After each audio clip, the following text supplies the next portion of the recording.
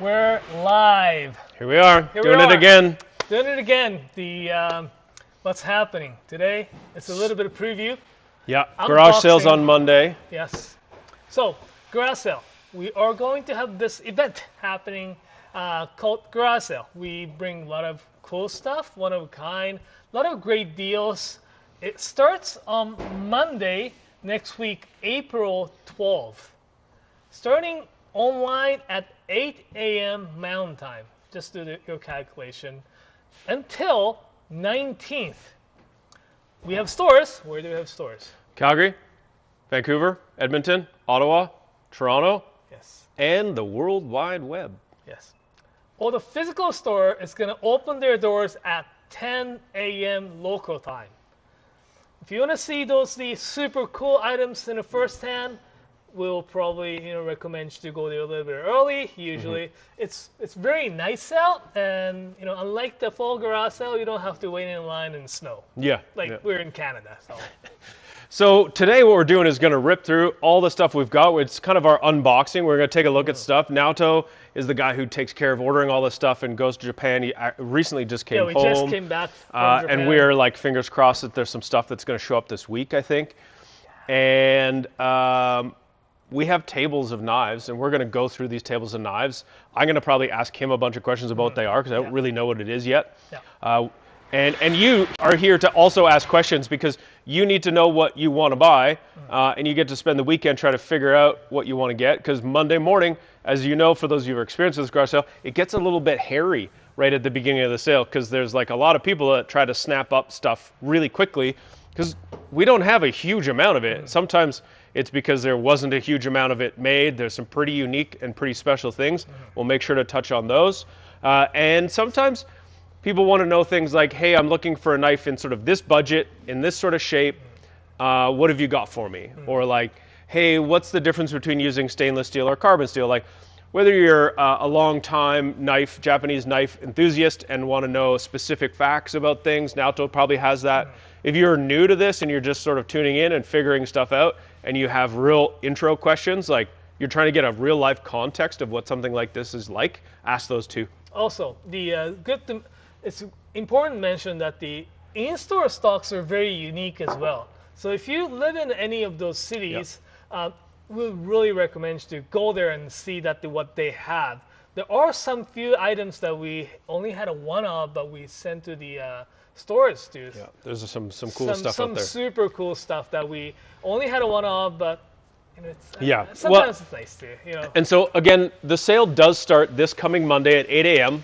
and it is 8 a.m. live on the website, and we'll be here doing a live stream as well, answering and helping everyone with their questions and showing stuff off. We're going to have some fun demos and things.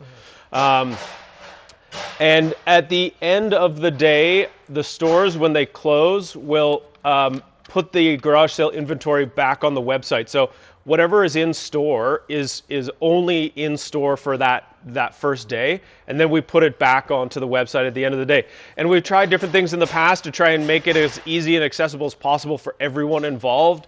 Unfortunately, there's never been a great way to make everyone happy, because you can't do that anyway. Last year we did try like a waiting room or a system that would hold the things in your cart for a certain period of time, but that doesn't work. We absolutely crushed that. Did I say something like scream? Probably not.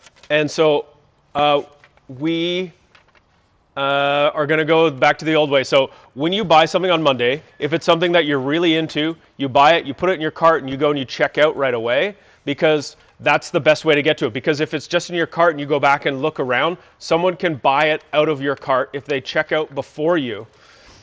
If there are certain things that you wanted to get in advance that are not like part of the garage sale inventory, so say you wanted to get, the cool new Sunday sticker of Kurosaki-san, or you wanted to make sure you're getting a blade guard, or you need a new honing rod for the knife you're buying, you can put those into your cart first.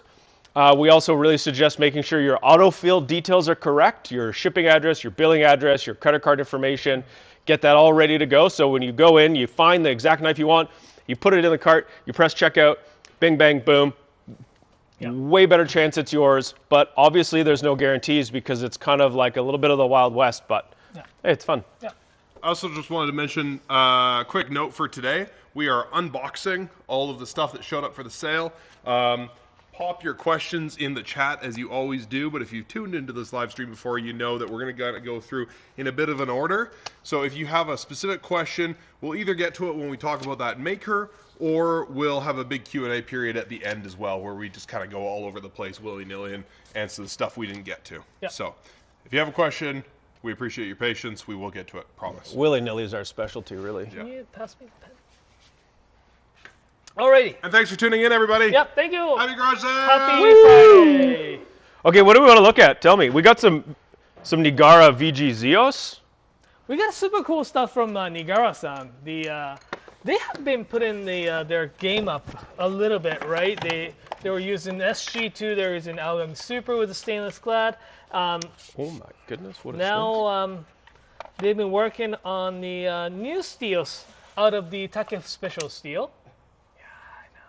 this? Okay, carry on, sorry. Yeah, no, so they've come up with the beautiful knife line with the, so one's VG Zeos, the other one is Strix. If you can actually get a whole stack of that, that will actually... So Zeos and Strix, so they're using some new steel types here.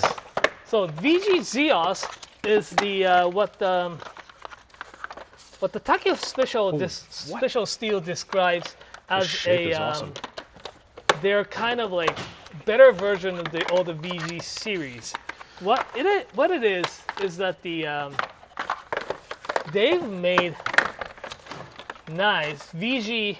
So basically, take the VG10 and made better by adding some, like they're very secret about it. But they made it so that it's much more corrosion resistant.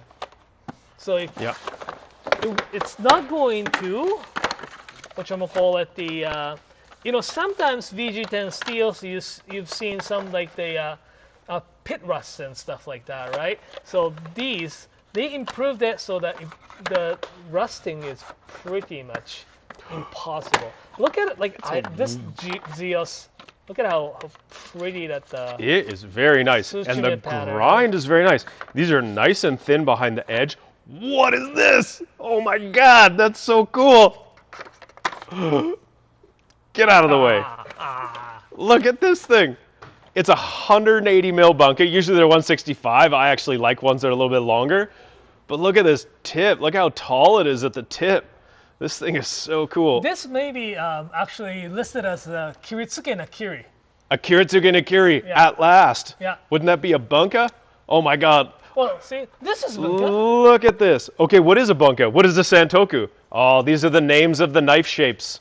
And there's so many. And the Kiritsuke tip is the one that's been cut at the front that's got this cool attitude. There is a knife that's called a Kiritsuke that's sort of a distinct shape, but then there's also this style, right? Which is different than what we got here is this santoku that's got that rounded tip. I think functionally, for the most part, a difference between a Kiritsuke and a santoku is very, very, very slight, but the badass factor is definitely higher. Man, okay, these are so nicely ground. They're like super nice and thin. They're gonna have nice food release. Plus, the texture on the blade face is really beautiful. This Damascus pattern is so tight. We actually had the privilege to actually test out one of the first prototype of their Strix series. Yeah. Strix is great. The Strix is this type of new, again, a high-speed powder steel by Takef Special Steel. This is like almost like steel of miracle. What it is that they try to balance between ease of sharpening, edge retention, and corrosion resistance. Usually, it's like you get a 2, you don't get 3. So what they did is that they made it really hard, so the longer edge retention, wear resistance, and it's very highly corrosive resistant. But how many of these did you get?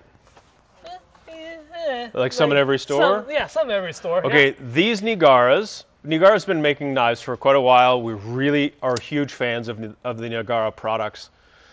I would say these are better than what I'm used to. They continually level up their games. These are two great new types of steel. These knives are beautiful. I'm looking at a Bunka and a Santoku. They're $476. The 210 Gyuto here is $515. Yeah. The Zeos are a little bit less, like the Nikiri and Santokus are $400. Like, these are going to be hot. These are the kind of things that will fly. Yeah. And these petties are cool. Like, the size of them is very unique. They're a lot taller in the blade. So to me, this is that knife that you want.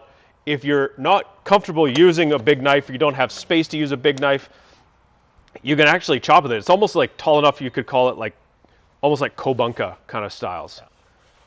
Oh man, okay, this is exciting. This Nikiri though, okay, I'm excited. Right. I'm excited. There's fun stuff. Like, Also, they made the pocket folding knives. dude, these are wicked. Okay, so Nigara, who is an incredible kitchen knife maker, has made SG2 folders. Looks like this is micarta or G10 on the scales and aluminum on the other side. We have some carbon fiber. It's got the little flick open. It's got a frame lock on it. And yowza. It's so smooth too, right? Oh, is the pocket clip Damascus? Yes. Oh, shit. Show us. It's like so smooth. It opens like very smoothly.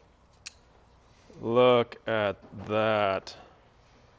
And yeah, it comes with the 3 different options on the scales, right? That one there is a, that was my G10. No, wait, that's micarta. That's G10. And this is carbon fiber. Yeah. Carbon fiber. This is like micarta and aluminum. No, that's the, oh yeah, the other side, yeah.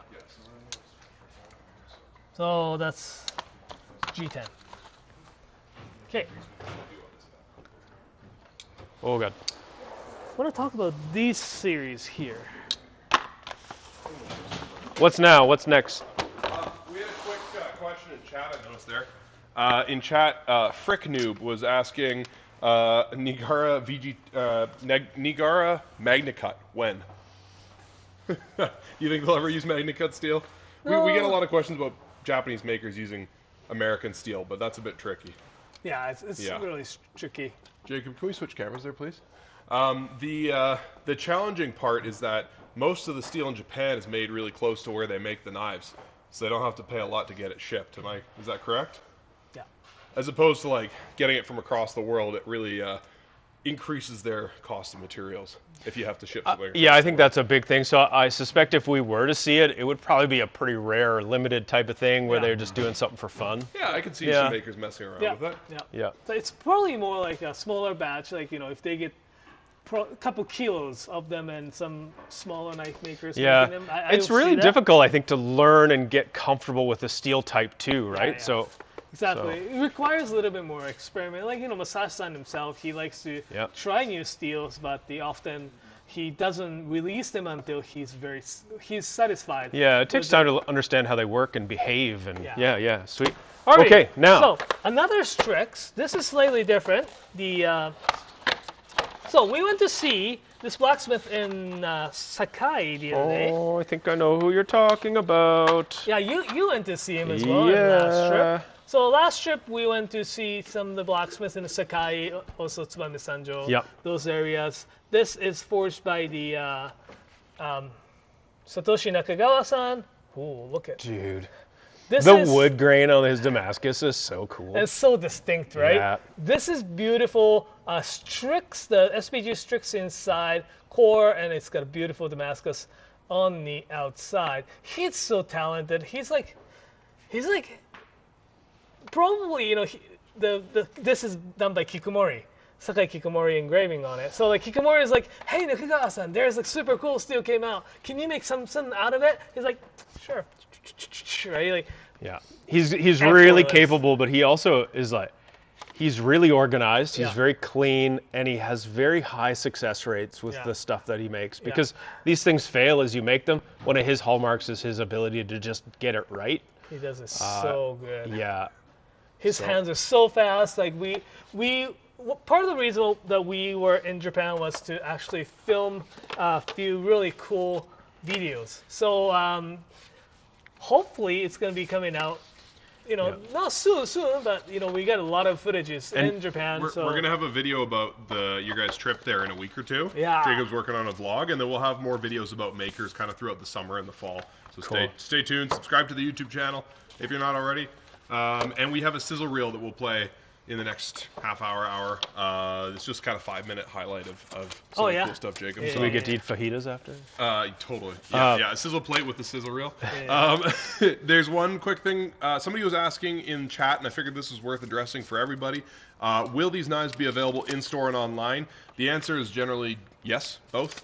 But anything we're showing today is here in the Knifewear warehouse, which means it will be on the website Monday morning. Yep. If for some reason you don't see it on the website, let us know. There are a handful of photos or products that we haven't uploaded the photo for yet because we've been really busy getting ready.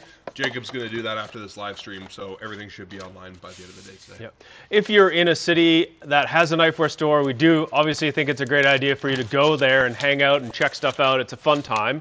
You wouldn't be the first person, though, if you logged into the website and we're looking at the sale online as it goes live at 8 a.m. here in Calgary, so we're mountain time. And there has definitely been people in the store on their phone making purchases while also working it in the store. These Nakagawas, there I believe are 2 of the 240s and 2 of the 210s. I don't know if any actually made it to store. This is the type of knife that you would purchase online. And this is a thing that if you get it in your cart, you get out the door with it as soon as possible because there's a very good chance other people already have it in their cart. Yeah, definitely there are a few. We had more than one, so some stores did get the 1 or 2 in their stores. So that's kind of something super cool. Another Nakagawa made knives. I think this this size good. This series, the Sakai Kikumori Ren. This series is really good. It's created with an idea to financially support the blacksmith and the knife makers in order to pass down their skills. So basically, these, like when you buy these, that means you're actually supporting those craftspeople. Nakagawa-san's workshop, there are 2 people, like younger people working for him, right? And it is sometimes difficult to keep them going. It's like you need money, right? So this series is really created by Sakai Kikumori and focus on helping to pass the torch down to the next generation. Aogami number 1, it's beautiful knife, right? It's got the... It's straight. That's maybe not something that you think is as important as it is, but it is very straight, and that's a sign of quality, definitely. Straight is also something when you're trying to cut very smooth, straight cuts, it makes a huge difference. Single bevel knives can be a little bit bent. It's sort of the nature of it as they cool off, but the handle is really nice and pretty. Tell me more about this handle, because it looks like we got some like turquoise kind of lines in it. And then what's the main body material? The body material is also synthetic material. It's like a kitchen counter. It's a really, really durable material. So the turquoise is also synthetic turquoise. Yeah. The other part is almost like synthetic what's the kitchen counter material? Corian. Kind of like that. Kind of like that. So pretty durable. Yeah, it's pretty durable. It's a really, really nicely made knife. I mean, this is like beautiful steel. Blue number 1's very rare, it seems to me. In looking at single bevels, this would hold an edge a very long time. It would probably be a little bit more work to sharpen than a number 1 or a white steel, I should say. But beautiful, and I like it. I like the style. It's like kind of understated, but it's very beautiful.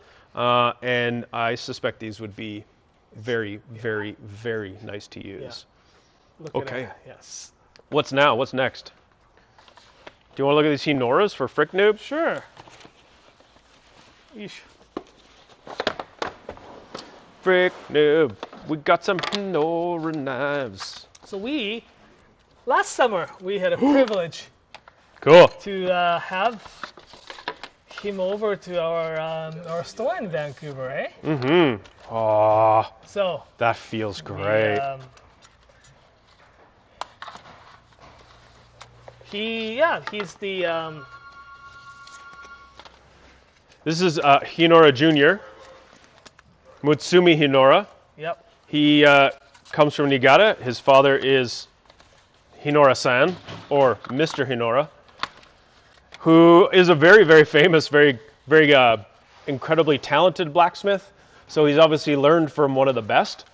And I've always thought that the Hinoura knives are more than just a functional object. I've always felt that they have a real strong layer of art to them.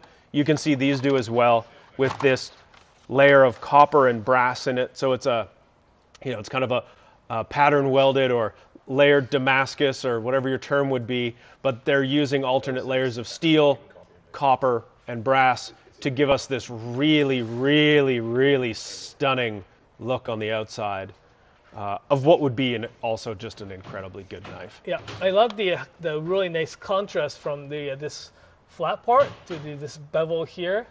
It's got a bevel, is a little nice and smoky looking. Yeah, that's right. It's got really nice forged texture and again, nice and even. Okay, what steel is it? What's the core this steel? one here is the V-Toku 1. It's the type of special steel. Special steel. Yeah. It is very similar to the blue number 2 carbon steel. So it's oxide is a little bit slower than the white, but it has a great edge retention.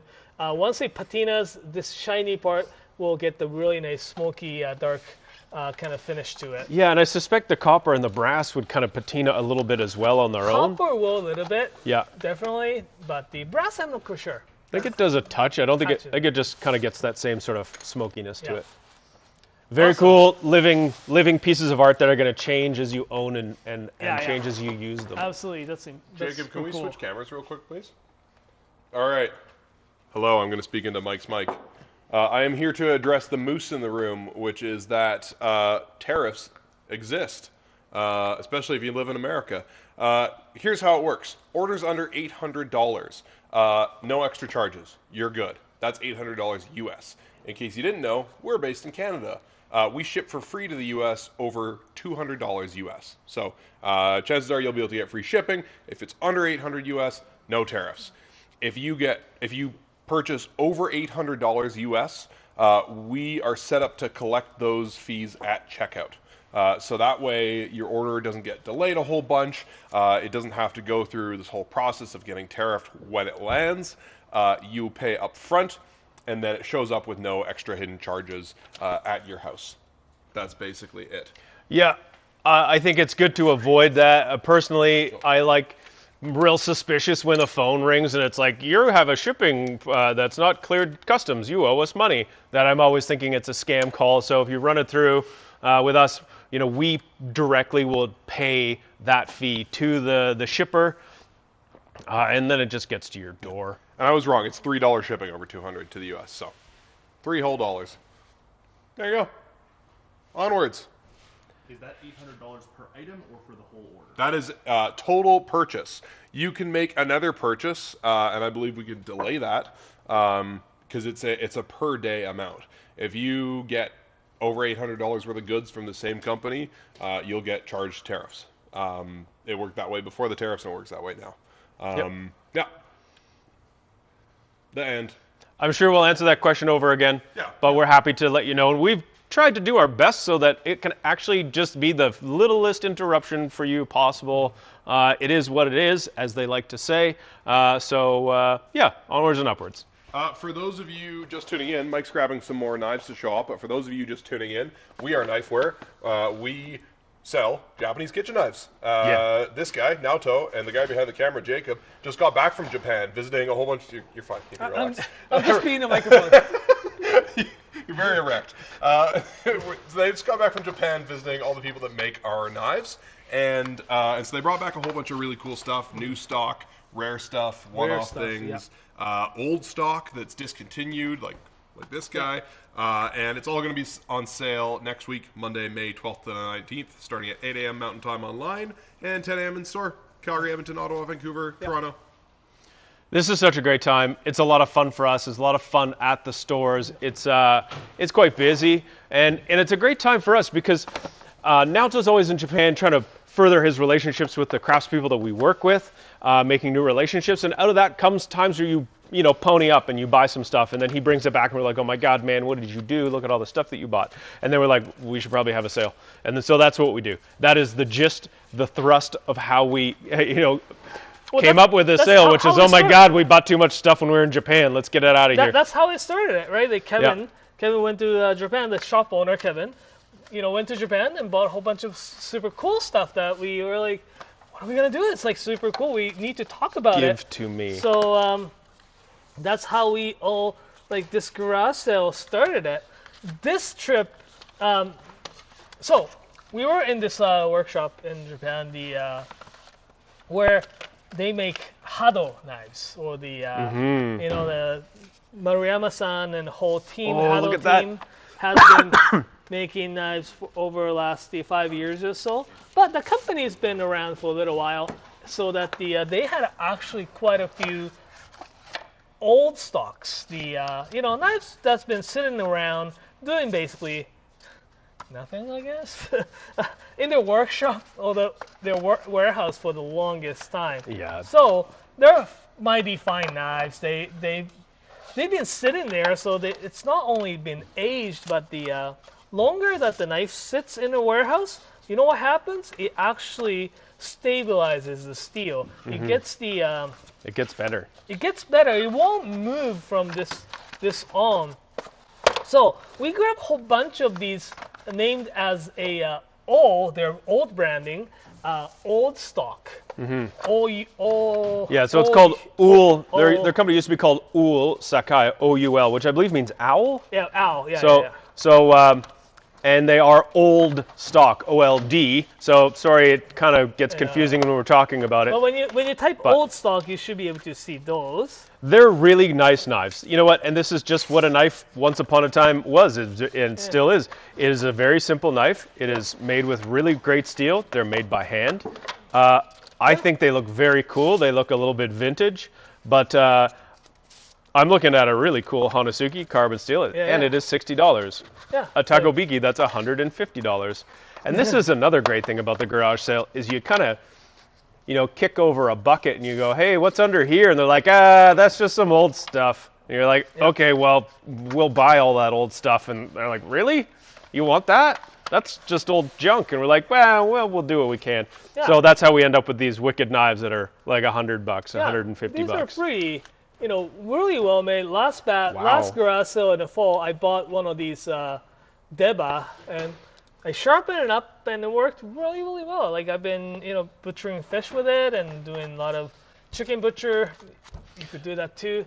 Yeah, that's a good thing to remember, is that with your Deba, you can butcher chickens too. So these super, these are great. Like, if you never had a chance to use those single bevel knives, it is a great starting point for sure, right? All right, get these old knives out of here. Yeah. And bring us those toasted cheese sandwiches you talked us out of. All right, what am I looking at here? I got a Ginsan, Toruku Sakai. Yeah. So we're out of Sakai. Tell us more about Toruku. So Toruku Sakai, it's this company in Osaka that gets the blade and sharpened. So it's this particular one here. Ginsan stainless steel, forged by Satoshi Nakagawa-san. We talked about. He's again, super talented blacksmith knife maker who can do the carbon steel, stainless steel, high-speed powder steel, whatever. It's like really, really good. And this is sharpened by who? Toru? Yes. No, Toru, the partner. Myojin. Myojin-san, yeah. Ooh. So this particular line, Toru Sakai Ginsan, is sharpened by Naohito Myojin. He is probably one of the best knife sharpeners in Japan right now. Super thin. It's got very nice, cool look to it. It is simple, right? It's perfectly even. I really love this style. I like this look on the blade because it gives you that waves crashing at the shore kind of look to it. I really like this look. It's very clean and very elegant and very simple. So we have, and a cool handle too, actually. so we have that Ginsan. So this Lower. is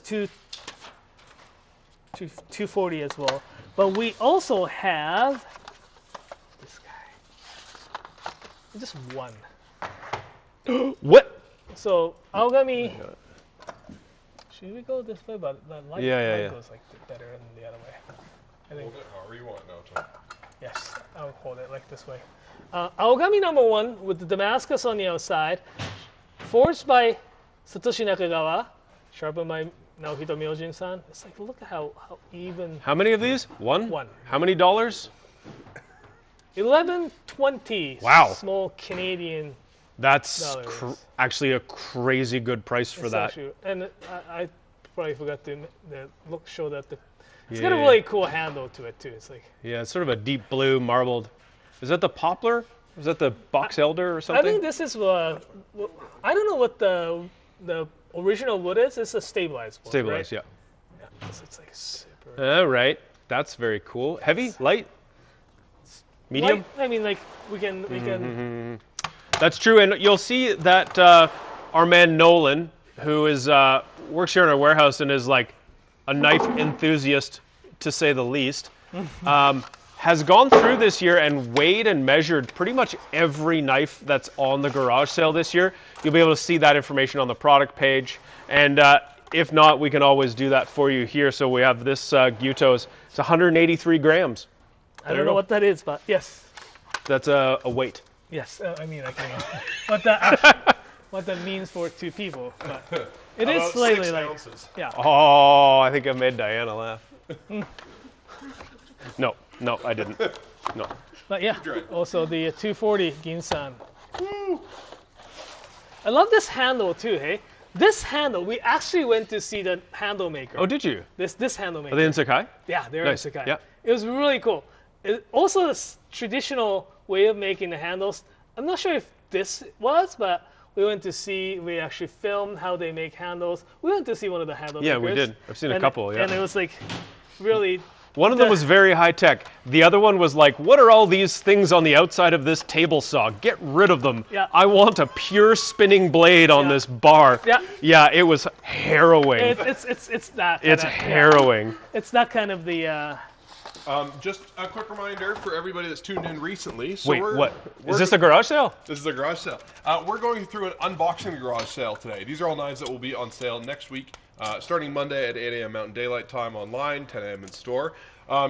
We're going to kind of answer your questions as we get to those makers. So if you've asked a question, we might not get to it for a little bit. Stay tuned. I promise we will. If you got a specific question like, hey, I'm looking for a Gyuto under 250 bucks, we'll get to those more near the end of the show. We're going to be live till about 4 p.m. Mountain Time today, so 3.5 more hours.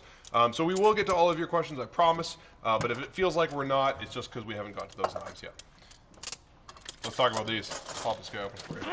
Excuse me. We got some fun little non-knife things here, some accessory type items. This is, we need the scale for this. This is the best burger press you've ever seen. Atlas. Isn't it made in like Manitoba or something? Yeah. Atlas burger press, Weighs 2,197 grams. That's just under 5 pounds. it's 4.135 Five. pounds. 4 pounds, 13 and a half ounces. Take that, burger. Yeah.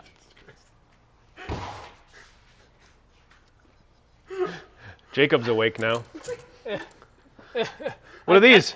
Teaspoons. What are those? Measuring cups. What do you do with them? Measure stuff. I really like these. They're nice and smooth, nice and thick, you're flat. You get this little thing. You got a ring. It's got a measurement. You can measure stuff. because you can just stick it into the narrow. Yeah. Yeah. Spice jars and stuff. Yeah. Sometimes it's very very skinny. Capers. yeah. Those damn jars are smaller than any spoon you ever Yeah. have, and trying to use your tongs to pick out one caper at a time is like Yeah. not a thing I got patience for. Yeah, so we got more, stainless steel measuring cups. I like it because it's like really simple measurement. A cup, three-quarter, and the 2/3, Yeah. and 1/3, 2/3, one. It's so funny. Like we've been doing this for just over 17 years or so now, and we're obviously really crazy about kitchen knives, and that's our specialty. But sometimes we just sell kitchen stuff too, right? Sometimes someone comes along and says, "Hey, why don't you sell measuring cups?" And we're like, "Yeah, that's a good idea." So we sell measuring cups and teaspoons. And we have this super cool Yeah. spatula. Can you tell me about that? I can tell you that it is very thin and perfectly flexy, and it does have a brass handle. It's so thin that you would be able to slide this underneath anything that was stuck to a pan, I bet. See, it disappears. It does, into nothing. Into nothing. But it's really nice. It's it's not flimsy flexibility. It actually flexes where like you want it, right? Yeah. So it goes. It's even like, I'm not gonna do it, but it probably does a really great. Oh, you could take the sticker off the table. sticker off. What can't we do? I think this is the kind of thing, if you're ever like making a grilled cheese sandwich and you just feel like that flipper you're using is just not worthy of the value of the cheese that you've put in that sandwich, well, I think this Norquist flipper is where you want to be. Anybody know how much this thing costs? I believe it's $200. It's made in Canada. It's a 1095 carbon steel blade and solid brass handle. 1095 carbon steel. You could sharpen that. Yeah. Do you know the cool thing? The whole thing, including the handles, get a patina. Oh, yeah. Amazing. You guys were talking about a sharpener recently. Was that Myojin-san? Yeah. Yeah. Yeah. Jacob, what did they want to know about Myojin-san? Okay. Who is give he? us the full name, just for the viewer that was watching? They're asking. Yeah. Should we grab another knife from? Drew was asking about. His name is Naohito Myojin. We have let's talk about these knives here. Go ahead. So Naohito Myojin-san is out of Tosa. He is probably one of the right now the best knife sharpeners in Japan. Also, he works with this Toru Tamura-san, who is a blacksmith. They're kind of partnering up together and makes the line of knives called the Tetsujin. Tetsu, steel, Jin, a person, Iron Man, basically. So here, this is their Tetsujin knife. Tetsujin is exclusive knives that that Toru Tamura-san forges and sharpened by Myojin-san. So this really nicely hand forged Ginsan stainless steel. I have a question for you. Yes. When you pick up a knife, you don't know anybody who's made it, you don't know anything about it. You pick up a knife and you feel it and you're holding it and you're like, damn, this is a good sharpener. What is it that you pick out? What is it that you notice that makes you feel like you can tell it's been sharpened by someone who's good at it? Oh, that's a good question. I always check the, one, straightness. Yeah. 2, how thin that knife is. Yep. 3, how... I always reflect the knife to the little bit of trailer light. Yeah. So we have a fake fluorescent lights up there, and I will reflect to that and see how true those knives are. If there's any any distortion. dips. Yeah, so you're looking exactly. for a reflection along the whole bevel. We're not just talking about the edge. No. We're talking about the whole bevel. So you're looking at it and seeing where the light bounces, and that tells you if there's any sort of woo-woo. Exactly. Whoops. What, yeah, Exactly. whoops. So, I ground too much of that for knife. the double bevel knives, single bevel knives, he's really good as well. But also, here's a little bit of not a secret, but there is really cool sharpener. Yeah. He's famous in the popular on YouTube. Oh. He just started his own workshop. We actually get to visit him last trip, and also turns out he was from we went to the same elementary school, and as me. You and him. Yeah. Really? Yeah. So In the junior same high. age? No, like he's younger, like 6 year or 7 year younger. But yes, the same. Nice. So I was like, oh my god, you were playing at dusk like park, like it's just like 10-minute walk. Were you from our house. do you remember like Mrs. So-and-so who taught us like Japanese history class, and wasn't she the worst teacher? She was so mean. Yeah? Did you? Oh, nice. Nice. Yep. Anyways, That's very cool. We may see his knives 3D, like not soon, but in the near future. Yep. So Soon in I'm Japanese excited. time. I'm excited. Anyways, so next. Kai Yao wants that- to see what? That was a Myojin. Oh, that's it. Good. There you go. That's a Myojin. Alrighty. So we have, talking about our favorite blacksmith. We have some knives from. Monsieur Masashi. And Jacob, who was asking about Masashi knives a minute ago? Wait. John Depp. John Depp. John. Step right on up. Bill Sanford. Yeah. Some folks are asking about Masashi knives. I know somebody got one recently. Just Oh, nice. yesterday. Nice. His knives All right. are Yeah. incredible. So- we got a couple one of a kinds. I want to say something before we talk about these knives. You might have just tuned in and you might be wondering what you've stumbled across. We are Knifewear. This is our, semi-annual garage sale where we come back from Japan with buckets of knives. We actually do a thing through our stores throughout the year where we do a trade-up program. We have refurbished knives. You'll find those at stores. We have some scratch and dent things. Naoto's just come back from Japan. He's found some new blacksmiths. He's found some old stuff that's been kicking around the corners of warehouses, and we sell them. The sale starts on Monday, the 12th at 8 a.m. Mountain Time online, and then it will be in store. We have stores in Calgary, Vancouver, Edmonton, Ottawa, and Toronto.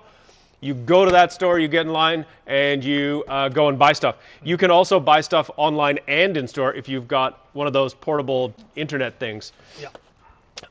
What else should we tell people? We're Knifewear. This is the garage sale. This is our unboxing. The sale is not now. The sale is Monday. What you're doing now is learning about it. You can put some questions in. We'll get to some questions and answer them.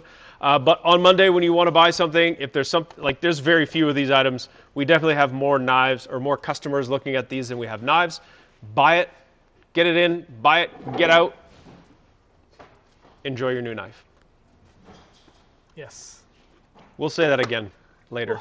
Yes. Well, we have these knives. The Masashi Yamamoto-san, we actually get to see him the last trip as well. He is incredible. He is one of our favorite blacksmiths. He's so talented. He can do both knife like this. I am And he's handsome. averting my eyes. Like I've had my eyes on a 270 Gyuto for a It's while, like 207. and Look at how the bevel is.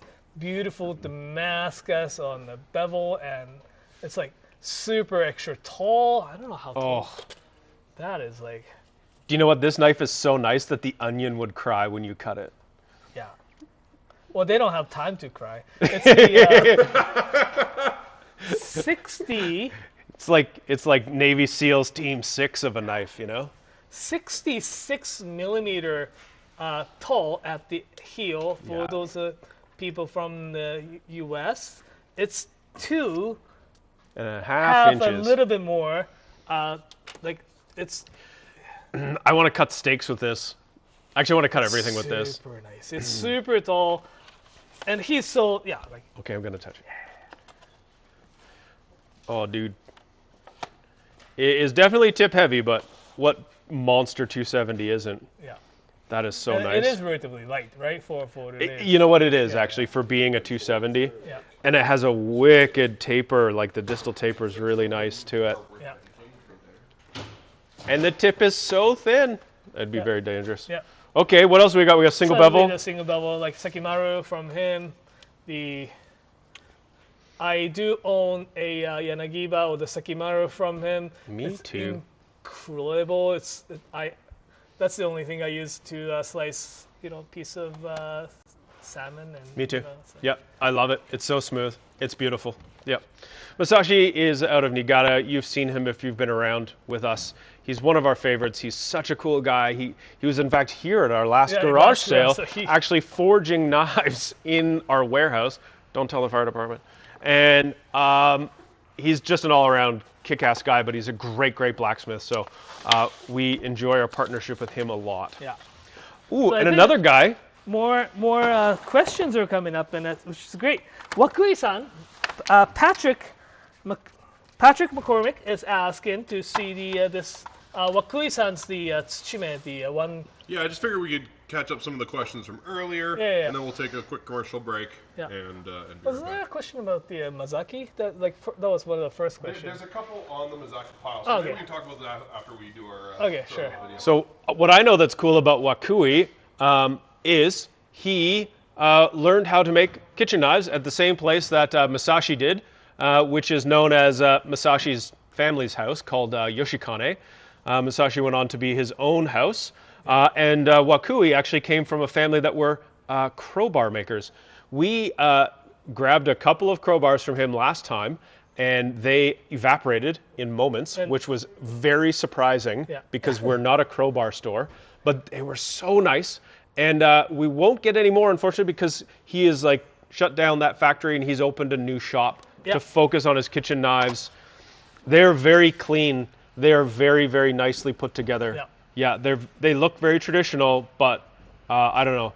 Yeah, he moved to his workshop, and he's settling himself in.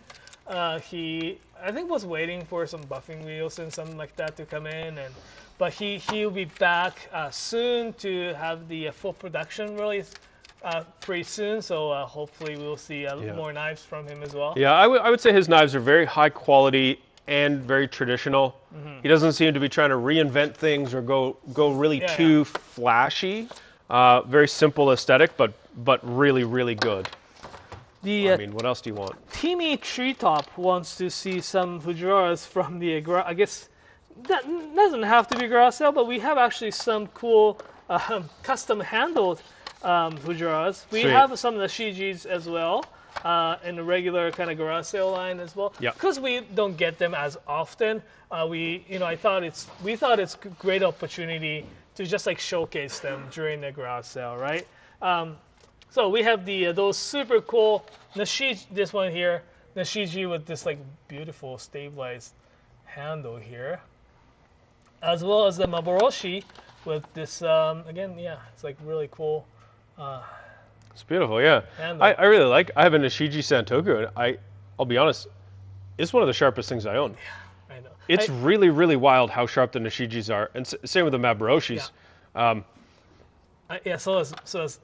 have I'll be honest, this handle on this knife is a big improvement. it looks The cool. Nishiji is a very kind of his budget line of knives. Yeah. The handle is very simple. Yeah. This handle is much nicer. It actually. That's me trying to matches- say that this is way nicer. But it matches very well too. Yeah. Like, the little No, it's rusticness. handsome. Yeah. Yeah. $260. That's a great knife. Yeah. That's a great price. Yeah. Both of them. Fujiwara is a legend, so we're really popular. Yeah. Really It's big popular, fans of the but guy. So he's getting a little bit older, and the production may not be as it is slowing down for sure. Yeah. So What's the core steel on that one? Alex asks. white carbon steel. number one. Number one, stainless steel cladding. Yeah. So, we have G. Kellers asking about the Gyuto under $250, which is actually a really good time to talk about the some of the deals that we have. Yeah, let's do it. Some of the deals. It's not a sale if there isn't a sale. Exactly. So. I mean, everything's on sale. Yeah. Yeah, they can buy them. But yes, we do have some really great deals. So, what's the deals? Yes, so we have several knife lines. Whole entire lines are 20% off, including the Tsunehisa knives. Tsunehisa spells like Tsunehisa. All the Tsunehisa branded knives are 20% off, which is actually really great. Most of the Tsunehisa knives are made with stainless steel. It's easy to take care of. It holds the edge really nice. That one, and also got a really pretty looking, like this particular one here. That's the Tsunehisa. There's a really nice Sanjo-san. lightweight feel to it. I like the texturing. It's not gonna, have pretty good food release on it. Yeah. Nice texture on the Damascus 440. 440C. Yeah, you can drive this knife pretty hard. Yeah. To be honest, it's not going to be a real delicate daisy. Good stainless steel. It's very classic. Nice Sure. stainless Yeah, steel yeah, there. absolutely. But it's great. We do have a lot of knives under Tsunehisa brand that are really great deals. So check those out, as well as the Munetoshi knives. Those knives are also 20% off. So this hand forged Shirogami number 2 all polished knife is the originally $250 ish, and there are just over $200. We went to again see the Muretoshi-san, Tsurumaki-san, his name. He's fun. He has like 4 or 5 different spring hammers, and he just moves by different. Listen, it is a hand forged white carbon steel Japanese kitchen knife that's less than $1 a millimeter Canadian dollars. That's a good deal. It is a simple object.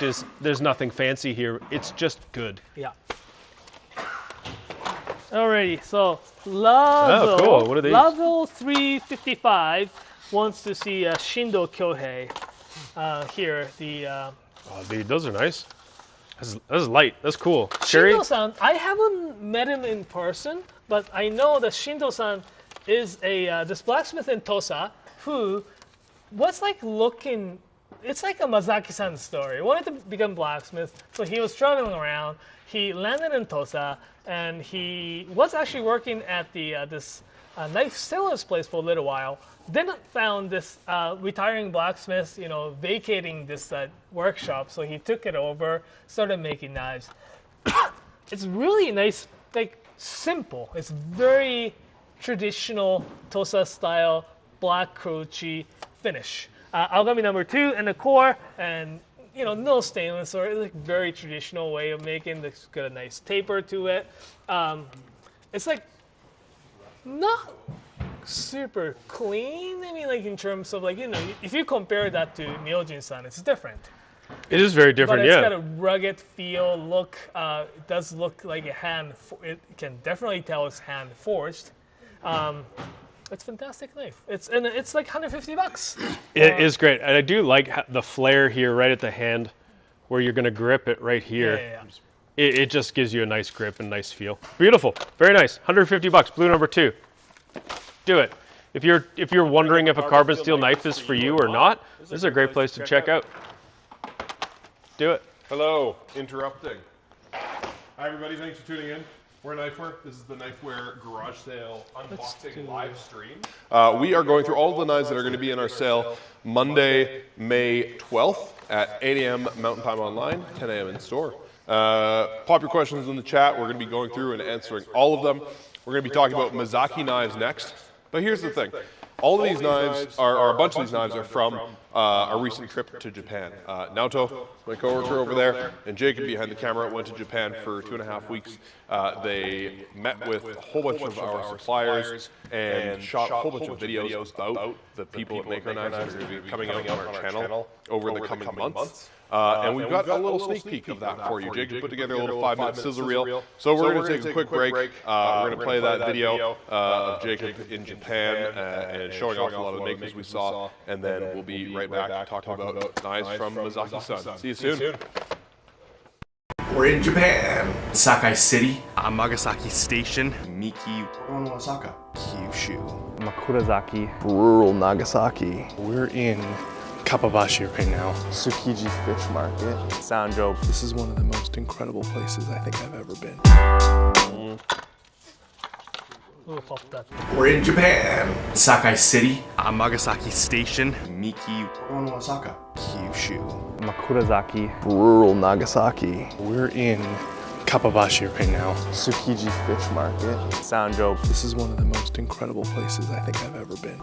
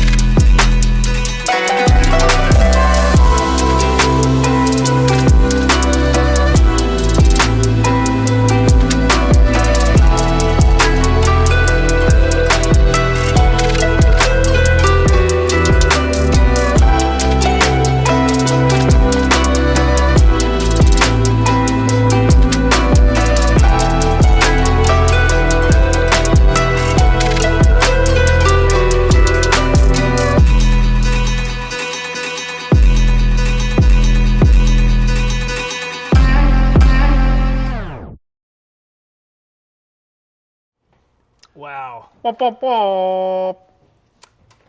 That was really, really good, wasn't it? That was cool. That was really cool. It's almost like Jacob's good at this. Yeah.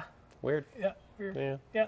Well, if you like that, it's the we have a lot more coming. So Oh, there's yeah. a lot more coming. Yeah, Don't yeah. forget to like and subscribe to the channel because it's great. It helps us really actually to do the things that we like to do. Right? It was great. The trip itself was fantastic. We went like from the southern tip of Kyushu Island, and we went all the way to Niigata. So we like to do that. You covered a lot of ground. Lot of ground, and Yeah. it was like, but that's fun. Well, and while you go there and do that, and Jacob is there to film you, we, you're also sent there to go and, deepen our relationships with our business partners. Yeah. But you also buy a whole bunch of cool stuff. Yeah. And Mazaki is one of these guys that we buy as much as we can, but he is a one-man show and does not produce a ton of knives. So we're always very lucky with what we get. So yeah, and what we've got here is absolutely stunning. Naoto, tell me more. Shouting out to Andrew and Matthias. Andrew's specifically asking for Mazaki knives. Matthias is asking to see the Honyaki. So we do have some Honyaki And here. Drew was asking too. Drew as well. So just so you know, we are covering the Mazaki right now. So what's cool about Mazaki? You know, and the Jacob knows. Oh, he drives a 1996 Chevy Suburban. Yeah, I know. Which right? is a wild choice in Japan. and, It's a wild choice if you have to pay for gas anywhere, and it's so right? And it's so weird. He hides in this like big, giant car, but he hides in this like tiny hole to do the sharpening job. His sharpening setup is really cool. It's underneath a flight of stairs, Yeah. and it's dark and it's You dank. barely fit there. Yeah, it's tiny. You know who fit there? Jacob would have had Jacob. an even worse Yeah, time yeah, fitting yeah, in there. yeah. Yeah, no, listen, we really like him because he is a guy who is all about the end user and just he makes really great knives, but then he does the majority of the sharpening by hand because he wants it to be easy for you when you sharpen it. Just really nice. It's nice when someone thinks about the end user in their design. Yeah. So what do we got? We have the several selections. One's from his like regular-ish line. It's the Shirogami. I think it's Shirogami.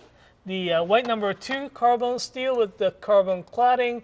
It's got a real migaki finish, like polished finish here, but it's really nice kasumi finish on the blade here. So it's a sanmai layer.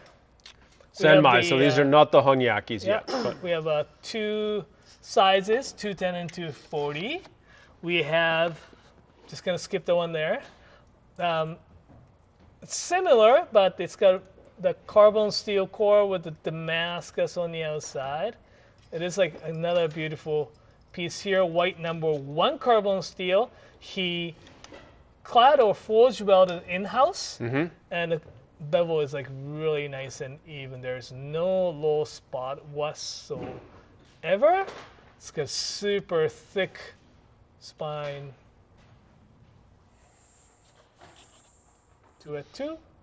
It's like the taper is crazy. We have these two, But 210, 240. But like, despite having a nice thick spine, like it makes the knife feel really light, and it makes it feel really nimble. Like the balance point on it is quite nice. Sanjo style. This Sanjo here style. is a true piece of art. It's the blue number 1 carbon steel, but it's a Honyaki. The Honyaki is made with no cladding, but it's got the made with the single piece steel. He puts the little thicker clay on the spine side, so you can see the little line here. Come on. I find the There. focus is better if you're a little lower. Here. So you see the line right here. This smoky, I think better this way. It's pretty shiny. It's kind of hard to catch that. there, Oh, you go. there. Yeah. This line here is the where he puts the little the clay on top to make it not as quite hard. Then everything, like he only does one part of sharpening by machine. Everything else he does it by hand. Okay, you skipped over this, which I think we should probably talk about. Yes, absolutely. So this one here, it's the Honwarikomi, which is he forged welded the core steel inside, and the clad with so-called wood steel. Oh. Yeah. Oh, that's cool. It's kind of cool, right? The it's one of those like mythical steel, right? The from the India. It's a hand forged Damascus type of stuff. So he managed to get. He didn't make that for the steel, but he managed to get that wood steel and clad them. Put the Aogami number 1 in one core. Instead of engraving on the blade, he put the engraving on the tang. That's why we didn't. Well, it's going to be finished when we're gonna ship them. It give us like few I guess like days, but the just we have those handles, so we're gonna just pop in and finish them before we ship them for those who buy cloth. So it will go like this. What can you tell us about wood steel? I know it's like one of the original kind of steel, like from the Indus Valley, which is like where humanity potentially started, and like kind of rivals like the old Damascus style, like the true Damascus. Like it went to right? Damascus and Syrian Damascus Yeah. and became a like steel. Like I think it's just really the old way of making steel, right? So it's the tamahagane. Yeah. They have to be Sweet. treated and folded in a way so that the quality or that it evens it out. Right, because the carbon content would have been uneven when they produced the steel first, so Yeah. they mixed it That's in what I essentially think, by yeah. getting it hot and hammering Yeah. it. So this one here is for just really for aesthetic purpose, but I think that's what it was. Very cool. Yeah. Well, it's cool to see Mazaki's knives again. He's come a long way in some regard. I have one of his original Santokus. I use it regularly. Yeah. I actually need to sharpen it for the first time, So and it's quite exceptional. So they're joy to use. Matthias, if you're looking for something super cool, honyaki, we do have this honyaki from the engraving is Sakai Kikumori, but forged by a Satoshi Nakagawa-san. We probably said his name like quite a few times already. White number 1 carbon honyaki, Kiritsuke Yanagiba. And this is his one of the newer hamon called the Saka Choji, which goes like, it's kind of hard to see. He only produces so many in the ear, this Saka Choji, that the once he starts taking older, it just goes in a day or so. But so we were kind of lucky to be able to get this hamon line, a knife with this pretty hamon here. Yeah, that's really, really nice. So yeah, this one comes with the original saya with the handle with the those everything kind of. Yeah, all dressed. Yeah, all dressing. Do you wanna? No. Okay, you didn't touch it. I didn't touch it. Yes. Drew was just asking, how does that rainbow pattern get there? Oh, this one here. They put a little bit of clear, not a lacquer, but sort of coating on top to prevent that blade from rusting. So it's just a light reflection. Sorry to kind of give you a little bit of a myth away, They but quench it by sinking it into leprechauns. alrighty. No? All right. I thought maybe Dio forced that. Dio. Another, Came down from heaven to forge a knife. Do the JoJo pose. No, Ronnie James Dio. God Wrong damn Dio. kids these days. JoJo. I can do it pretty good. JoJo. Okay. And how did Nathan blow out his knees?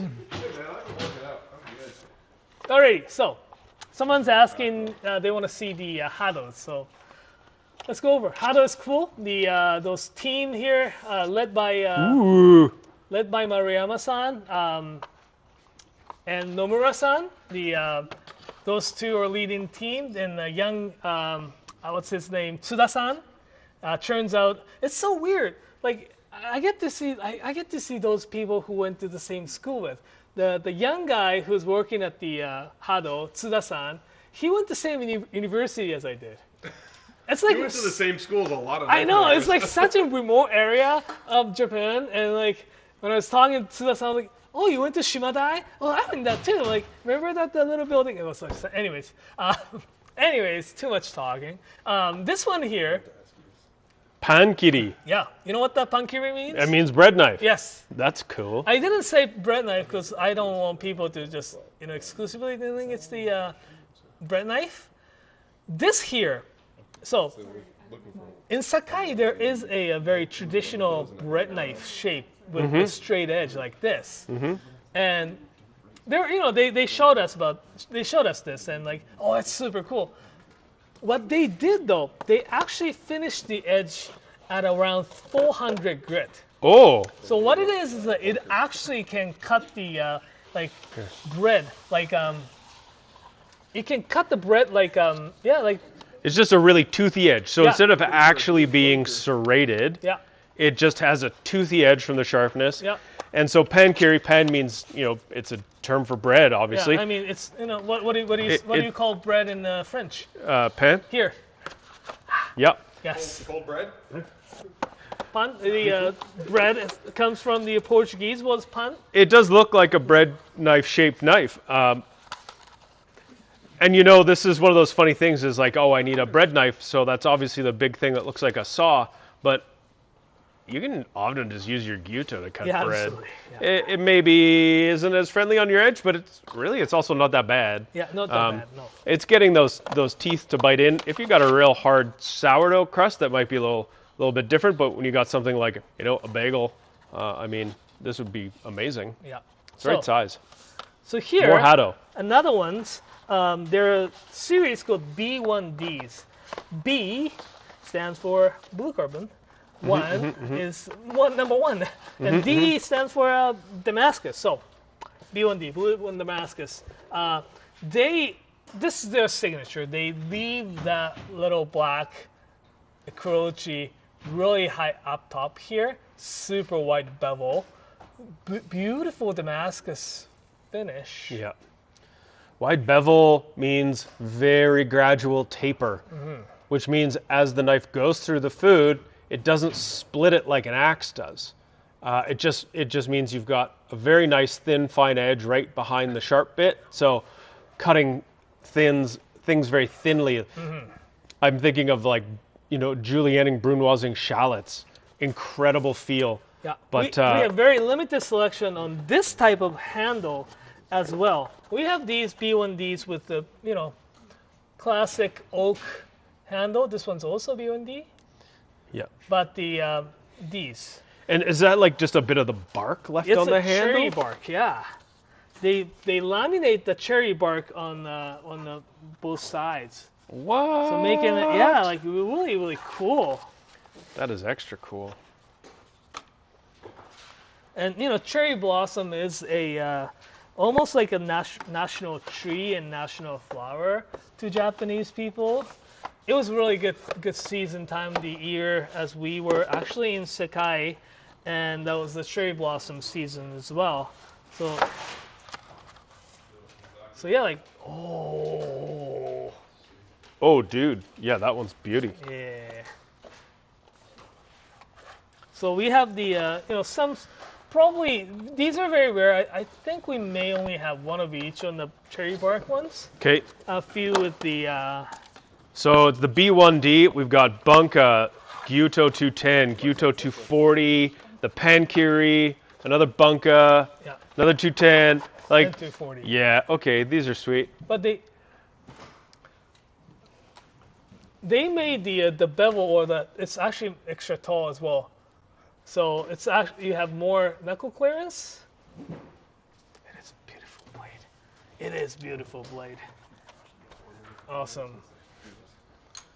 It's a great yeah. Okay. Do we have other Hado things? Is this the extent of our Hado selection? Yeah, it's kind of on the garage sale. Yeah. And we always have these Hados in stock. Well, okay, I shouldn't say that, but we carry Hado knives on a regular basis. So, what are we doing today? So, those of you tuning in, we're Knifewear. We're doing this. We're doing this a garage sale preview right now. What's garage sale? Garage sale is the semi-annual event that we do. Every time we go to Japan, we see those blacksmith knife makers, and we try to grab something that's like super cool and unique, some one-of-a-kind, some small maker type of stuff, as well as great deals. We have the deals like at Tsunehisa, 20% off. We have some items are 20% off, as well as the super cool one-off kind of knives. When it starts on Monday, April the 12th, 8 a.m. Mountain Time. It's going to open our window on our website. As well, we have stores in Vancouver, Edmonton, Calgary, Ottawa, and Toronto. Those stores going to open its doors at 10 a.m. local time. So, like 8 a.m. Mountain Time is like 10 a.m. Well, and we're going to be here again on YouTube live streaming at about 7:45. We do have some fun things. We have a very cool Japanese-inspired grill, the Tan Grill. We are going to fire that up because we also need to eat during the day, so why not cook on a really kick-ass charcoal barbecue? Yep. So we're going to do that. We'll have some fun things. We try to have a good time. Yep. We'll be here all day answering questions, helping you out. The warehouse staff who are just absolutely killing it right now will be able to turn your orders out within 2 days, I bet. Yeah. May? So starts on the. Did I say April? Oh, did I say April? Okay. Okay. We're still Well, living in April. it's obviously it's not April. May. Sorry. Okay. So it starts on April 12th till 19th. April. Oh, sorry. May. We're out here. Sorry. May 12th till 19th. Oh, what is talking about that? Oh yeah, we're gonna talk about. Yeah, we have those knives, like very unique knives. Sometimes the Just stick to the knives, man. all right, shouldn't be. They should put the little thing on at the screen. Did you saying, play the womp womp? No. You've got a chevron playing the dates, so it's okay. Okay. So, May. Anyways, so here, some knives like this is actually very unique, and that kind of signifies what the garage sale is about. We have a lot of prototypes. We have also a lot of retired demos, those kind of stuff, right? Each stores have their own selection of retired demos. We do have some refurb knives here, some unique handles. This one here, I'm not gonna put our supplier on the bus or anything, but they put the wrong handle on the I think they did a nice job because that's a great handle. They did. I literally just picked it up. I was like, "What is this? A Yuki? Yeah, it's a Masaki. This looks so great." It's the Sakai Yuki with the rosewood. I'm not gonna lie if any suppliers, but no. Sakai put the wrong handle in. Yeah, right. So it's great. It's limited selection. We have 3 of these. If you are looking for something a little bit different from regular Masakage series, we have those as well. Yukis have been a great knife for us. I've had a Yuki Kobunka in my kitchen invariably since I bought one 14 years ago or something. Yeah. Yukis are such a stalwart. They're stainless steel on the outside. They have a white carbon core. And when we talk about that, let me give you a little bit of a breakdown. So Japanese knives are made almost always with 3 layers of steel. We have soft metal on the outside, hard metal on the inside. It's the hard piece of steel that when we're saying the names of the steel types, that's the one we're talking about. That's the meat in the sandwich. That's the thing that counts, and it is a type of steel that's designed to be sharp. So the steel on the outside is designed to protect that steel because the core steel of a Japanese knife is incredibly hard. That's a benefit because it means the knife is going to hold an edge for a much, much longer time. It's also often just straight up sharper. And one of the reasons why we love Japanese knives. You don't want to cut bones or frozen foods. Inside our knives, we always have care letters that explain to you the do's and don'ts of them. Don't beat it up. This is a Ferrari. It's not like your Toyota Land Cruiser. You don't drive it down the back roads and gravel and through mud.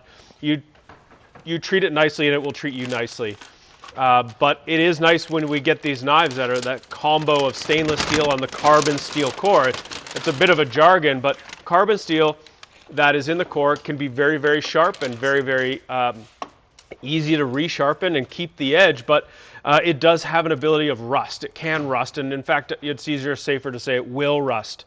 Putting that layer of stainless on the outside allows the user to, it's a little bit more user-friendly, I guess is the word, you don't have to be as crazy about maintaining it, and by that I mean your job as a user is just to wipe the water off the knife. If water evaporates off of the steel, that's when it's going to tarnish and rust. It's not the end of the world, you just sort of scrub it off, but it is nice when you're using that knife that's clad with the stainless steel on the outside. That does sort of lower that requirement for you to be like, anal about your knife. So yeah, like if you're gonna, keep knife, like store your knives, get something like these blade guards, blade protectors, or Yeah. basically you want to store a knife that's like edges like not bare and bumping. Well, let's talk about some of that stuff too Yeah. here, right? So we got them in our hands. These two things are the same-ish. One is they're both honing rods. Most people have the ones that are the steel file. Sometimes there's one that's coated in diamond, and we don't really suggest you use those. The diamond ones, we've seen people really actually kind of wreck a knife with those. We really strongly suggest and recommend these ceramic ones. They do a great job. They're not abrasive in the same way that a sharpening stone is, but if we consider that as a bit of a way to explain it, we find that the white one's a bit coarser and the black one's a bit finer. Really, to me, if you're going to either be using your knife a lot, like you're a line cook, the white one's a great choice. And if you're not going to hone your knife regularly at home, get a white one. But if you're someone who's going to hone your knife regularly, the black one's going to do a great job for you. I remember when ceramic rods first came out, it was actually just a solid stick of ceramic. And this one guy got it, he brought it to work, he was really showing off, and it rolled off the table about 20 minutes after he showed it to us, and it smashed. And we all thought he was dumb. But these are smart. It's actually a ceramic tube. There's a metal rod that runs through it, and there's a bit of a rubberized tip. It's deemed unbreakable, but you can break it. Yeah. But it's a lot less finicky than they once were. You know what it took to break mine?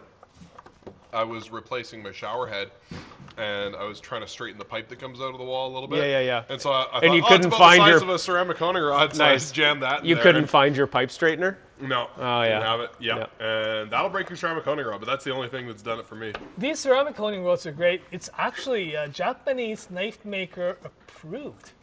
You know who approved it? Oh, Masashi. Yes. Yes. He and his wife. His wife basically tests all Masashi-san's knives. Aw. When his wife said the knife is not good, the knife is not good. So yeah, That's great. She's got that, and she just does this and brings the edge back, and I was like, They work really well. That's like one of the first Japanese knife maker perspective on a honing rod. And I was very relieved Yeah. because we knew that thing worked. Yeah. We Yeah. have thousands of customers that have been Exactly, using them for right? almost 20 years. But the it's not a really thing for the Japanese people to use.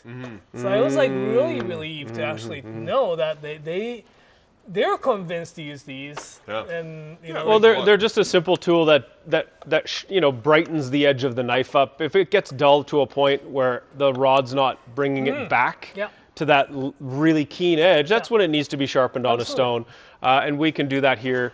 We do actually have a mail-in service, Yeah. but we do it at all of our stores, which we have in Canada, in Calgary, in Yeah. Edmonton, in Vancouver, Ottawa, and Toronto. Yeah. So Knifewear, like the garage sale is not all about the kitchen knives. We bring some other cool stuff as well. So let's talk about these. Okay, so we have. This is a very special collab. Yeah, that's the I special. saw these on collab. Instagram, and I thought we just wouldn't be able to get any because they're so exclusive. These are from. So, collaboration between Nigara Hamono and Opinel. Opinel is this like French knife maker. Yeah. We'll say. Yeah. Yeah, They've been around they're so very good. long, right? Because They've been making knives this exact same liner lock system for like 130, 140 years. yeah, it says Since before the 1900s. it says I think it's in English says founded in 1890 by Yeah. Joseph Opinel. Yeah. Yeah. 1890. Yeah. Yeah. So It says in the French, but this is enough to. Yeah. yeah, this lock system has changed very little since Yeah. 1890. So it's called a ring lock. You turn it to lock the knife open, and then you turn it again and close the knife. Then you lock it closed. You know, it's funny. No one will put it in your pocket. In Japan, the Opinel, some people call Opinel being the French Higo. Because Yeah. it's very simple. Yeah, you know, absolutely. Like, yeah. They've got a lot in common. They're both very affordable. They're both very simple Yeah. in their construction. There's not a lot that can go wrong with them. Yeah. Yeah. It's really nice blade. Yeah, blade forged by Nigara Hamono. Yeah. That's pretty cool. Yeah, it's got a really nice. Also, we have some cool blades. Like, so we may have talked about this like last one, but we have this called It's My It's my Knife knife. series. One with the folding one, and the other one is more like a straight blade. Yeah, it's like a little wood carving knife. Yeah, it's a kit, right? So you can do. Our coworker Diana has Diana! done. Hey. Diana works in our warehouse and is a very talented artist. So she's done. It's burned. Like Yeah, she did some carving and some wood burning. Yeah, Check out the other side. so it's like Yeah. really. You could be very creative with this. Here, it's pretty nice. Yeah, this is her first time wood burning. Like she did. Oh, yeah? Did amazing. Yeah, so you can basically customize your knife. Yeah. Did we lose a mic there? Good. Sick. Sweet. So it's got nice. You can carve it. You can paint it. You can do stain it. Yeah, you can do a lot of Yeah. things with it. They actually made it. Actually, I haven't really talked about this. They made it a little bit offset, so you can actually use it more like a kitchen. Oh, interesting. A little bit of a kitchen knife as well. see that? It's not as big, Ah, but cool. they did Yeah, you make get it. your fingers in there, Yeah. and then you have some knuckle clearance. So if you're camping and you want to do, whoop, A little bit, yeah. there we go. Yeah, you want to do a bit of chopping, And- cut some yeah. potatoes or something. And you can definitely carve down the handle a little bit more. You know, if you. Yeah, like the out of the box size is about right if you got big hands. Yeah. And then if you got little hands, you might want to carve it down more. And actually, the steel is actually pretty good as well. I think it's the Ginsan stainless steel or something. Like it's really good Nice. steel. Yeah. 3-layer construction and everything. Cool. Yeah. Nice. We have another Higo knife maker by Miyamoto Musashi. Miyamoto, it's made by it's super shiny. Oh. Okay. It's simple. Oh, you got it. Hold still for a second. That's the thing with the cameras. The more you move, the less it focuses. There you go. There you go. Yeah. Wow, shiny. Nice and super shiny. Yeah. It's really handy little knife. I like that knife kit because you can. That's a really good activity if you have kids. Yeah. We have like a wooden knife, build your own Right, knife kit, yeah, and I yeah, built yeah. that with my daughter. Yeah, yeah. She's a bit young for like a sharp knife. Right. But Oh yeah, yeah, we in do have- in yeah, 2 we do years have maybe. yeah. Yeah, but yeah, if you got kids and you want a good weekend activity, pick up that Yeah. knife kit. Oh yeah, here we Yeah, go. yeah. These guys are on sale for the garage sale. I think they're 20% off. Whoop. This is of course it's closed, but this is the Spyderco Dragonfly wooden knife kit. And it's simple enough that a 3-year-old can put it together. I had to help my daughter a bit, but you know, it's pretty straightforward. It's just because there's some pins you got to push and use a bit of force, but you can see right in there's a locking mechanism. And so that it will actually lock open and lock close, which is really cool. And so it's got a little like push button lock on the back of the knife. Yeah, those are great. Another fun weekend activity. Any Oh, we got any anglers out there? Anglers, Any fisher people? fishing people. Yeah. We have And knife nurse. Yeah. Yeah. You know what? You could get like a gold chain and attach one end Oh, yeah, to yeah, either yeah. end of that. Yeah. Have a sweet some knife drip. Yeah, it's the our friend the Takayuki Shibata-san. He's also big in fishing, right? He goes on Yeah. And he's sea, ocean fishing. yeah. Well, Yeah. I mean sea kind of it's in Right, between like coastal islands, right? fishing. Yeah. Yeah, Well, okay. he still has a boat, Yeah, right. but ocean. He doesn't But go he's all not the like way. way out in the ocean. No, he's no. like Yeah, close to the yeah, coastline. yeah, Yeah, exactly. yeah. But yeah, he's been using these and very successfully. Oh, yeah, too. I know, like, right? Kind of weirdly, I know Kevin went out. He was in Japan a month ago. Yeah. And he went fishing with him, and he said I'm they sure were they use it, just yeah. pulling fish out of the water. Yeah. So yeah. And they're only $25, which I thought they'd be more. yeah, $25. Yeah. Yeah, I don't know how comes they'd be in for four lake different- fish. Like, I guess depending on the fish. Depending on fish, Yeah, but yeah. I might catch a big pike with one. Yeah. Yeah, Yeah. I'm gonna try this summer. I'm not big Yeah. big Get on my fishing canoe, person, catch some but pike? Yeah, like Now I'm excited to fish. Thanks, Naoto. yeah, definitely for those people living in the coast, these are fantastic. Are we going fishing? Are we hyped up? All right. All right. Staff fishing trip. Get on the reservoir. Yeah, I love pike. Someone I was really so go back to the knives, since it's the knifewear and it's a knifewear garage sale. Hey, yeah, we're Knifewear. We're in Canada.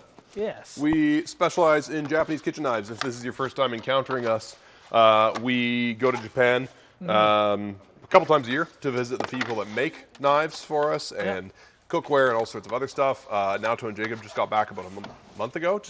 Not even right around Easter. And probably jet lag just wore off. And yeah, Jacob's nodding. He had it rough. And so they visited the folks that make these knives. Yep. And, while they're there, they, wandering around the workshops. Hey, what's that? Can I buy those? So we got a lot of We certainly did old that. stock, Yep. new lines, rare stuff, one of a Yep, kind. one of a kind, yep. It's all going to be for sale on our website, knifewear.com, link in the bio, or link in the description. Monday, May 12th, this coming Monday at 8 a.m. Mountain Daylight Time, 10 a.m. in store. That's in Toronto, Ottawa, Vancouver, Calgary, and Edmonton. If you live in the United States, we ship $3 shipping on any order over $200 US. Lots of people have tariff questions. Orders under $800, no tariffs. Orders over $800, we charge the tariffs at checkout so that you don't have to have any surprises when your order shows up, and then we just pay the customs for you, basically. Yeah. Yeah. If you got questions, pop them in the chat. We'll get to them eventually. We're kind of going line by line today, but we're going to catch up some questions just in a sec here, right after we talk about these Toshitaka. Yeah, Toshitaka is like dream come true Yeah. for kind of me. These knives are Ow. so Toshitaka-san is this knife sharpener in Seki, the town of Seki. Seki is really the knife making place in Japan. It produces the most number of knives in Japan. But he kind of focuses on a little bit more higher end knives in even the city. He has been making and sharpening knives for other companies for the longest time, then started his own brand and knife company pretty recently. Cool. His signature though is his. It's really hard to describe, but how thin his knives are and how taper his knife goes. It's really, really well balanced. This reminds me of other knife makers in Japan that it's really difficult to get to. So it's really Might rhyme with Bakamura Bana. Yeah. If you've been looking for one of those crazy knives, this is very similar feel to when you cut it. Yeah. Super nice and thin, but it's not Similar, like, pretty super looks, too. super thin. their crest is even very similar to that maker, isn't it? Yeah. Huh. Interesting. So yeah, it's fantastic. We have the SG2 simple tsuchime with or Damascus, or he even uses ZDP 189. It's one of the considered to be the hardest steel in knife market right now. So ZDP 189. yeah, Oh, beautiful. Oh, I got a fingerprint on that one.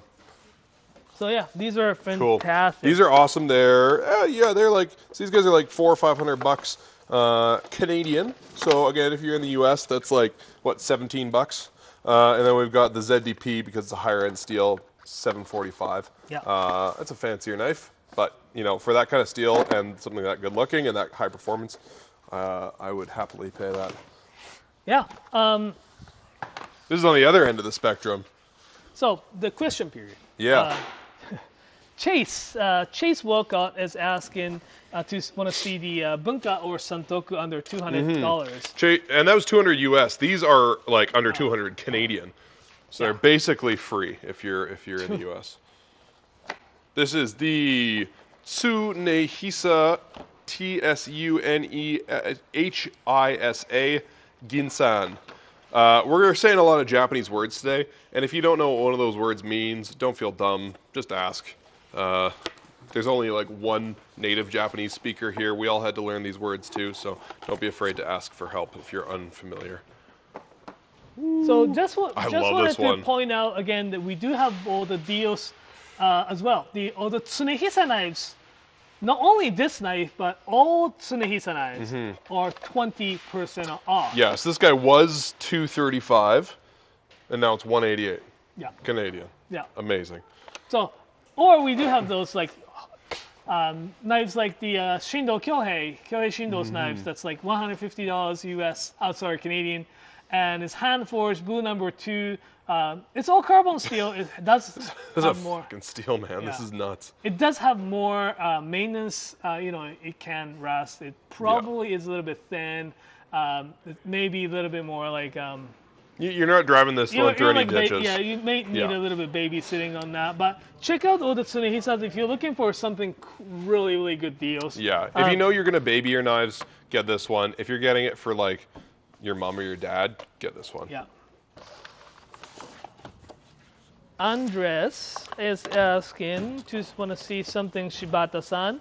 Shibata-san, for those of you who don't know who the Shibata-san is That guy. one great knife maker, great sharpener, great friend of ours. He has great ideas about knives and everything. He creates, the hocho jigs, the fishing thing is fishing lures we from just showed him. off. Yeah, he has like a lot of ideas. This one here is the Kotetsu is his own creation, super thin, razor sharp, and he has his own way of sharpening it, and it's all interesting. I think I just saw the Knife Fairy, but so we have this Kotetsu Bunka with the custom handle. I will double check if you actually have. You may see like one or two Knife Fairies time to time from our live streams. I think we saw one super early, but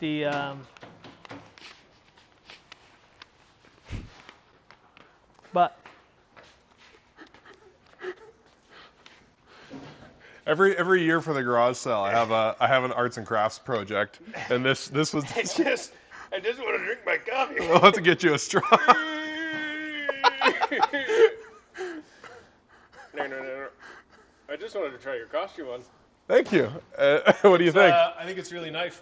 Oh, Thank you. it's not very breathable, hey? No, it's she's warm in here. I'm a Gyuto. That's what I gotta say. I'm yeah. it is a Damascus finish. Yeah. It cuts very silky. Oh. Right? Yeah. I don't have a mic on. No one can hear me. That's okay. All right. Well, how we doing? We're doing good. We talked about some Toshitaka. We got some Shibata. I'm gonna get the one. We're just gonna catch up some viewer questions. Sure.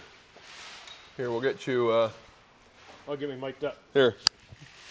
Well, you're already mic'd up. I can never not be. Can you Oh, sweet. Awesome. All right. Let's move on to the next one. This is my first time seeing somebody else wear this. It's great. It's just been me wearing it around the warehouse. I was Testing it out. watching you make this all last week. So I came around the corner last week and Nathan was lying on the floor, tracing himself out. And I looked at him and said, "My God, this is your job." We have part one. of it. We have one of this. Oh, boss bunka. No, Nakiri. It's the tiniest bunka, That's a Nakiri. right? They just cut the tiniest little bit of the tip off. A micro K-tip. Whoa. It's a yeah, it's the mini K-tip. Yeah, so, yeah, like right here. So it's kotetsu, still kotetsu with the little K-tip. K-tip. I still Well, can't drink my coffee. It's very hard. We only get one of this kicking around, so we will get more in, but, so this one. Awesome. Someone's asking for Anryu Hamono, and we hadn't seen their knives for quite some times, but Are you my dad?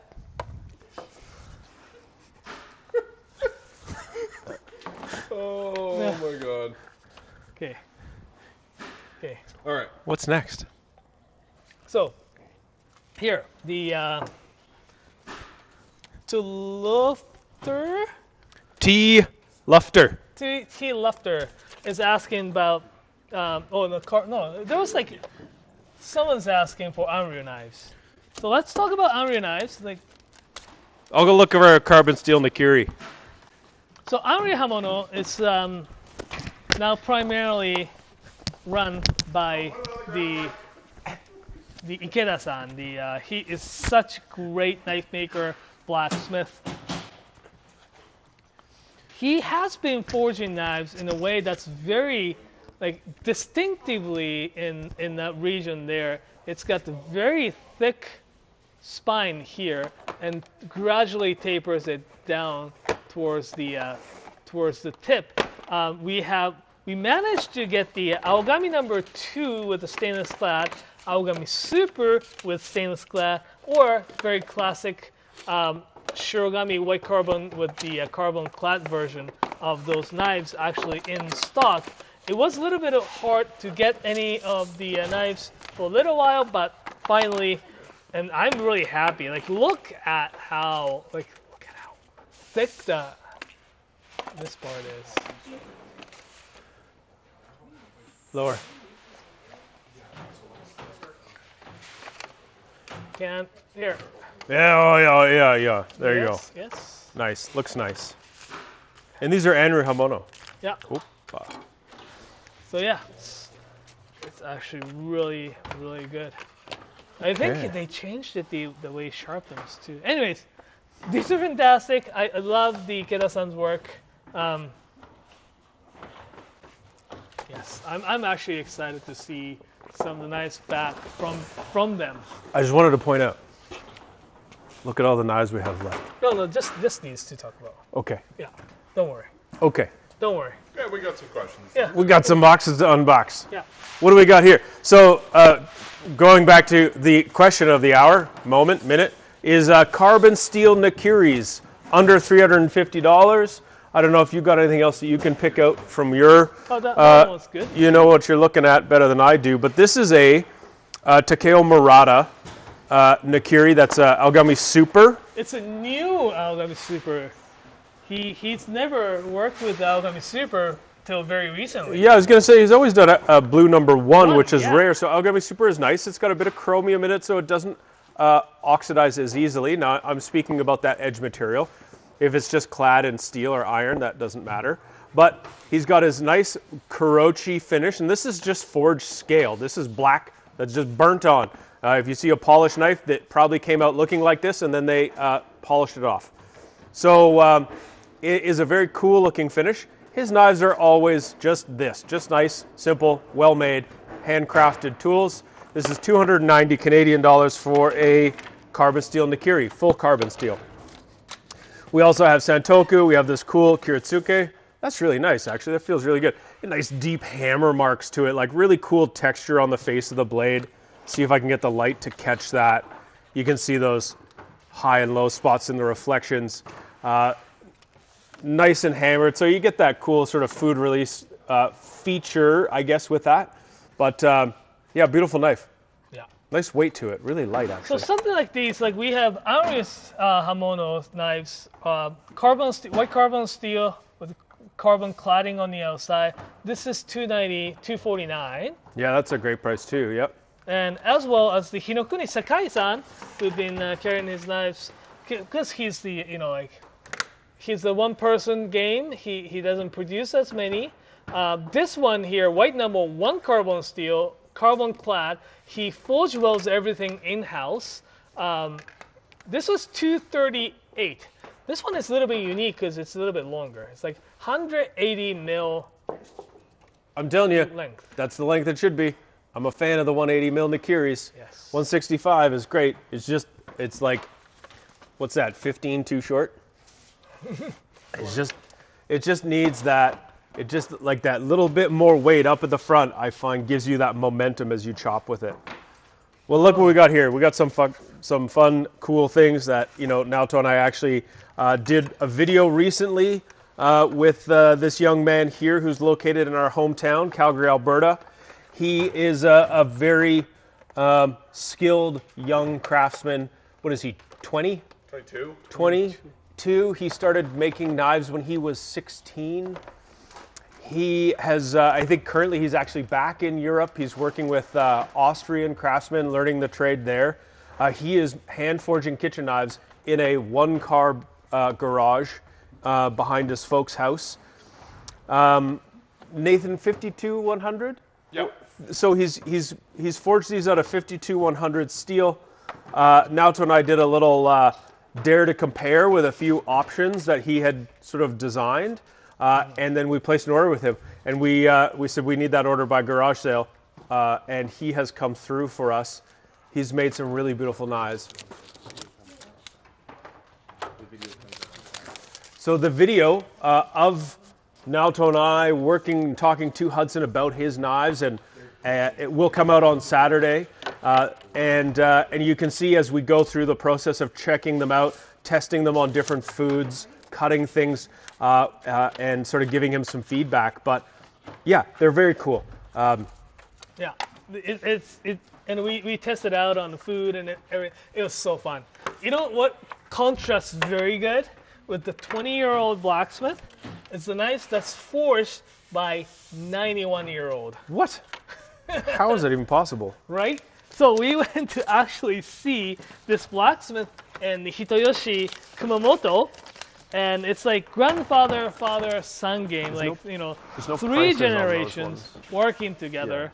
And we knew about him, it's under the Sakai Kikumori dash or the times Minomo Kajiya. So Minomo Kajiya has been making knives for a few generations, more than Kajiya means Like blacksmith. knife makers. blacksmith. Blacksmith. Okay, Yeah. blacksmith shop. So yeah, they've been making knives for quite some time. I think the 3 or 4 generations before that. But so we get to actually see him, and this 90-year-old, way. Blacksmith, he is still a main blacksmith forging knives. We get great footage of him doing it. It's like crazy. He must be made of steel by this point. Yeah. He is probably the oldest blacksmith I've known working. But it's really cool, right? It's got the really rigid spine, nice looking Aogami number 2 with the simple carbon steel cladding. They're very fun people, great people. They suffered that flooding in 2020, I believe, in that region, and they lost their one of the workshops. They had to rebuild from. They had to go back to the oldest workshop that they had. And so, Oh yeah. but it's great. But it was great to see them in person. We have great portrait. Jacob took. Cool. Great Well, I look forward to portrait seeing more of those. Yeah, You and Jacob went just recently to Japan. Obviously, we're talking about, and Jacob took the video camera, and I'm really looking forward to some of the footage that he gathered and to see how it all comes out. So yeah. Minomo Kajiya-san, yes. Awesome. Let's talk about this cool Yeah. blacksmith. out of the Yasuhara in Tosa. Whoa. Yeah. So, Okay. blacksmith's name Ken Kageura. He was a main blacksmith of Masakagi Kujira back then, and he kind of did a semi-retirement. Then he makes the knives that he, I guess, likes these days, right? So we get some of the knives like these time. He calls that as a Honesuki or Garasuki. It's right. What's great? Have you met him? No. No, I've Okay. never met him. So let's see, Chris Lord and Kevin. Okay, so he's crazy. So the core steel he uses blue number 2 carbon steel. It's great, nice steel. But on the cladding, you see a little different light reflection, right? You see the little orangish color going through. Oh, that's right. Each knives are made with different Damascus or the layers of steel cladding.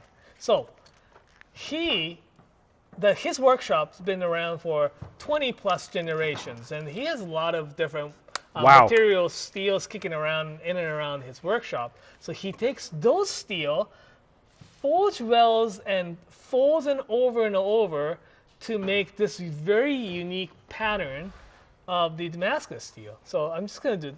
Yeah, I'm trying to get it. Hopefully this there. cloth will help pop it. The lines are very, very faint, and the camera is not helping me show you the Damascus pattern This that's one inside of probably here. will That might be better. better, yeah.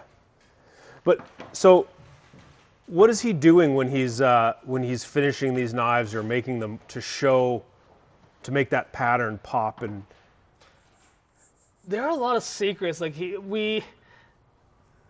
It's really, really nice polish. Though. I was going to say it's almost mirror polished. Yeah, I don't think he uses any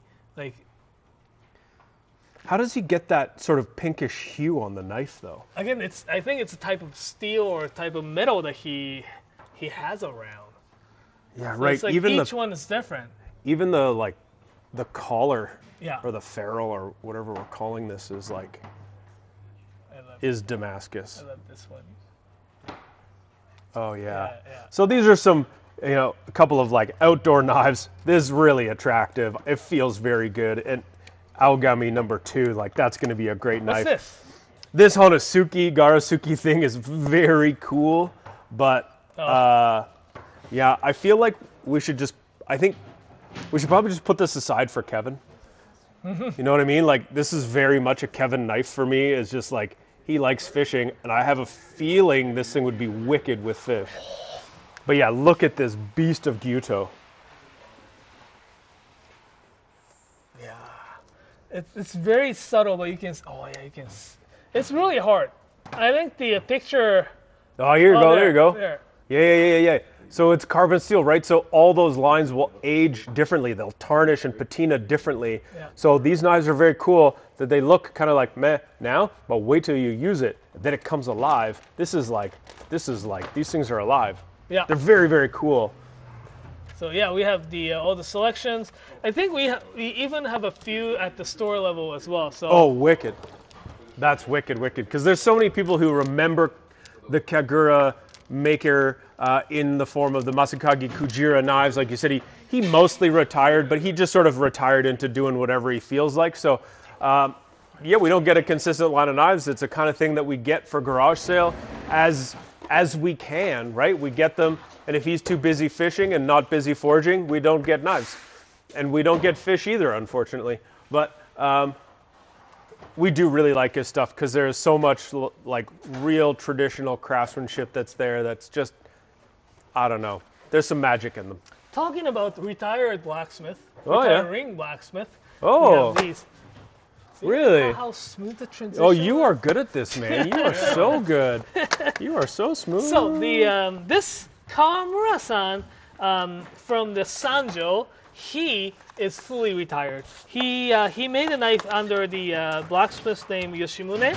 We had few of his knives before. We had I think white number 2 carbon steel stainless clad with some rough tsuchime patterns. But since he's fully retired and he didn't have anyone, I guess, passing the torch down, he's fully retired. Oh. So we managed to actually get a few of his like last batches of knives, including like these, like very unique. It's a little single bevel. It's like a Kawamuki. yeah. This, to me, would be a knife that would be incredible for peeling stuff, right? is, Likely what yeah. it was designed for. Yeah, it is a little bit like just a little bit of disclaimer. It is old knife, and there are some parts that's a little bit like. Sure, there's a little pitting on the blades there. But yep. it's $60. So yeah, the last batch, something like this also. It's not a super mint condition, I have to say. We will make sure the edge is great and everything before we ship out. But the $133 hand forged by the retired blacksmith. This one here is the actually Nakiri, but almost like single bevel Nakiri. Oh wow, So that's very cool. interesting. Yeah, nice. Interesting construction. So we have these last batch. Yoshimune, Yes. Yoshi M-U-N-E, Yoshimune.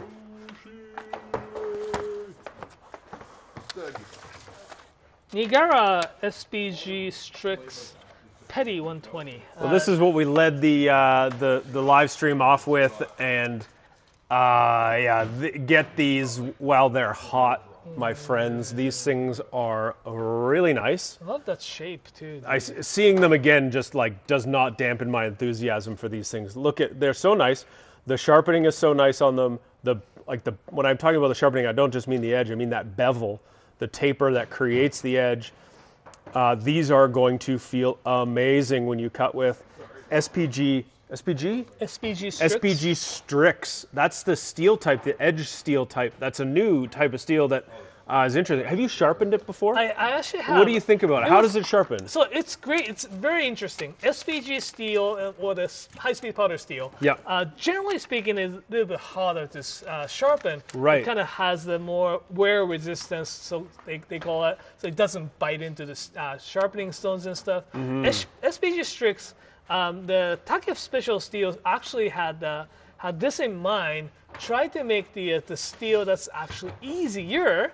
It's not as easy as like carbon steel, but easier to sharpen than the other steels. So they've actually done a really great job. So they've taken the standard sort of different types of high speed powder steel, but tapered or tailored it more towards a kitchen knife. Yeah, and also that's tailored cool. it towards the. Also, there is a forge ability standpoint as well. So when you forge them, Right. actually. Well, that's one of the reasons why there's so few of those high-speed steel knives in some regards, because they're very difficult to get right. So that is awesome, and I hope we see more of this type of knife Absolutely. around. But Nigara is the maker. So this is the Nigara Strix, S-T-R-I-X. This petty is $360.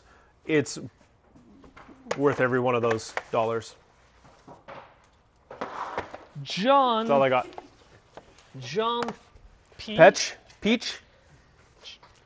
He wants to know about the Kato Black Damascus, and John, you're good. You're wise to want to know about this knife. We get them for the garage sale now and again. They're really lovely knives. They're very elegant. This black nickel Damascus, so there's some etching, but the shiny nickel layers inside really make it look like you're staring into the clouds. It is a very thin knife, very light, high performance bunka.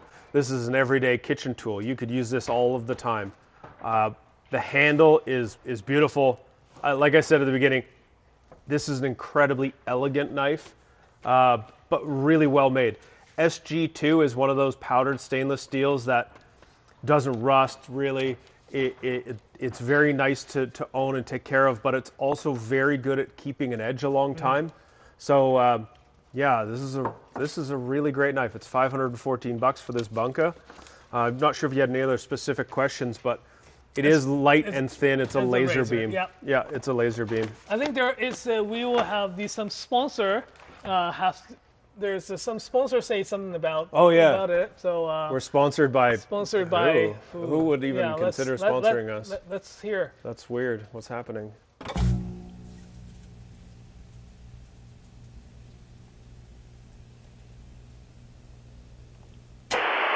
Are you tired of smoking up the office with your Conroe grill, carbon monoxide poisoning, dead coworkers? Introducing the Iwatani Butane Desktop Grill. New from Iwatani and Knifewear. Cook your hot dogs, whatever you want, right here at your desk. No more dead staff, no more bodies to dispose of, just hot dogs. Amazing, amazing hot dogs, or whatever else you want to cook. Not just for the office, take it in the bath. Take it in the car. Snuggle up for an evening with the Iwatani grill in bed. Take it skiing. Oh wow, look at all these satisfied customers. Call now and get a free Shibata Tinker Sasquatch. Sasquatch not included.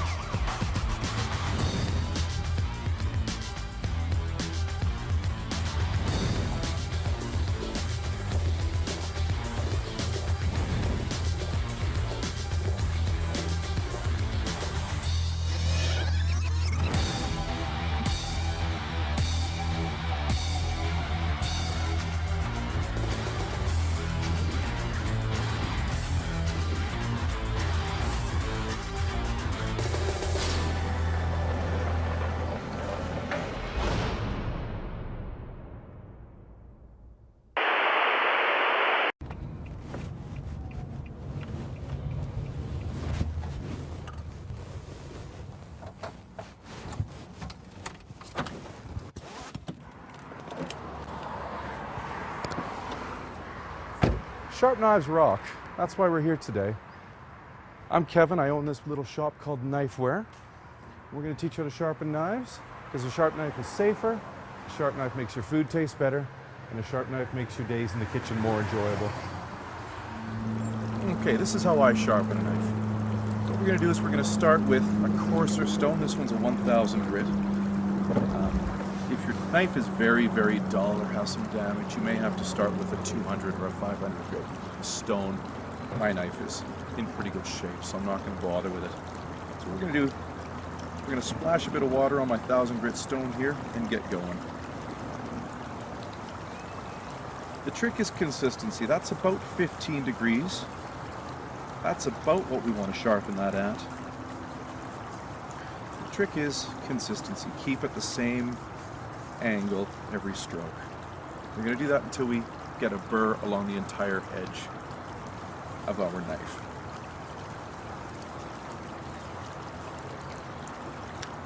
Well, there we go. Splash more water. Do the back side of the blade. You can see I'm still holding the knife in my right hand.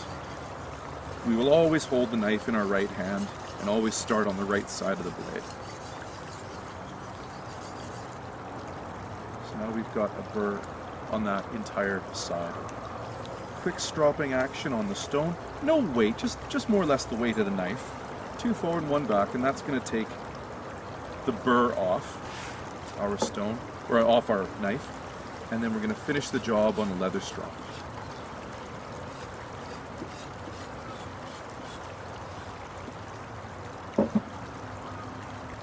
Give the edge a quick examine. Yeah, that's cutting into there nicely. So now what we need to do is move on to a finer stone. Like we said before, it's just like sandpaper. You start with a coarse stone and move on to a finer one.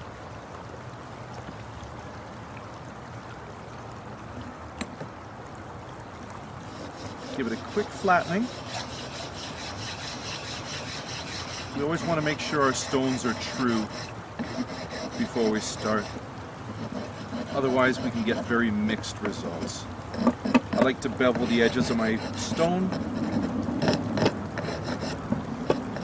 It stops them from breaking so much. Sometimes they get bumped around and the edge might hit something hard and you'll knock a chip off the side of your stone. So keep the corners beveled and we make the stone a bit stronger. This is a 4000 grit stone. So we've gone from the 1000 to a 4000, so we're going to get a finer edge here.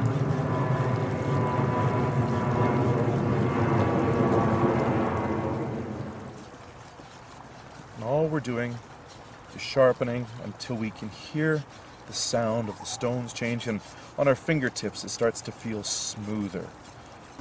And again, stropping on the leather to remove any slight bit of burr, and then the side with the aluminum oxide.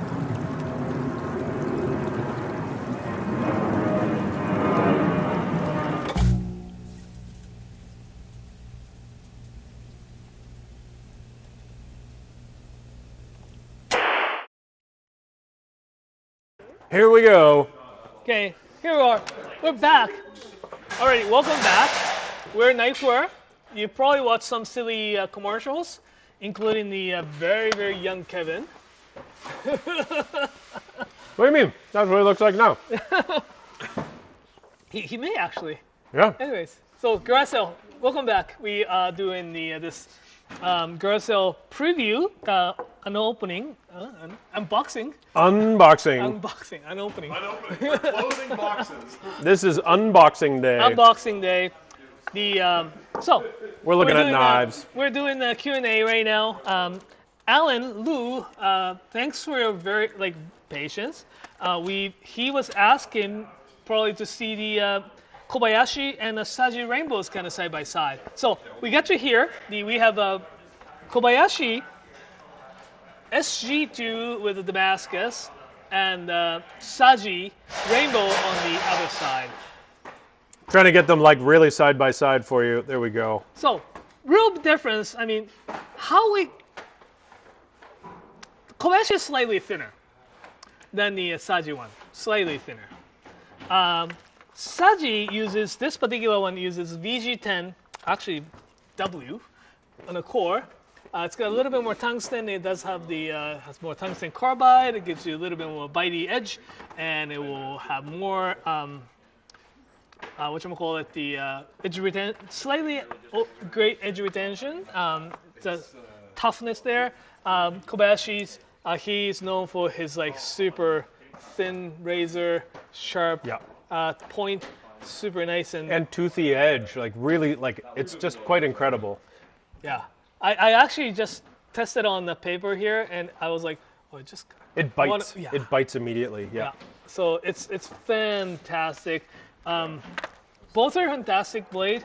I love how Kobayashi might have changed. He said he didn't. He hasn't. But the way that the blade looks is slightly different. It used to be, all dark, and now it's got a little bit more two-tone going. Right? Yeah, you're absolutely right. It does look different.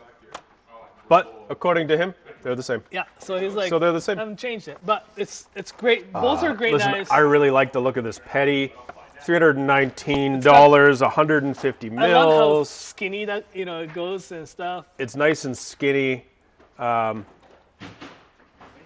it's got a nice sort of shape, just great feel. Yeah. His knives always have a great feel.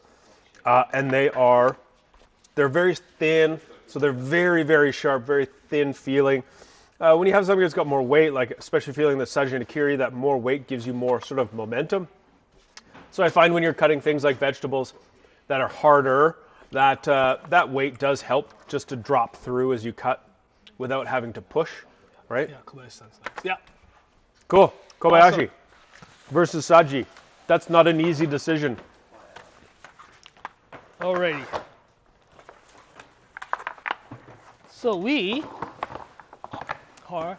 just came back from the garage sale commercials. So let's talk about what.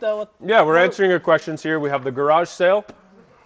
That's happening on Monday, the 12th. May 12th. Of May. And it's going to go right up until the 19th. So it's going to start Monday morning at 8 a.m. Mountain Time here on our website. I'm in the website. We're in the website currently. And we got troned into the computer earlier. We also will be having the sale at our retail locations, which we have Edmonton, Ottawa, Toronto, Calgary, Vancouver. Ottawa? I don't know. Calgary. Toronto, Edmonton, Ottawa, Vancouver, and Calgary. We have retail stores. They open at 10 a.m. Please go see them. They have a unique set of inventory, in a way, that It's not available to anyone outside of the store until they close. They will receive it and it will become part of the greater inventory online. So if you do live in a city with a store, it is worthwhile to get online in the morning and then head down to the shop after and check it out. We have an option for ship to store where you can place an order for something that you get on the website. You can choose the shipping of ship to store.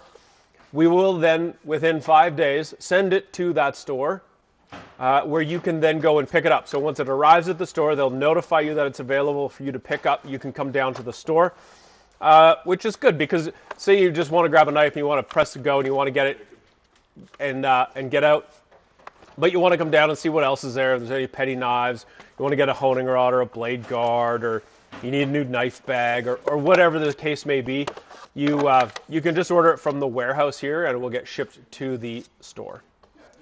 That's called ship to store. Yes. I don't know if I needed to explain that as much as I did, but I did. So there yeah, you go. we just get. Is that where it ships to the store? No, the store gets shipped. Oh, never mind. So we're doing. Oh no, we haven't talked about those. I'm too fast. Yeah. So we're doing the previews right now. We just came back from Japan from the nice trip, seeing those blacksmith knife makers, and often we see one of a kind knives and stuff like super cool. Garage sale is mostly all about like those cool one of a kind like unique knives that those blacksmith knife makers they don't get to produce as many. Jasper Boscario. They did a terrible job writing this name. Jasper, we got some knives here for you. Yeah, Jasper's asking about Makoto Kurosaki. Thought it's really great time to talk about Makoto Kurosaki-san. Makoto Kurosaki-san, older brother of Yu Kurosaki, the super popular knife blacksmith in Japan. Now, Makoto-san is primarily a sharpener. She has been doing super cool, crazy kind of way of sharpening and making it look really cool. So, I just want to talk about that particular one. When you're touching it, this one here, it's the $345 on the. It's coreless Damascus, but you don't see them.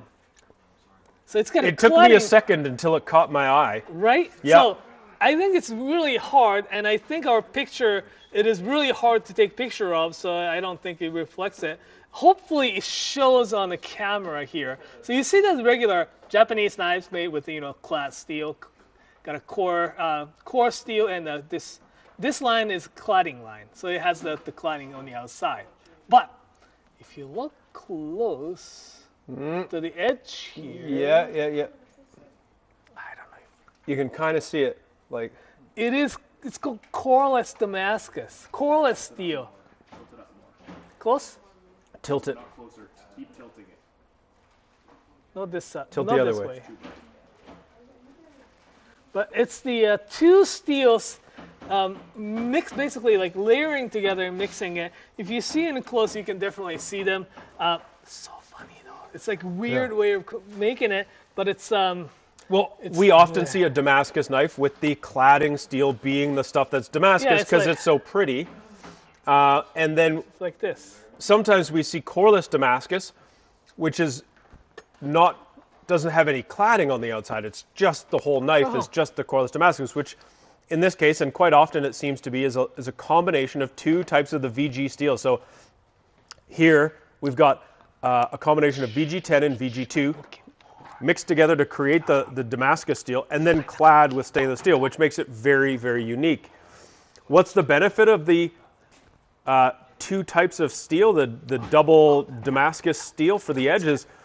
Well, supposedly they wear at different rates, and so it's almost, sometimes you hear this term self-sharpening, and I don't know if that's a really great way of saying it, but when you've got the different wear, it creates different high and low peaks and valleys, which give you that toothiness on your edge, which is sort of like sharpness, right?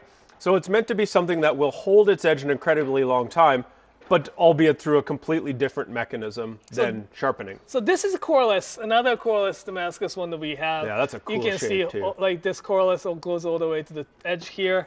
Again, the Makoto-san's, this particular one does have the coreless all the way to the edge. Also, this one here, this series here, the VG10W with the Damascus on the outside, and from just a quick look, the cladding steel looks like it ends right here. Mm-hmm. But if you actually look closely, there's lower. a faint line. Yeah, it's like where it's supposed to be, faint line right here.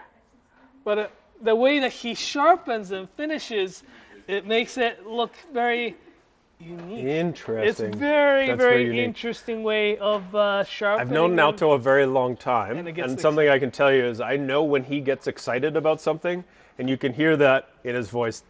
He's pretty pumped by these. Yeah. Makoto Kurosaki is a cool blacksmith. No, blacksmith, sorry, I shouldn't say sharpener, that. yeah. He's a sharpener. And his brother is the blacksmith, Yu Kurosaki. In fact, Sticker Sunday this week, if you're into the Sticker Sunday game and collecting these fun stickers, we have a local artist here in Calgary who does this thing that they call bad portraits, has done a bad portrait of Mr. Kurosaki. And so it is, in fact, Kurosaki-san's brother, who is the sharpener here. They're both out of Echizen, so always happy to have Makoto Kurosaki's knives. Yeah. You'll find them on the garage sale section of the website. Yeah, like always, we always wanted to have more selection, and this time we get a lot of selections. The Jasper was specifically asking to see the Sakura with Tsuchime, so here you go, SG2 Sakura with the Tsuchime finish. This is a beautiful razor. It's beautiful knife. He's perfected it over the years, and I think it's They're so thin. Yeah. They're so light. Like, I picked up this Kiritsuke and I was like, oh wow, okay. Now we're talking like crazy nice and thin and light, smooth. I like this Kiritsuke because the edge is almost straight, but it's not quite. I've got a couple of Kiritsuke that are very, very straight, and something that happens is when they're really nice and sharp, the entire edge connects at your cutting board at one time, and then it hits the wood grain and it stops the knife from traveling. Having that ever so slight little curve allows you to glide the knife a little bit smoother. But yeah, listen, I did want to point this out because this is a 270 Tsujihiki that's got a nice height to the depth to the blade here, like this. So if you needed a 270 Gyuto, like you wanted to cut steaks, or it's handy just to cut a big old watermelon, this size of knife. This is powder stainless steel. This is SG2 steel. This is a 270 mil Tsujihiki. It is $360. I'm pointing this out because that is a very sweet deal. This is a very, very good knife. And I think you get a lot of value out of this knife. This is a Makoto Kurosaki Sakura 270 Tsujihiki. That knife slaps? Is that what they say now? You say it slap? I'm not. You're not 12? I'm not 12. I'm not Gen Z. This just in, those knives are clutch. Did I do it right? No. He's shaking his head. Gas. They are gas? They're gas? I am gas. Well, you're not gas at all. Oh, I have no idea what they're saying. I'm old. I've got gas. True. He made me feel so old while I'm in Japan. No, I don't think it was him that made you so old, buddy. Anyway, so we have new knife maker that not new to us. The knife maker is called Skinari, but Skinari's been around for quite some time, making knives out of the Toyama prefecture. They are known for using a steel like ZDP 189 or the SG2 here, but the most notably, especially this particular one here, is the handle.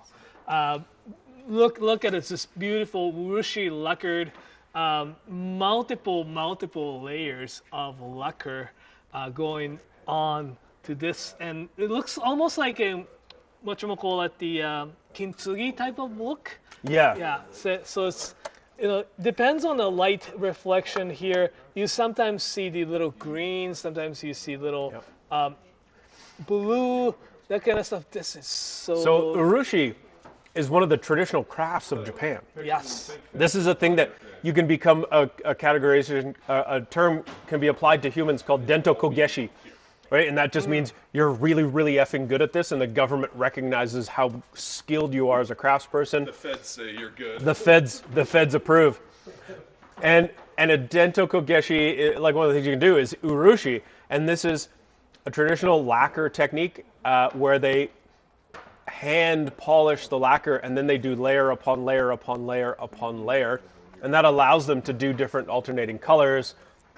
So you kind of see this faint color coming through it in a wave.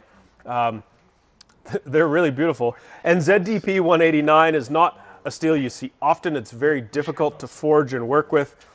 It has a different makeup than most steels, so it does stay incredibly sharp for an incredibly long time. In my history of working with it as a sharpener, it sucks if it chips. It doesn't chip easily, but it's very, very, very difficult to grind the steel away. So, you know, with every high there's a low, but probably one of the more incredible steels for sharpness and edge retention with a really beautiful handle. So yeah, these are like I'm pretty stoked about these knives as well as handle. But talking about urushi handles, we know this we visited this right, yeah, handle the handle maker, yeah. Well, in this Echizen.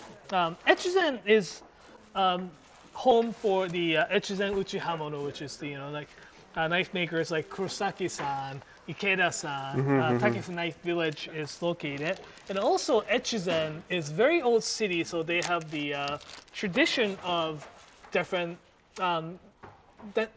crafts? Traditional crafts, yeah, including the urushi, right? So they have. So this handle maker in that area came up with. So not teamed up. It's actually partnering up, or it's literally partner. So Yamaken-san is the handle maker, the handle maker in that region there in the Takefu, and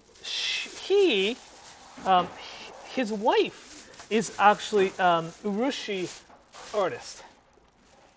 So they. Oh, I see. Okay. They kind of teamed up together and started to create this very hand-painted handles with traditional urushi like that. So it's like each one is.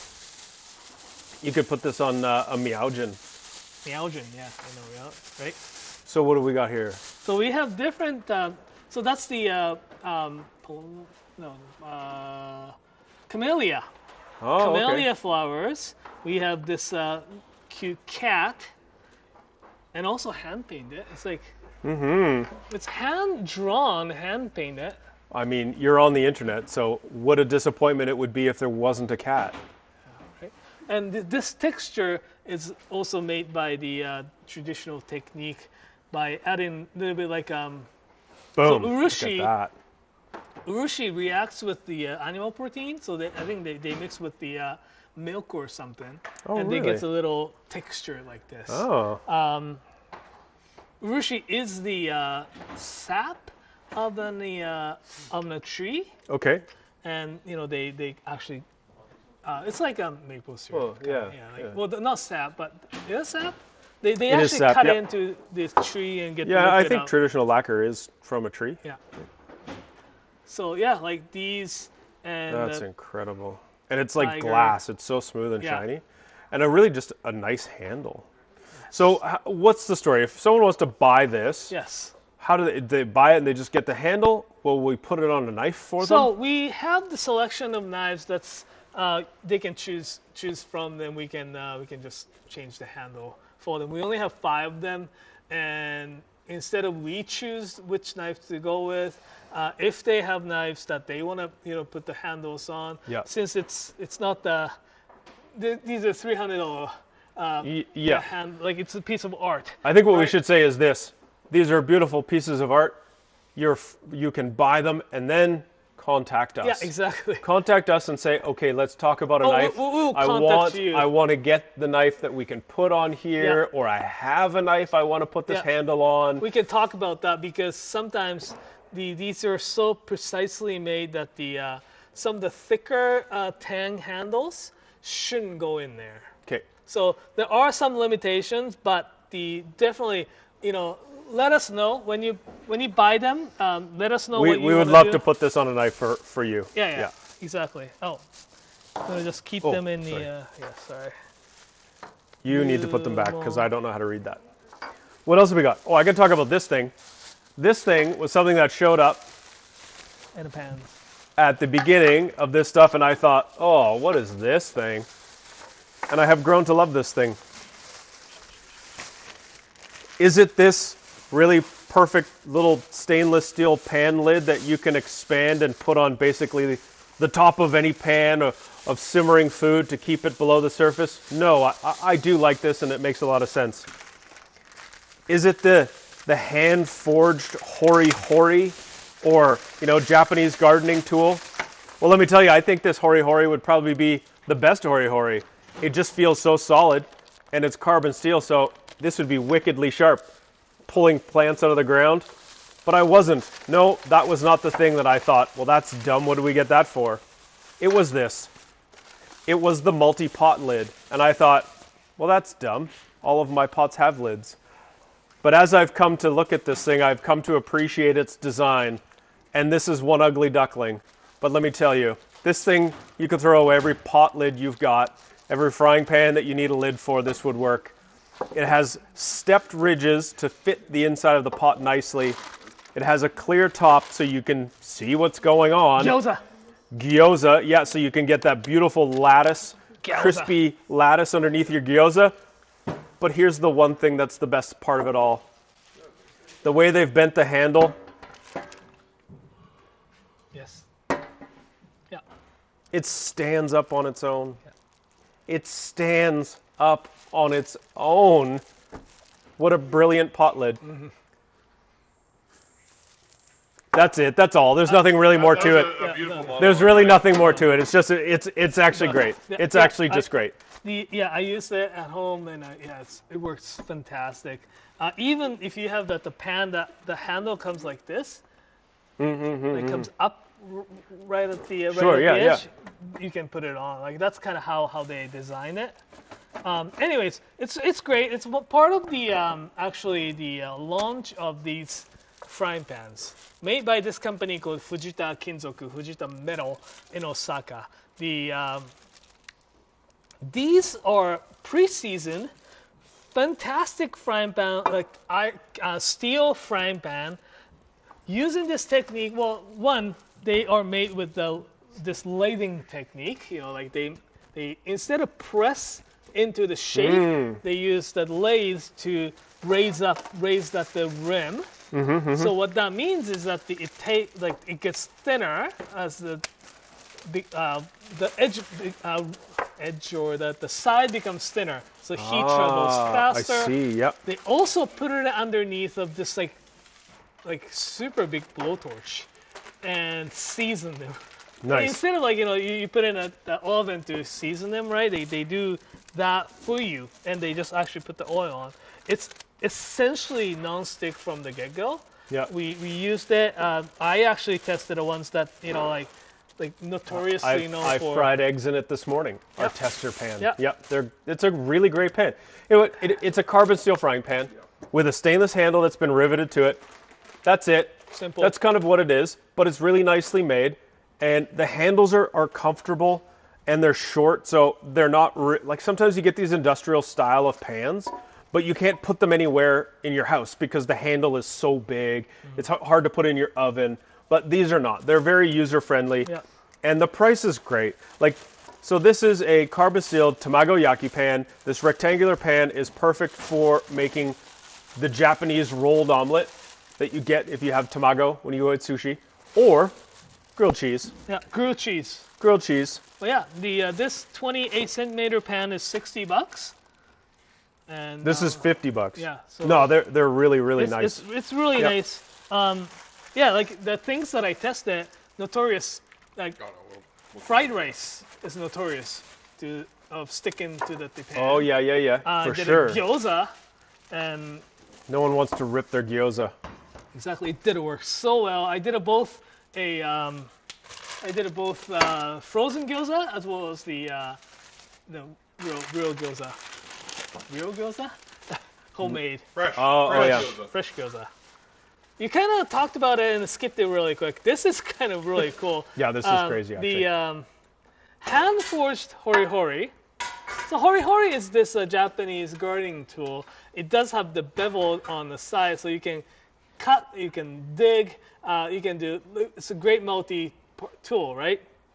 What I like about this, well, it is a tool, but the way that he forged. Oh yeah. Because I mean, it's all one one piece piece, of eh? steel, Yeah. right? So from here, you see that, it looks like it's like a spoon. But look how thick this part leaves. Like he leaves this part. Sure, This yeah, it's so solid. It's and not going to that. bend. So what happens is that he forged this side almost like he forged into like this, right? One side he forged in this, the other side he forged in this. Oh. And it's all forged instead of like no grinding marks except the last edge.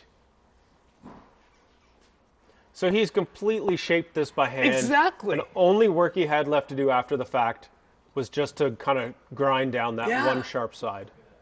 Yeah, that's impressive. That's the craftsmanship right there. This is the kind of tool that you have, you can get the hori-hori, we have a couple, they're just a very useful tool. You see them in garden stores now, Yeah. and you get used to it and you like it. But then you get one of these, and then you somehow misplace it or something, and you have to go back to using the old one, and you are sad. There's no way to bend it or... I just moved, and so a lot of my good gardening tools, the Japanese ones, are still packed. And Yeah. I had to use my Fisker's hedge clippers.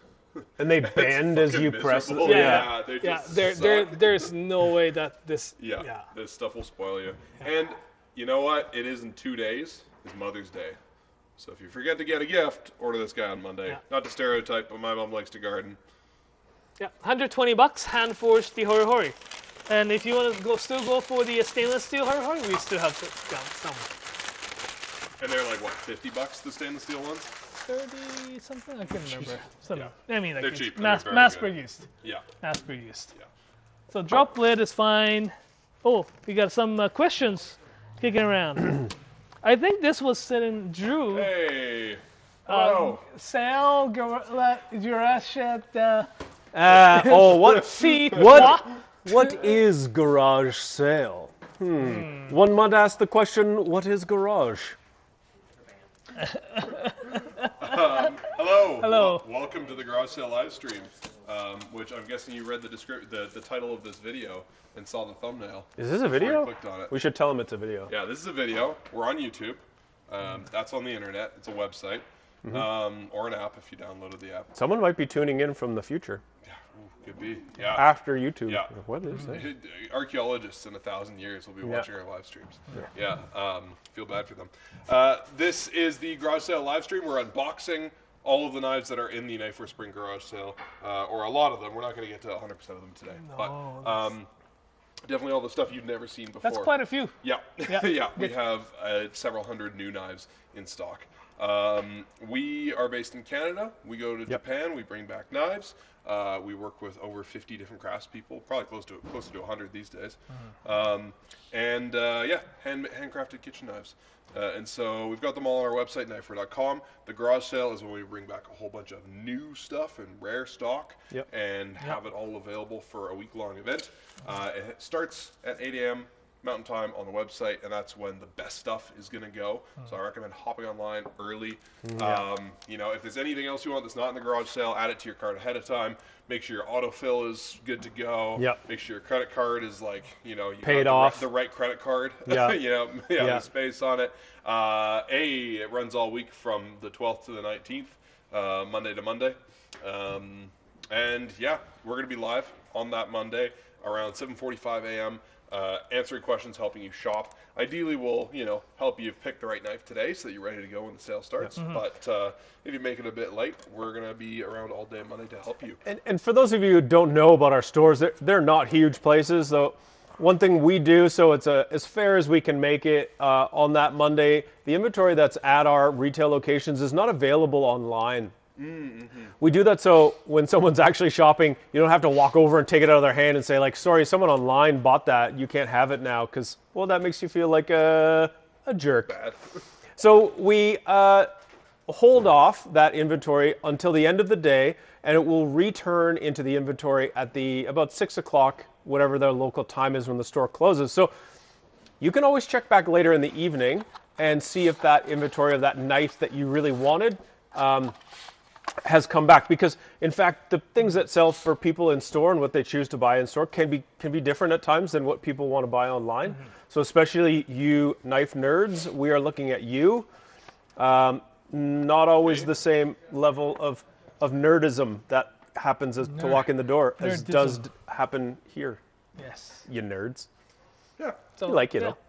Yeah, today we're doing also all nerds. Yeah. Hey, If you haven't been listening to us talk for the past 2 hours. the pot calling the kettle black, heard right? about this Yeah. stuff. So if you got questions, pop them in chat. Yep. We'll help you pick the right knife. Whatever you want to know about Japanese kitchen knives. Yep.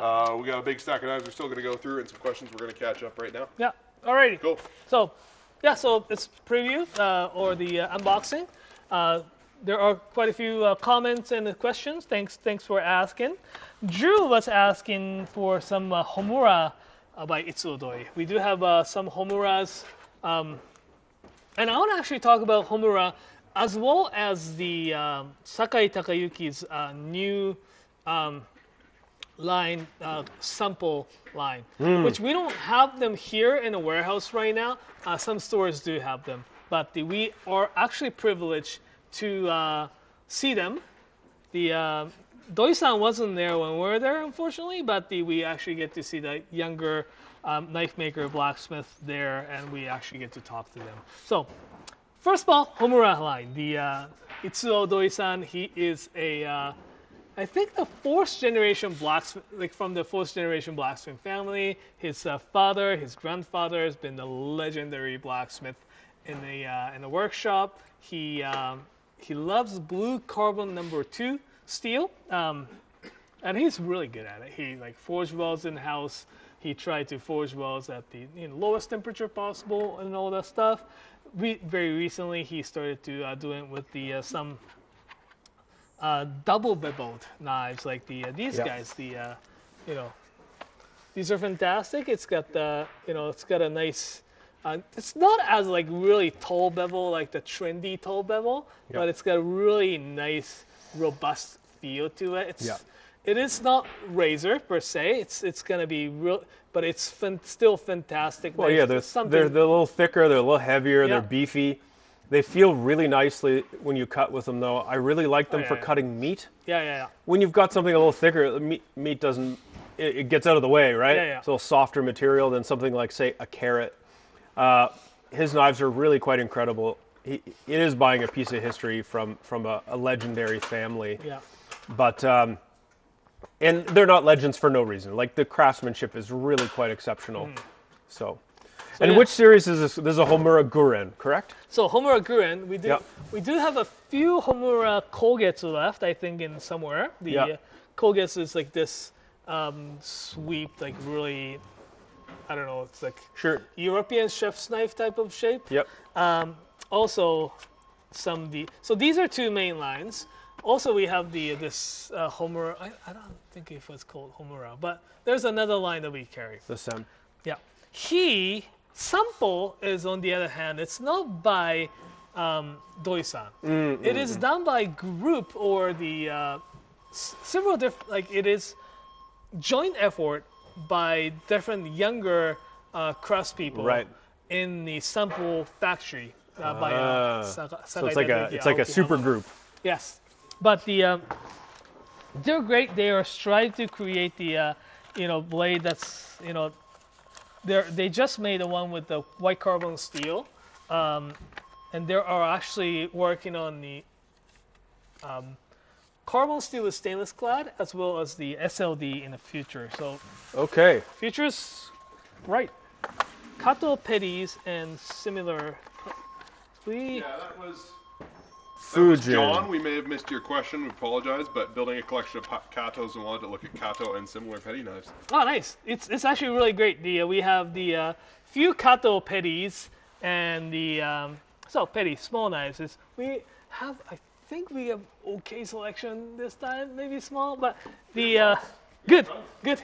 So we have this Yoshimi Kato Minamo petty SG2 with nice thin blade. It's really nice and smooth. Like it's almost like a razor. I love Yoshimi-san's knives. It's like really nice and I think the hammered finish on that's really unique too. yeah, right. It's got Minamo means the water surface when it's water surface. When it's raining. When it's raining, yeah. Here it's the his also another one. It's super blue carbon steel stainless clad Nashiji.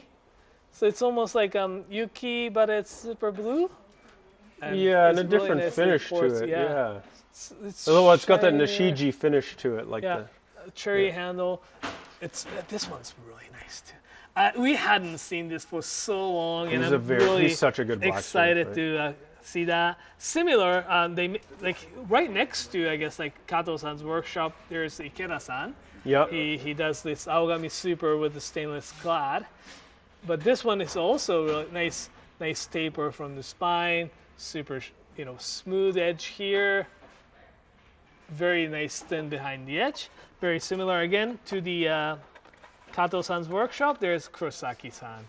This Fujin is also something that you don't get to see every day.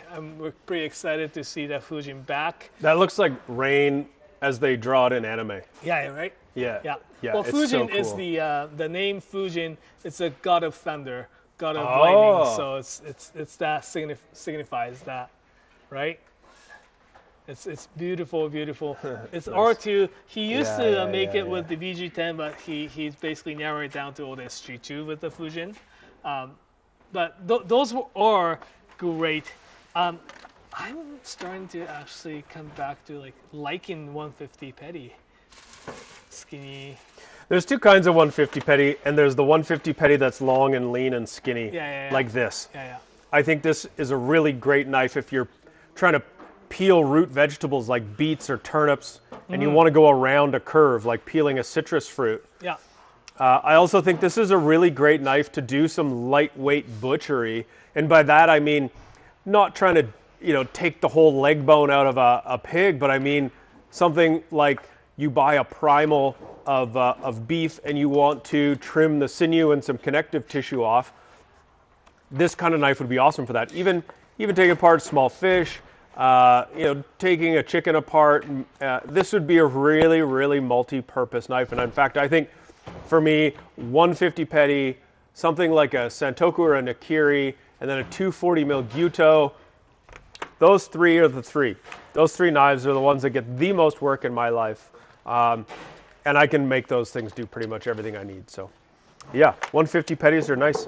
That was a nice selection, actually, of the Kato or similar. Right? Yeah. Should I just grab something from let's here? just do some questions. I did want to talk about this stuff. Yeah. Now? Yeah. Okay. Hey, what's this? This is a toolbox. You probably knew that. So Toyo is this really fabulous company out of Japan. They've been making things like toolboxes for quite a long time. And I've seen them in other places, and I thought, that thing's almost awesome, except for it doesn't fit everything you want it to fit. But this, we found, does. This is a thing in our lives, is, yes, but does it fit a honing rod? For example, knife blocks. So pleased to have found that Toyo does make this really awesome steel toolbox. I don't know if there's much to describe here other than it's a toolbox and you put tools in it, and it locks down. It's got like such strong grandpa vibes that I mean, what else do you need? You get a toolbox, you get some tools, you put your tools in the toolbox, and then away you go. It's a toolbox. Do we have colors? We have a blue one and a black one, right? Is that what we got? Blue one is... Now, one of the things that we need to talk about that's really important to know about toolboxes is toolboxes are, in fact, designed to hold stickers. Toolboxes are sticker holders, not just for the inside, but also for the outside. And you may or may not know this, my fine friends, but we have been on a quest, because I guess we needed a quest, to put out one sticker every week for a year, which we have done successfully so far with this thing that we're calling Sticker Sundays. If you're on our mailing list, which you should be, you will receive notification of a sticker drop.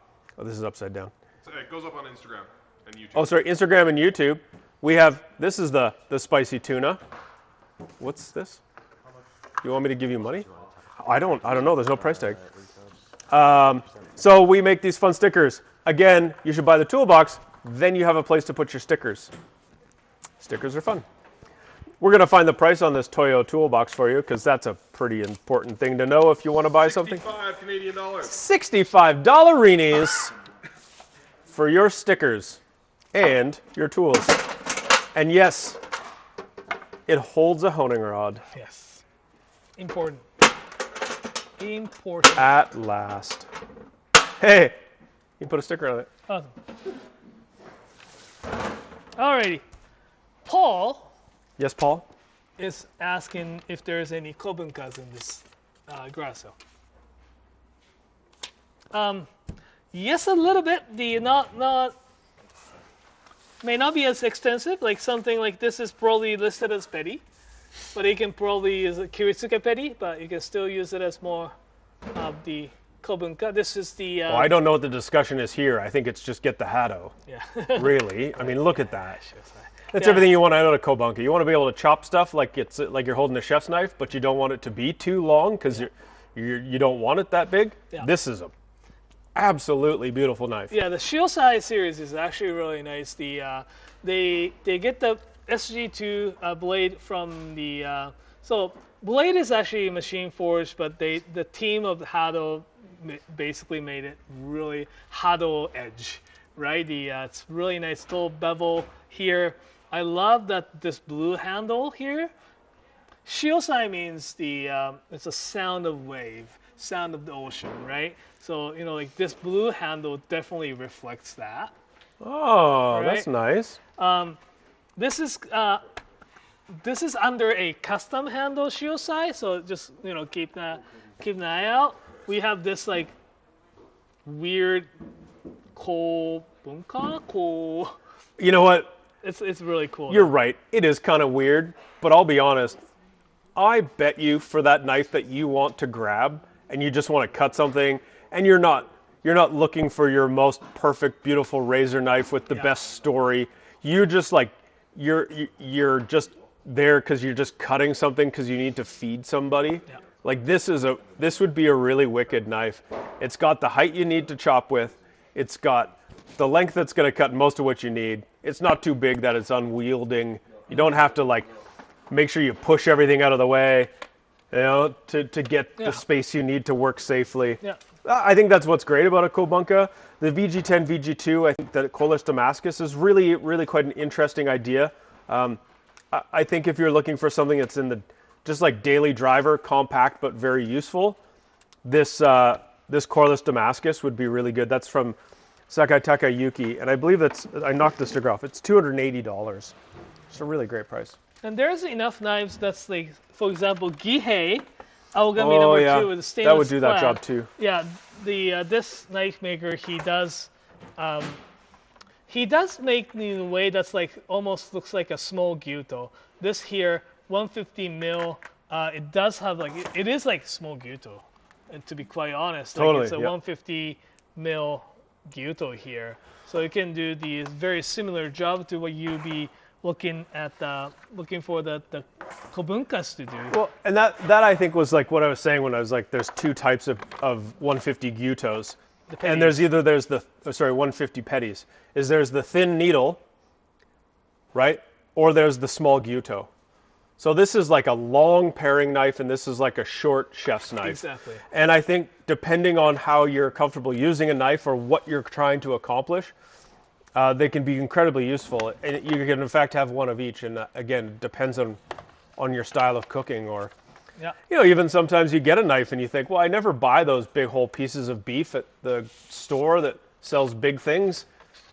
But I've never known what to do with it. Maybe I'll look up some butchery on YouTube and buy a great little knife, and you might find it opens the door to some sort of new kind of thing that you wouldn't have cooked before. So yeah, sometimes these, like getting a new knife or a new frying pan, it just like serves as some inspiration in your kitchen. And, Yeah. We all need that sometimes.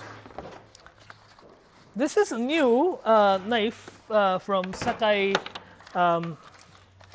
Torque Sakai.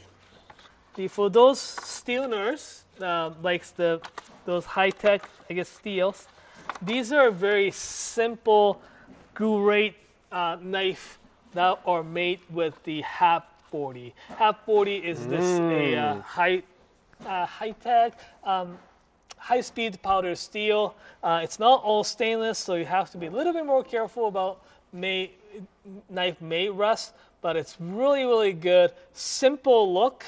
It's got the distal taper from the spine towards the edge, which means it's just like a little bit thicker at the spine, like where it attached to the handle, and tapers it down a little bit nicely. Super nice and thin blade. Yeah, it's like elegant, right? Like it's really nice. Yeah, and we're talking about $300, $400, $320 for the Santoku, $390 for this 210. This is the Toroku, Toroku, Yeah. Sakai, Sakai. This is a great knife. It's simple, yeah. but it does like This is the kind of thing that like a chef uses because they don't need the knife to look fancy. Exactly. They make food that's fancy. Yeah. You know, the food's the star, not the knife, but dependable daily use and like very high use. Yeah. This HAP 40 steel would be really, really great. Like you said, it has high wearability, which is one of those characteristics of steel. It doesn't dull quickly. It doesn't grind away fast, which, you know, presents a bit of an issue when sharpening. If you're near us, that's not a problem for you. You just bring it to us and we do the work for you. And if it's not, we can help you get there. We have lots of great sharpening stones. We have an incredible selection. And we've got a lot of people that are available to help you at all points in time. We do have this chat function on our website. We have a help desk, and we have an email address called hello@knifewear.com. So you got questions, just hit us up.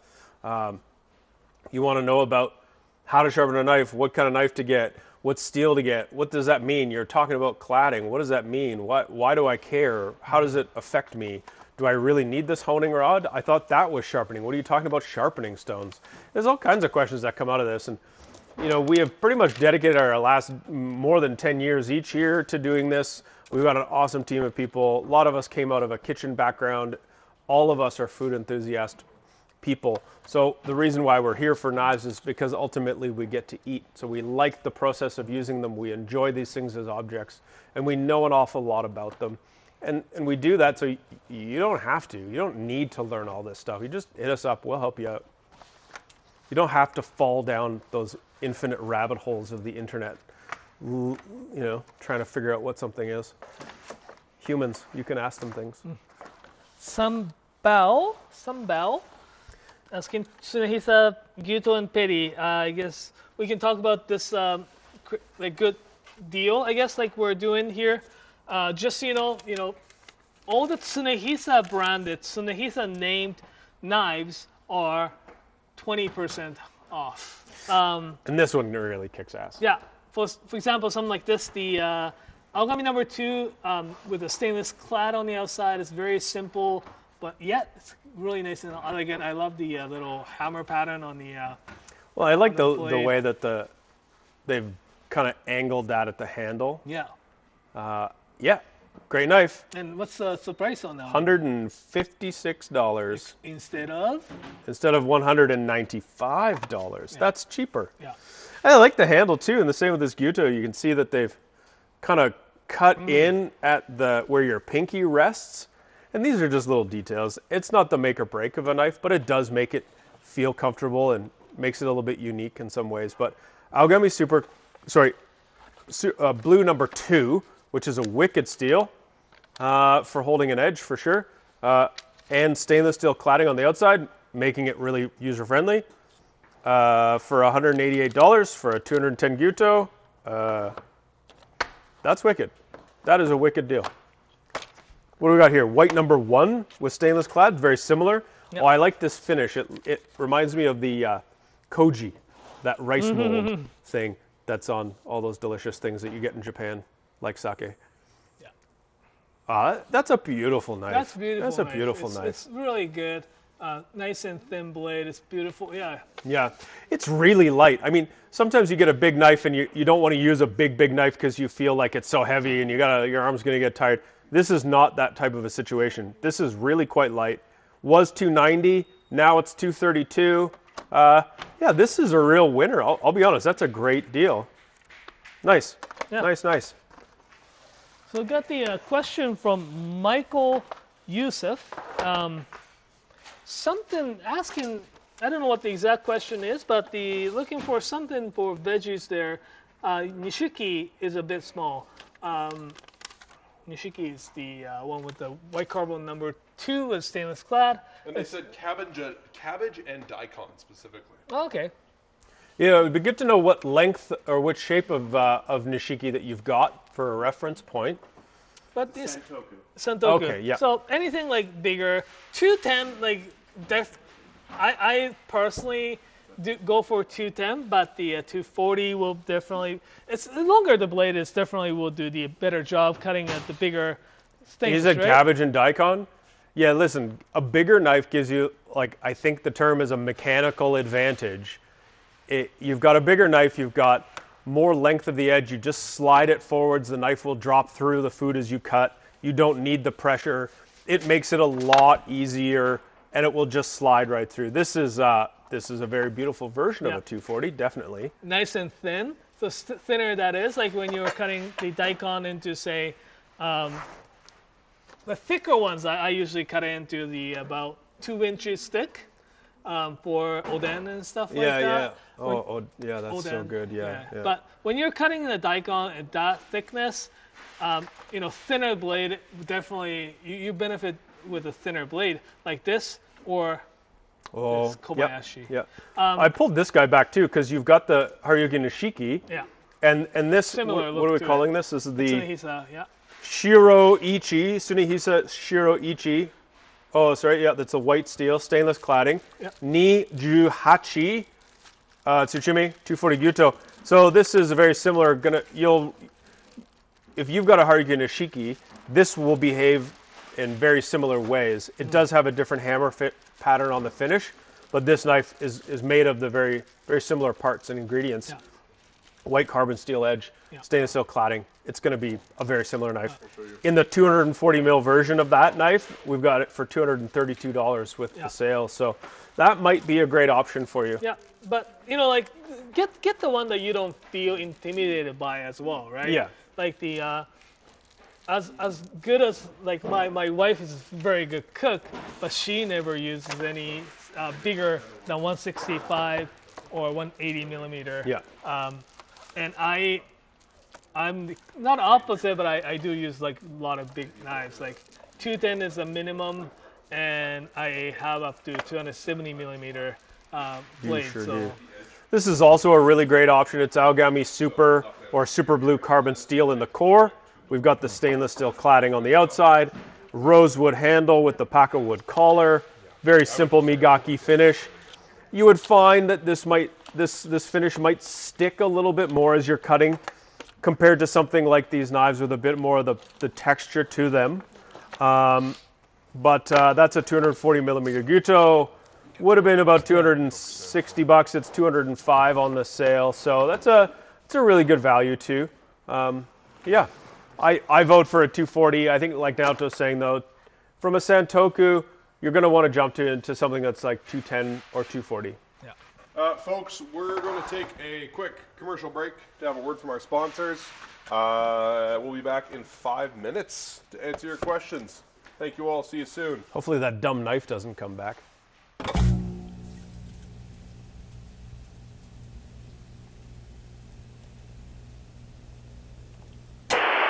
Come on down to Crazy Nate's Knife Warehouse for the famous Knifewear Garage Sale. This May 12th to 19th. Hey kid, wanna buy a knife? We got one-of-a-kind knives. We got knives from new makers. Come on down to Crazy Nate's Knife Warehouse. Every knife your mother could ever want. You know me, I love in-flight peanuts, but you don't need to travel across the world for a Japanese knife. We bring them to you. We got Wa handle, Yo handle, Kurochi, Tsuchime. Look at all these knives. I got too many knives. You gotta take some of these knives off my hand. We even got Meguro Bochos, and we're slashing prices. Oh, you like psychedelic knife handles, man? Far out, dude. Look at those trippy colors. We got all kinds of these things, man.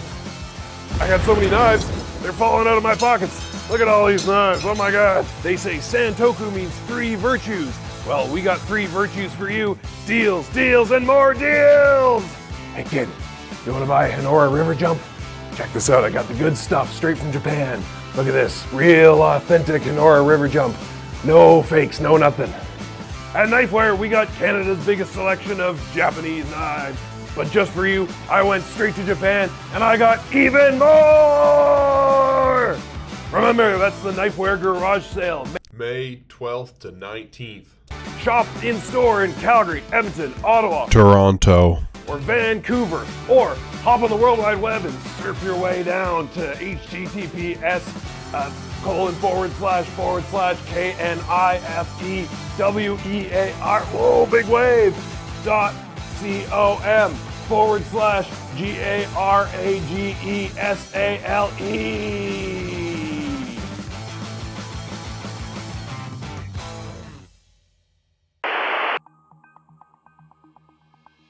Have you or a loved one been affected by dull knives? Are you a victim of dubious sharpening gadgets? You may be entitled to get your knives sharpened. Here at Knifewear and Knifewear, we're always watching out for your fingers. Dull knives affect over 10 million Canadians each year. And did you know you could be among the affected without even knowing it? Did you know you're more likely to cut yourself with a dull knife than a sharp one? Common symptoms of a dull knife can include hating cooking, cutting yourself every time you prepare a meal, carrots flying across the kitchen, and that annoying smacking sound your knife makes when it hits the cutting board. Desire to order takeout, buying expensive pre-cut food, or just not eating at all. It's time to take your kitchen back. Join the millions of Canadians getting their knives sharpened. Save your fingers today.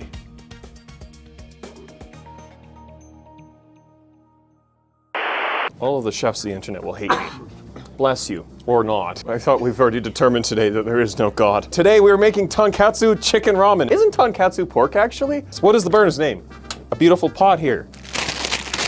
For those of you who don't know, I am the cheese man. We're making a cheese-inspired ramen. Pour in chef pincers. I have a pair myself. They don't pay me to say that. Oh, whisk. Do you sell these too? One might even consider it the right tool for the job. Emmental. Fontatsu. Contactu? A lovely microplane blade. Can you believe the cheese strings, the cheesiness of this cheese? Chopsticks. Ooh, that's what a fucking waste of my time. And we're back. Parmesan, because it's 60-month parm. I know what you're thinking. Golly gee, 60-month parm in my tonkatsu? I have a little store in Calgary. You have to find it from there. I got you all your provolones and burratas in here. You might be thinking, burrata? Trench coat? Yep, the pockets are wet. Okay, I'm trying here to showcase all of the products. Is it helpful? Okay. More, Daddy? These are from our dear friends at Cow's Creamery and PEI. And the boom operator. Ooh, hands. Ooh. Yeah. There's nothing like warm cheese breath on your neck. Okay, next thing we have from Xavier David. So this is a crottin, which roughly translates to goat, from goat shit. They're very popular in France. The cheese, not goat shit. I'm not sure what they do with that. Ooh, this is Riapel Brie from Fromagerie d'Ile in Quebec. I think I'm gonna give up my career. It needs more Emmental still. Our fondue tonkatsu. We figured it out. Okay, if you can't tell, when they asked what we're doing, I said, just start the camera and we'll go. It's turning into a nice broth. Okay, it needs more cheese. If I had life advice to give, it just needs more cheese. So now with the addition of the Riapel, we're at 5. I don't even have a website up right now. It's gonna be even better for them to find it. We have a special treat for you today. The truffle. Ooh, truffle-scented life. That'll be the name of my biography. This is called a Katsu Obushi slicer. Katsu Obuchi slicer. Directions. Would you like to translate this for us? Mine's a little rusty. It's like, what was that old? Will it blend? Will it katsu Obushi slice? Oh, it did it! I have no faith. Needs more cheese. I might just use this all. Life's short. Ooh. Oh, found a new sound. See how much coffee I've had? Tiny Fish Co. It's gonna make some sort of filthy euphemism talking about a cute box, but I'm using restraint. What I love about this one is there's cheesy jokes on it. How do shellfish find their way home? Muscle memory. This is Alps 7, made in Japan, but it's called Alps. You see the sharp blade here? Then that's why I'm not gonna use it. So it's chorizo mussels. They look delicious. If you're a fan of conservas, oh, that's the right amount, I think. I'm smelling it now. Perfect. Okay, I think it's time. Oh, the ramen. You can put it in the hot tub style, like this, where it's just chilling. Put little arms on it. Oh, are you implying I should put the lid on? The starch in it is starting to thicken the broth, so we're all set. Not to say that we don't know what we're doing. More parm, just like pasta, gotta finish with beautiful parm. Just makes your heart happy. And clogged. I got the thumbs up from the producer. Ooh, mussels. 1, their oil, 2. Nope, just kidding, you thought I was gonna do 3. Suckers. It's still very hot. We nailed, you know what? I'm so sorry, I'm the idiot. It deserves another one. Oh, right on top, okay. Right at the apex of my caffeine high, I can feel it. And again, genuinely, it's caffeine. I might even share with my friends. If you have any of the wonderful products you've seen today, the cookware, the spoons, not this spoon. We have it all. Okay, ready? It's one easy number, 1-888-669-6168. That's right, 1-888-669-6168. Operators are standing by. 24-hour service, right? Who's on the phone all the time? Who orders knives by the phone? I do. That's who does. Thank you so much.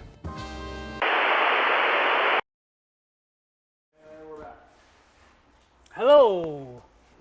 Oh, me? All right. Naoto was really excited as we went to that commercial. He was like, this is the first time we've had a whole set of the Kokusens, which is true. It's been, I don't know if we've ever had a whole set of these things, but it's pretty rare. But look, we have a whole set of these. 130 petty, 150 petty, bunka, nakiri, 210, 240, and a 240 Tsujihiki. These are Aogami Super. Which is a really great type of steel that I really like. I like it in a lot of knives, and in fact, one of our most beloved knives we've ever sold is the Masakagi Koishi, and is made with that exact type of steel. Why do people like it? Because they just use it and they go, "Why? This is still sharp," and it's always sharp, and it just stays sharp for a really long time, and that's such a great characteristic of a knife.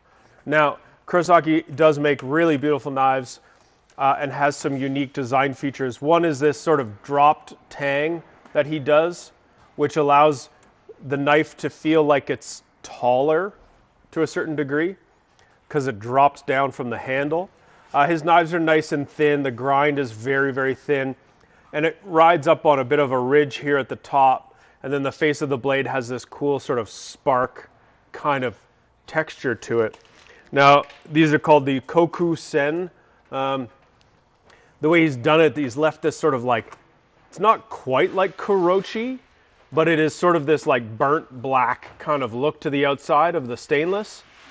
What a really nice knife. It's beautiful. Knife. And I think you could expect similar performance as you would to something like a Koishi from these. Well, I mean, if you really wanted to buy a super, super sick set of knives, you could buy one of each of these knives, and you could get a nice knife magnet, and you could put them on your wall and get a honing rod and a good larchwood cutting board. Then you'd probably never need to buy another knife again. They'll look really cool. Yeah. That will look really, really cool. It would be a very cool set, yeah, for sure. So I don't know if this was a particular question for somebody or not. One of the newer. You know, the price range is great. The 240 Tsujihiki is $450. You know, the Santoku Nakiri or the Bunka Nakiri are $370. It's always sort of a good midpoint. I just want to talk with them because I've only had them once before and they sold out immediately. So we've barely got to talk about them. No doubt, yeah. And they're so cool. Yeah. So yeah, we got the whole line, which is actually really, really cool. Awesome. there's a little question, Petty under $300. Dustin. Oh, Dustin, that's a really good price point to be looking for a petty. Yeah. We have Full carbon or clad. So carbon edge is the priority, is what it Yeah. sounds like to me. So we have a blue. Explain what that means to people. I will, yeah. So these two, for example, are blue steel, blue number 2, and Aogami Super, or Aogami and Aogami Super, or blue and super blue is a better way of saying it. But then they have cladding with stainless steel. Cladding is just like it's a layer. It's like when you wrap your house in siding is cladding, right? And so when they're making knives in Japan, they use incredibly hard steel. They do that because that hard steel holds its edge a longer time. And that's what you really want out of a knife, to be sharp for a long time, not use it 3 times and go dull. They protect that hard steel because that hard steel can be quite brittle. They are protecting it by using a softer layer of steel on the outside. And in most cases, you'll see that if a knife is stainless steel at the edge, the cladding steel will also be stainless. If it's a carbon steel edge, it will most often be carbon steel cladding. In some cases like this, we get these knives that have a carbon steel edge, but a stainless steel cladding. Why do you do that? Well, it's because carbon steel will rust, and it means you're obsessively drawing the knife off. You're trying to develop and maintain a patina or an iron oxide layer that reduces the reaction. And so when you do that, sometimes people are put off by that because it just seems like an extra amount of fuss. The stainless steel layer kind of gets rid of a bunch of that fuss, but it does leave you with this wicked performing edge that's super sharp and super nice. Kind of in the best of both worlds, I think. So here we've got 4 options for you that are all carbon steel at the edge. 2 of them have stainless steel cladding, and they both have a similar texturing, where we've got this like sort of peened, dimpled, hammered surface. That surface is nice. It breaks up surface tension like tread on a tire. So when you're cutting through something wet and dense, it's going to have less resistance and less. It's not like a slice of cucumber won't stick to the side of the knife, but it's more that your knife won't bind up and feel like you've stomped on the brakes. These are both very nice and thin. So we're looking at 2 Anru Himono knives here. Anru Himono knives are quite popular, and they're quite a good price at $189 and $257 for those 2. I like this 150, as we were talking about earlier. It's a little taller. Could do double duty as a small Gyuto. Now we've got a Murata Aogami Super petty here, and this is just iron on the outside. So this is when we're talking about rust. What you do with it is use it and wipe it dry. Don't let water evaporate on it. You'll see if you cut something acidic like a lemon or a tomato that it will react really quickly. But the reason you want to try and develop that patina, in fact you must develop that patina, is that it will help to slow that reaction down. My first Japanese full carbon steel knife was a Moritaka Santoku, and I scrubbed it clean until it was shiny every night and got rid of all of that water stain. And that was the wrong choice because every day it was like I was fighting an uphill battle. What I learned and developed over time was this beautiful patina that slowed that reaction down and become much nicer to use. But you do need to sort of be a person who wants to take care of things that way. Things like people who like vinyl records and they appreciate a leather jacket breaking in. That's the kind of thing that you've got to want to deal with. So here the Murata Aogami Super is a super nice knife, a nice thin, slender blade. Also here we've got the, this is a Sakai Kikumori, right? Yeah. MK. It's made by a Minomo-san as well? Yeah, Minomo Kajiya. And this is a nice tall blade. It does have a nice big handle to it as well. I think that gives you some real multi-purpose where you can hold it further back if you're trying to cut something larger. I like this knife. It's got a real cool texture to the surface with the Kurochi finish. Kurochi is blackface, is what that means. But it's a really attractive knife, and it feels good. It's got a nice balance to it. And also forged by 91-year-old Yeah, blacksmith. it's also forged by a 91-year-old, and it's $190. Hey, I have a question. I wanna hear Oh, you know what I think. an opinion about these These are the best. tweezers or tongs or they call it chef tongs, chef tweezers. I guess this is easier. Kanda SB chef tongs. We got it like in between stage, not necessarily all garage sale, but what do you think about this? I thought this is fantastic. It's so precise. They feel the best. They feel the best out of any little tweezers I've ever used. They're very nice and straight, so they've got very accurate sort of bite to them. And they've got enough spring to them. Yeah. Right? But they're very gentle. Yeah, exactly. If you're trying to pick up very small things like beautiful little amaranth leaves or something, or a flower, Yeah. you'll be able to grab it and move it and place it nicely, but you won't damage it. Exactly. Right? You don't have to squeeze hard. Yeah, you can close it with a minimal, I guess, like, it's almost like using your fingers, right? Because your fingers, you can, Yeah. Yeah, it's almost like using your fingers. I hadn't thought about that. No, they feel very natural, and they are very nice feeling. Also, one thing I always look for with tweezers is if you grab them and squeeze them. Sometimes when you squeeze them really hard trying to pick up something that is harder or heavier, the tips will actually hit to a point where they flare back out, and then you drop the thing you're trying to pick up. And well, these are pink gold, so I mean, obviously. So we have the silver, $25, black, $35, and pink gold, obviously, $45. Yeah, and I think by silver you mean stainless. Oh, stainless. They're not actually silver. Sorry, guys. If you wanted to add The color. beautiful tweezers to your silver. silver cutlery, But these are, they're great. No, I think they're. I thought it's a great dimension, too, Oh, listen, right? this is just like so many other things that we find in Japan. We're like, oh, you've made exactly the same thing as everyone else, but you've just done it in a way that just makes it better version of the same thing. I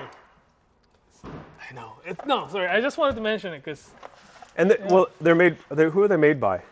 it's it's a company called Kanda, but I'm not quite sure if it's How do we find them on the website if we're typing it in? Kanda, Kanda. Yeah, They should be able to find it. great. Okay. Kevin is looking at the 80 mil petty, and I think it's great to talk about this new line of Mikuri. Oh, we got some because- really great 80 mil yeah. petties. So that's not part of the garage sale. no, but We're doing a garage sale. But it's a new line, right? So we get to kind of talk about it a little bit, I think. We should talk about it. Yeah. It's a really great knife. Yeah. So we have those lines here. The one is Sakai Takayuki VG5 line. It's beautiful. It's got nice. I love how it cuts. Yeah. Like cut out on this angle here, so when you hold it, you don't cut yourself. Like you don't cut yourself with the heel there. Yeah. It is nice and tall, so it's instead of you could use it as peeling knife like this. But you could probably still use it like great cheese knife type of stuff as well. It's like really nice. Well, finely cutting anything, Yeah. right? You just want to like really perfectly finely cut some green onions or a shallot or something. Yeah. Segment a citrus fruit. Citrus, yeah. So this one here is the 100 millimeter length. It's not exactly 80, but it's great little paring knife. We do have also like hand forged version. Anryu Hamono, the Ikeda-san does a really great job. It's the so blue number 2 with the cute. stainless clad. Still got a really crazy taper. Like a short blade like this and it has this much taper is kind of crazy. It's great, keep it like this. Also, because of hand forged blade, because it is a bit taller or deeper here at the heel, so you can just do that small. It's a great little knife, yeah. And the Mikuris. Yeah, Mikuri is kind of designed and then concepted by the, for the chef use. So skinnier blade, right? And the heel is got cut off like a little bit, like cuts like this way, so you don't cut yourself as much. There, and it's 80 mil petty or something like this size was. They do make them, but it was hard to come by. So they decided to, have this as a regular line and really nice thin blade, So you can do like very tiny, like like precise deveining work. a prawn or Yeah, something. exactly. Yeah. This is the $120. Yeah, that's a great price. VG5 blade. So for someone, if you are specifically looking for 80 mil petty, that keep this in mind. Yeah. It's a great choice for It's a great option. And so when we said it's not part of the garage sale, I mean the garage sale is what we're here to talk about today. It starts Monday morning at 8 a.m. on Mountain Time, and that's on our website. Our stores, retail stores here in Canada, are open at 10 a.m. We have one in Toronto, Ottawa, Edmonton, Calgary, and Vancouver. They open at 10 a.m. You can go there and shop there. This is a sale that we do in the fall and here at the spring. And Naoto's been in Japan where he's gone to meet our suppliers and talk to new blacksmiths and meet old blacksmiths. And buys a bunch of stuff. And it's not the stuff that we keep in stock all of the time. It's not the stuff that you find in our cases when you come into our store. It's unique stuff. Sometimes it's one-of-a-kind stuff. Sometimes he just turns over a box in the back corner of a warehouse and says, "What are those?" And they're like, "Those have been there for 10 years." So he says, "How much?" And we get really sweet deals, and we have some really great deals. We have Tsunehisa knives are on sale again. We've got some really good stuff. And it's an opportunity for you to pick up a couple of good knives if you have some gifts ahead that you want to give people. Say you are just sort of starting out into Japanese knife world. Say you're really deep into it and you want to find really cool, unique things like these knives from Nakagawa. We've got these new Nigaras that are made of really cool steels like SPG Strix. That sale starts Monday morning, 8 a.m. It goes for an entire week, all the way back around to that Monday afternoon. We'll be here Monday morning about 7:45 our time here, Mountain Time, and we will run this live stream again almost the whole day. We're here to help you, answer your questions, show you things, even if it's the thing you just bought. Now, when you buy stuff, here's what you do. You go, you pick it, you put it in your cart, and you check out. Before you do that, try to make sure all your details are correct because some of these things will go very quickly, and there's definitely one of you who will have this in your cart and you will go to checkout and it won't work, and that's because someone has bought it before you. They had it in their cart and they checked out before you, and unfortunately, there's not a ton we can do about that. We've tried in the past, but sadly, it's just the fact of the matter is there's not a lot of these, and it's a bit of a race. Call Mr. Shopify if you don't like it. Yeah, well, we've tried different things. We had an app last year. We crashed it. There was so much going on. So, bear with us. Act fast. Get what you can and get out. You can always come back later and check. In fact, the store inventory is not available online until the end of the first day, and then it comes back up and is online and available. So in the evening, about 6 o'clock, more stuff will start coming online. Yeah. And that's the same time that we get to buy knives. We're not allowed to buy knives.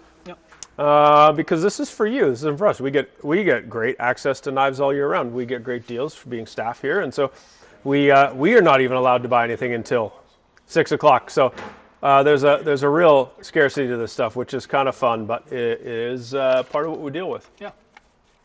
Alrighty. Well, can I ask you a question? Yeah. Well, this the T-Luft. T-Luft. Oh, okay. The probably just wanted Someone's to writing see in microfiche back there. Shinchu Nakiri. Shinchu in Japanese actually means a brass. Oh, okay. Shinchu Damascus or the brass Damascus. So it's more like gold Damascus. We had a Saji with the rainbow Damascus before, right? Rainbow it's got a copper and brass. This was basically all the. It's really nice and thin behind the edge. Really, it's really well executed. It's got a really nice, again, fuller bevel from here. It tapers it down very nicely. It is going to be another great razor if you're looking for something thin and does the job. Well, and VG10 is a type of steel we see a lot, and sometimes people, deep into the world will kind of poo-poo this steel, but to be honest, but it's actually VG10W. Well, VG10 or VG10W. Whichever, they're very, very good at being a kitchen knife. Yeah. They're hard so they stay sharp for a long time, but they're a little tougher so they're not as easy to chip. Yeah. They're stainless steel so they don't rust and you don't have to fuss over it. Yeah. And, the And it tungsten- would take a Victorinox down Yeah. in a second. And it's just so good. This W makes it a little bit more toothier in the edge as well, so that's Yeah. actually pretty good. Yeah, W. W. Tungsten. Here, versatile first knife. Yeah, Jiruko. Jiduko. These are, I think, it's got a really cool selection here. Any Tsunehisa, again, like just a reminder, any Tsunehisa knives are 15% off. These are fantastic. Most of the Tsunehisa knives are easy to take care of. It's either all stainless steel or the stainless clad. Stainless steel ones were, again, really easy to take care of. You don't have to worry too much about rusting in it or stuff. But this particular one here, the Tsunehisa Ginsan Sanjugo. Ginsan is the good, nice, really well-made stainless. Look at how beautiful that knife is, though. It's got the super cool, I don't know, smoky Damascus-ish. Could I get a price check? Price check, please. This is really cool. It's really nice, and a 165 millimeter Santoku. This thing, I just sort of holding it like this with my hand because this is how I cut with something, just to give you some perspective of what it's like, what you're going to use. So it's definitely bigger than a paring knife. It's smaller than a proper chef's knife, but it's very comfortable to hold and use. Yeah. You can cut, I would say, 75% of what you'll find at a grocery store with this. Okay, thank you. This knife's $230. And it'll probably most likely 20% off from that. So it'll be 20% off from that $230. So this is a really great first knife. This size and shape does everything you need it to do with some limitations. Almost Bigger, like $50 denser, off. heavier things. It'll be harder to get to. Yeah, it'll be less than $200. Yeah, it'll be $46 off. Yeah, so Tsunehisa, Ginsan, Sanjugo, Sanjugo. Yeah. That would be a really wonderful place to start. Yeah. Now, if you wanted to and are comfortable with larger knives, maybe you use a larger knife as it is, something that's in the 200 to 240 millimeter length of the edge, that's going to be really nice to use. And to me, I think if you're going to have one, get a 210 Gyuto, you can make it do everything. You can really build a set around that too. Now we've got this guy here, 440C, Sanju-san. These are all numbers. Ich, ni, san. San, yeah. Ju 7? Ju is the 10. Oh, San, 10. 310 3. So 33. 310 3 is 33. Yeah. Yeah. Now, this is $180 after the discounted price, so usually it's $220. This is made out of a great steel that's called 440C, which would have probably been considered the VG10 of steel before VG10 became the VG10 of steel. Yeah. And so it's a really tried and true type of steel. It's stainless, beautiful mirror polish, Damascus, but there is this nice sort of Nishiji style of texture on the knife. Nice curvature to this edge, so when you're chopping and rocking away, it's going to feel really nice and smooth. It's going to roll as you cut. For $180. That is really quite a wicked deal. Yeah, like any stainless steel knife, like at the Gyuto or Santoku or Bunka will be like very versatile knife to start. Yeah. And yeah. And if you wanted to start and not have to ever consider rebuying, I would consider this. This is Minamo. It's a 210 Gyuto. So SG2, that's the steel type here. SG2 is powdered stainless steel, so it is the next level up where we've got the performance and edge retention of something like carbon steel, but we have the non-rusting characteristics that just make the knife really, you don't have to fuss over it. You just cut stuff with it, wash it, dry it, put it away, and you're good. Now, this is a beautiful knife with this really cool textured surface that keeps food from kind of binding the knife up. Ebony wood handle, $540. That's the price. When we buy stuff special for the garage sale, we just keep the price low. And Oh, Jesus. I just heard a swing right next to me. And then if you're really into some functional art, this is the Hatsukokuro Hayabusa Blue No. 2 Rainbow Damascus 180 millimeter Santoku. It's a little longer than the 165. So you just get another inch of length there. And yeah, what a absolute beauty of a knife.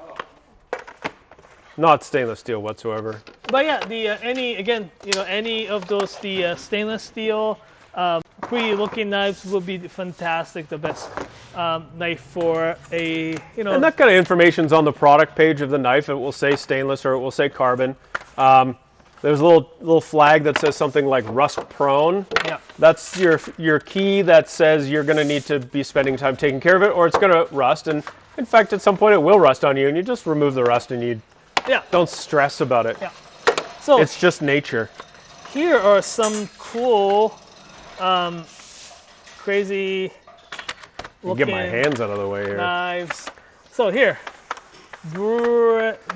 They call it Brito, but Brieto is how it kind of writes. Brieto. This series is it's one of those like rare knives that we. Does it mean brie sword?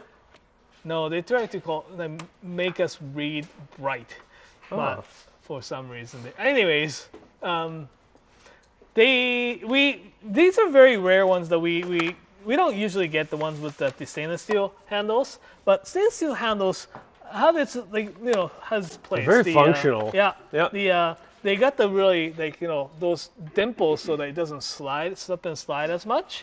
We have quite a few selections here.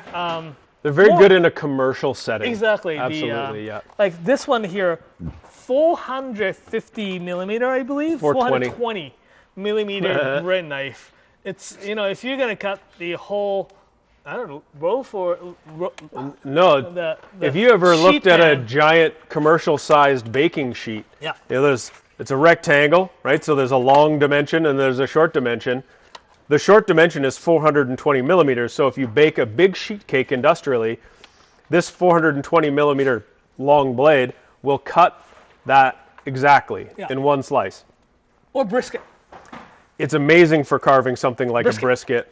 I worked at a catering place where we would bake focaccia on full sheet pans. And then we would cut that focaccia in half completely and would make one giant sandwich and then cut it into smaller sandwiches. Like Fong and Felicia's dad would have died for one of these knives, right? These are, it's just like the Muffalata Supreme. Yeah. But there's other really great shapes and sizes. That's great. Nathan just said Muffalata Supreme is going to be his wrestling name. That one's great. It's the ultimate ham knife, right? Like when you get a. Is that your wrestling name? What, ultimate ham knife? Come to the ring, the ultimate ham knife. Sorry. Salmon slicer, ham slicer. When you get the. Iberico. Yeah. When you're making gravlax. We do have the few flexible selections like these, and so it's this one here. $95. It's really nice. It's very flexy. Yeah, I think that is slightly more flexible. I think it's M121 is a bit flexier than this. Is a little bit more stiffer, I think. You don't want to mix it up. Yeah, that is interesting too. There's like little debas. Yeah. We have I would say this is flexi. Yeah. This would make a really nice trimming knife. When you're just trying to get, fat and sinew off of a piece of meat, like this would be excellent because it's bendy, so you can kind of ride it along the surface, but it's not going to flop over on you. We have small, nobody wants that. Chicken butchery. Chicken butchery. I could also see if you are opening a fish, right, that you've caught and you're trying to open it up, so you're cutting open at the guts. Yeah, handle as well, because it's stainless steel. You don't have to worry about the. Yeah. You wash and sanitize the whole thing. Yeah. So these are great. These. Yeah. people do like those stainless steel handles. If you right? work in the kind of restaurant where your boss is like, all right, now debone 2 cases of chicken thighs. Yeah. Yeah, And then absolutely. spray everything down with bleach afterwards. So yeah. Hello. Awesome. See you guys Monday. Have a good weekend. Get some good rest, everybody. Alrighty, so there we have something super cool. These ones are actually really nice. To the Sakai Kikumori Shiwon. Shiwon basically is a series with the whole different type of handles. I'm just going to be really quick opening up these. Blade is made with the VG10 stainless steel. Sakai Kikumori is really well known for their like sharpening, right? Like so thin behind the edge, and it's actually really pretty. Like look at how it's shiny. It's got the Oh yeah, those are nice. Blade is actually exactly the same as their Sakai Kikumori Handles are lovely though. heptagon wood handle, but they've decided to put some fancy handles. Like these are all lacquered handle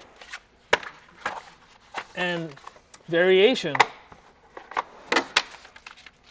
Oh, who doesn't like this? It's like, That texture is super nice. right? Like Yeah, these are very classy. This one looks like jade. so. It's a limited selection. We only probably have 1 or 2 or 3. I can't remember how. Oh, many. $185. Yeah. So. Yeah. It's very good deal. If you are looking for something super unique, Sakai Kikumori Shion series is great. We also, talking about the special handles, we did actually have quite a bit of selection of special really? handles that we. Wait, what's in that big box? Oh, we gotta open that up. Yeah. Let's- Well, I mean, like show the people. let's go full. All right. I can always talk about the chisels. I know you guys gotta take off soon, so I'll No, swap no, with you when you're done. no, just talk about the special handles. Like these are Sakai Kikumori Shion, but also there is a section on our website that has, super cool. We did talk about the Fujiwaras earlier. This would be a Fujiwara Maboroshi, a Fujiwara Nashiji, just like. So we have the full selection of those knives with really Ooh, look at this Kotetsu. handles. Oh yeah. And if you're looking specifically for those custom handles, Dude, that feels great. What a great balance on that. each the title starts with custom. Oh, each knife comes with the title custom handle. So we have like, oh, look at Moritaka.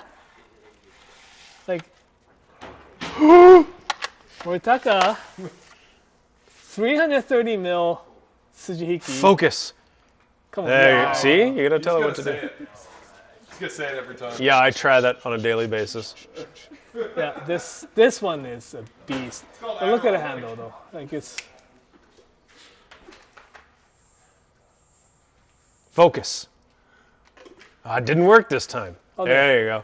there. Oh, so this is the 360 millimeter Moritaka Tsujihiki. Yeah. What a beast of a knife! If you want to talk about cutting up brisket, Right. This is the weapon. With a custom handle, would make this a absolute one of a kind. It is a knife. one of a kind. Yeah, blue number 2, $658 of brisket carving joy. Yeah. So like that. We have some. So yeah, all these will be available. Pictures should be up there. So each one do have like Ooh, what's this guy? Miyazaki. Miyazaki makes these very cool knives. Like we have Tetsuhiro, Kanko. We have also another Blue number Tetsuhiro. 2, stainless clad, nice Yeah. and tall. Got that Hakata kind of style Yeah. to it. So we have a few selection. What are these? So yes, the Tetsuhiro Kanko SG2 textured Damascus. So yeah, we have those Very two, nice. right? That textured Damascus is so cool. I find the textured Damascus is the best texture for releasing food. So, you're not getting that sticky factor. Oh, that's beautiful too. Look at that. Yeah. Okay, this is what we want to talk about. Look at it. This is pretty wild. This is not a kitchen knife. We sometimes, have to get something like these made by Tasai-san in Sanjo. These are actually a chisels. 10-piece set chisels. Oh my That is, God. if you look close, I can open just one up. I'm not going to open the other one then. So the Damascus on here, and look at how flat that uraoshi is, and urasuki is beautiful here. It's all forged into the shape, not much grinding happening.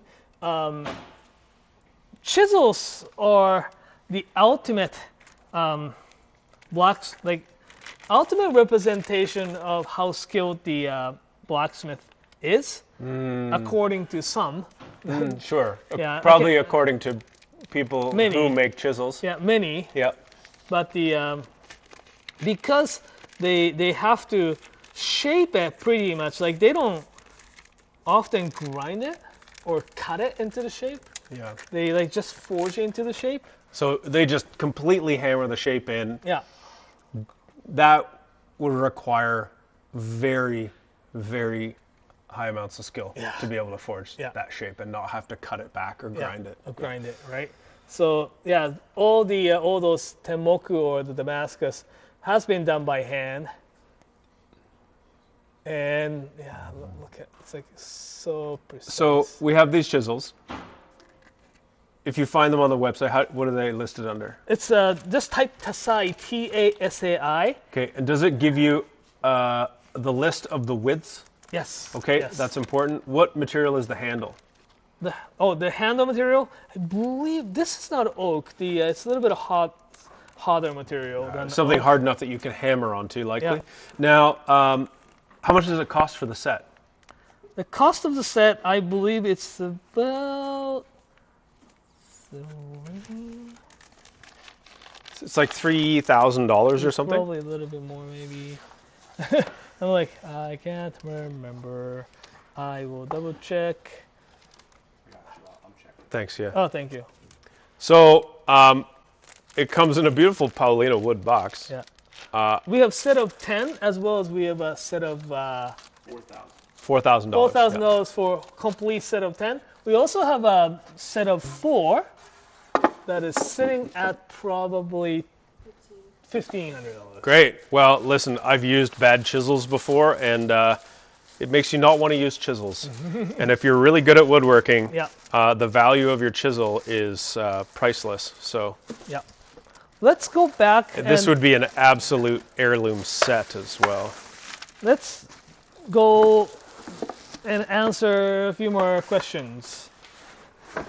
Alfonso Strix with the Setsunehisa finish, probably the Tsujime finish is the one.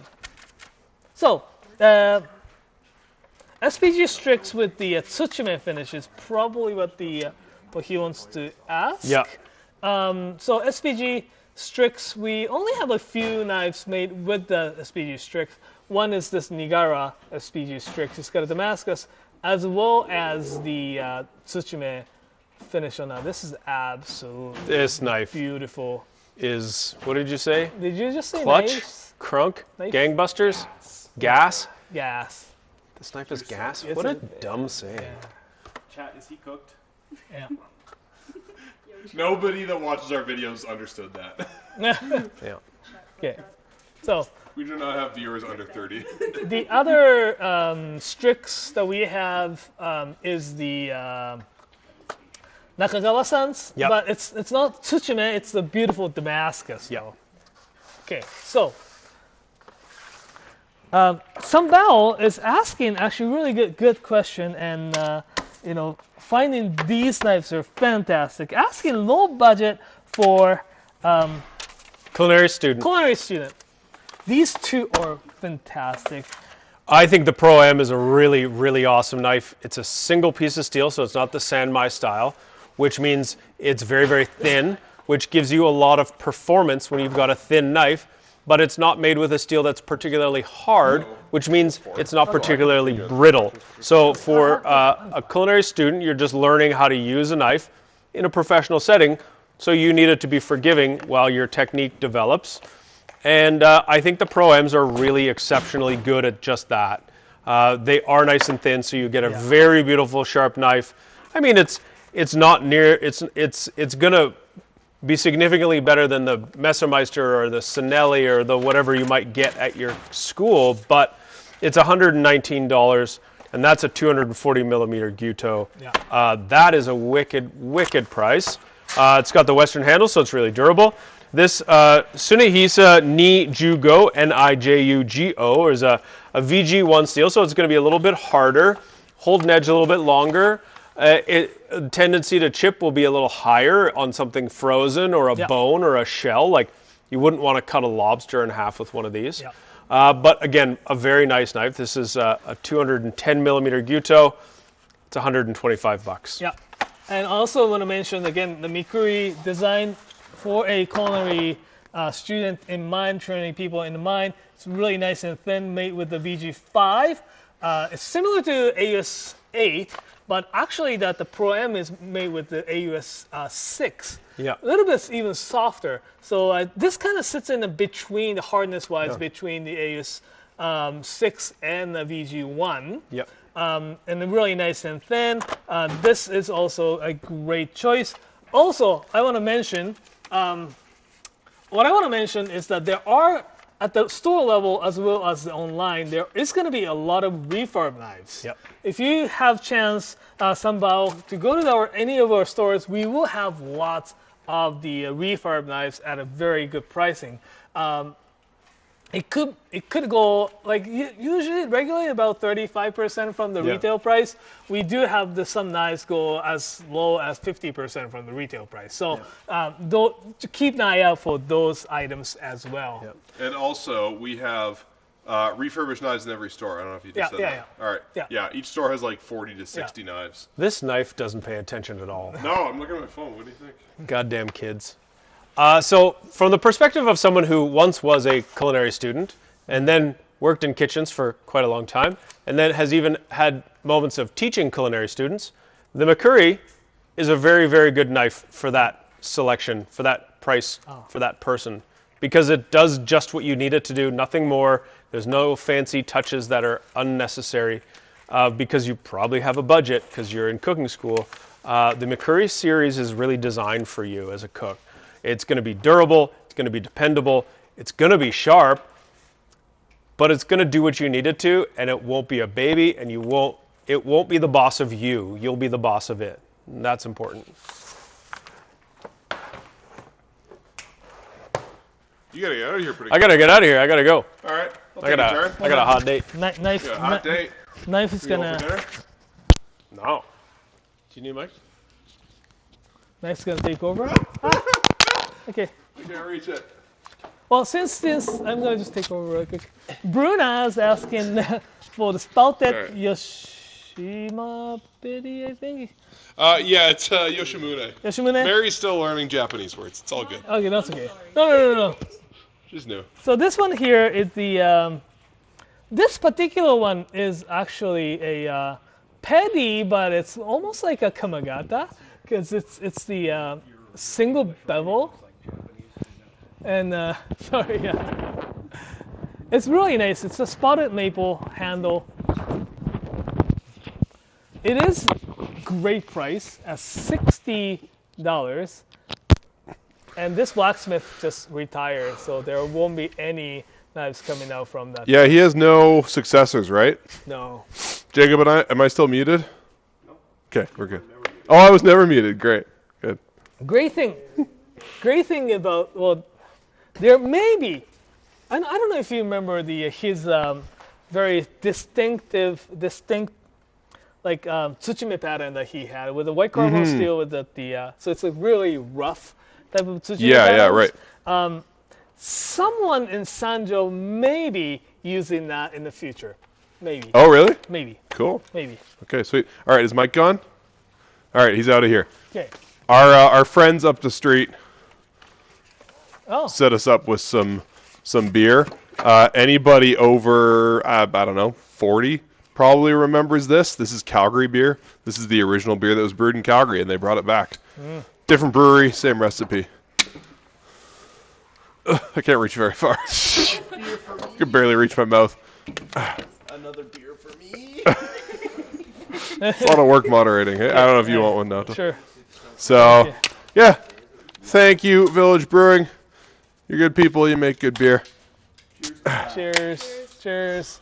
Better try to spill on this microphone. Cheers. Cheers. Cheers. Try not to spill through the cheers. Big thank you to Jacob and Mary behind the camera, and Nolan and Matt from the warehouse, as well as Diana and Avery. You guys want to come say hi? Yeah.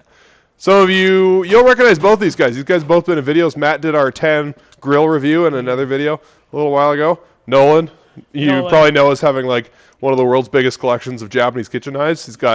He's still around 250. Oh, you sold some. Oh yeah, sold, gave away. All right, fair Gave enough. away a lot. You give away a lot of knives. You're a good guy. All right. You guys got any favorites this garage sale? Yes. Right here. Oh, I can barely reach my mouth. I might need a straw. Straw. What's that? Straw for a beer. Yeah. Oh, yeah. Nolan, you actually... Okay, so people were wondering about this $200 spatula, because it's really cool, but it's also $200, and you own one. I do. And you know the guy that makes them. Yes. Tell us about Nordquist. Jesse. Hold on. Jesse is from Kelowna. He's a knife maker by trade, also an artist, and he's been making tools for me for about 5 or 6 years now. Made a couple knives with him, and this is his latest rendition of the spatula, and it is amazing. And I've been using one for about 4 weeks now, and I absolutely love it. Nice. And it's sleek and beautiful. So you have one of these new ones already? Yeah. Oh, shit. Yeah, no. Yeah, because you have one of the old ones, which was really bendy. Yeah, which was great, but you know, you couldn't really smash anything with it. This one can get like nice and underneath stuff. Nice. And it feels good and it looks really nice. And it's got a really nice patina on it right now too. Yeah, I love that the whole thing is going to patina. I think that's pretty cool. I should bring mine in for Monday to show the comparisons. You should bring it. Oh, shit. Yeah. Cool. You got anything else you really like? This. Right oh, here. yeah, the Nigara folder here. We'll show this guy off. Buy one of those in a heartbeat if I could. Here, let's take a look at this guy. Because that was also... Somebody asked about my favorites, which I'm honored. This is definitely on my list. Nolan picked the... Is this the carbon fiber one? Yeah, I like them all, but the carbon fiber I think is the most... That's your favorite? It just looks so beautiful. Woo! So smooth. Yeah. Made by Nigara Hamono, amazing knife makers. SG2 stainless steel. Really, really nice hard stainless steel. Great for a folding knife. Really thick blade, so you could get down to business with it. Oh, I can't reach very far. Cara Damascus pocket clip with like a little roller ball in there, which is really interesting. It'll help from like bending it. Yeah, so the clip won't get like caught or Well, sometimes clips like bend and just become loose. This one's my favorite. This one, I don't know. That looks like some micarta maybe. This is G10. Thank you. That one's my favorite. It's just so cool. Those like flowy patterns. Also very smooth to open. They all have that Kurochi finish, the black burned finish on the blade. Yeah, that one's my pick. I hope I hope somebody buys that on Monday so that I can't, because we as staff are not allowed to shop until 6 p.m. on Monday at the end of the first day of the sale.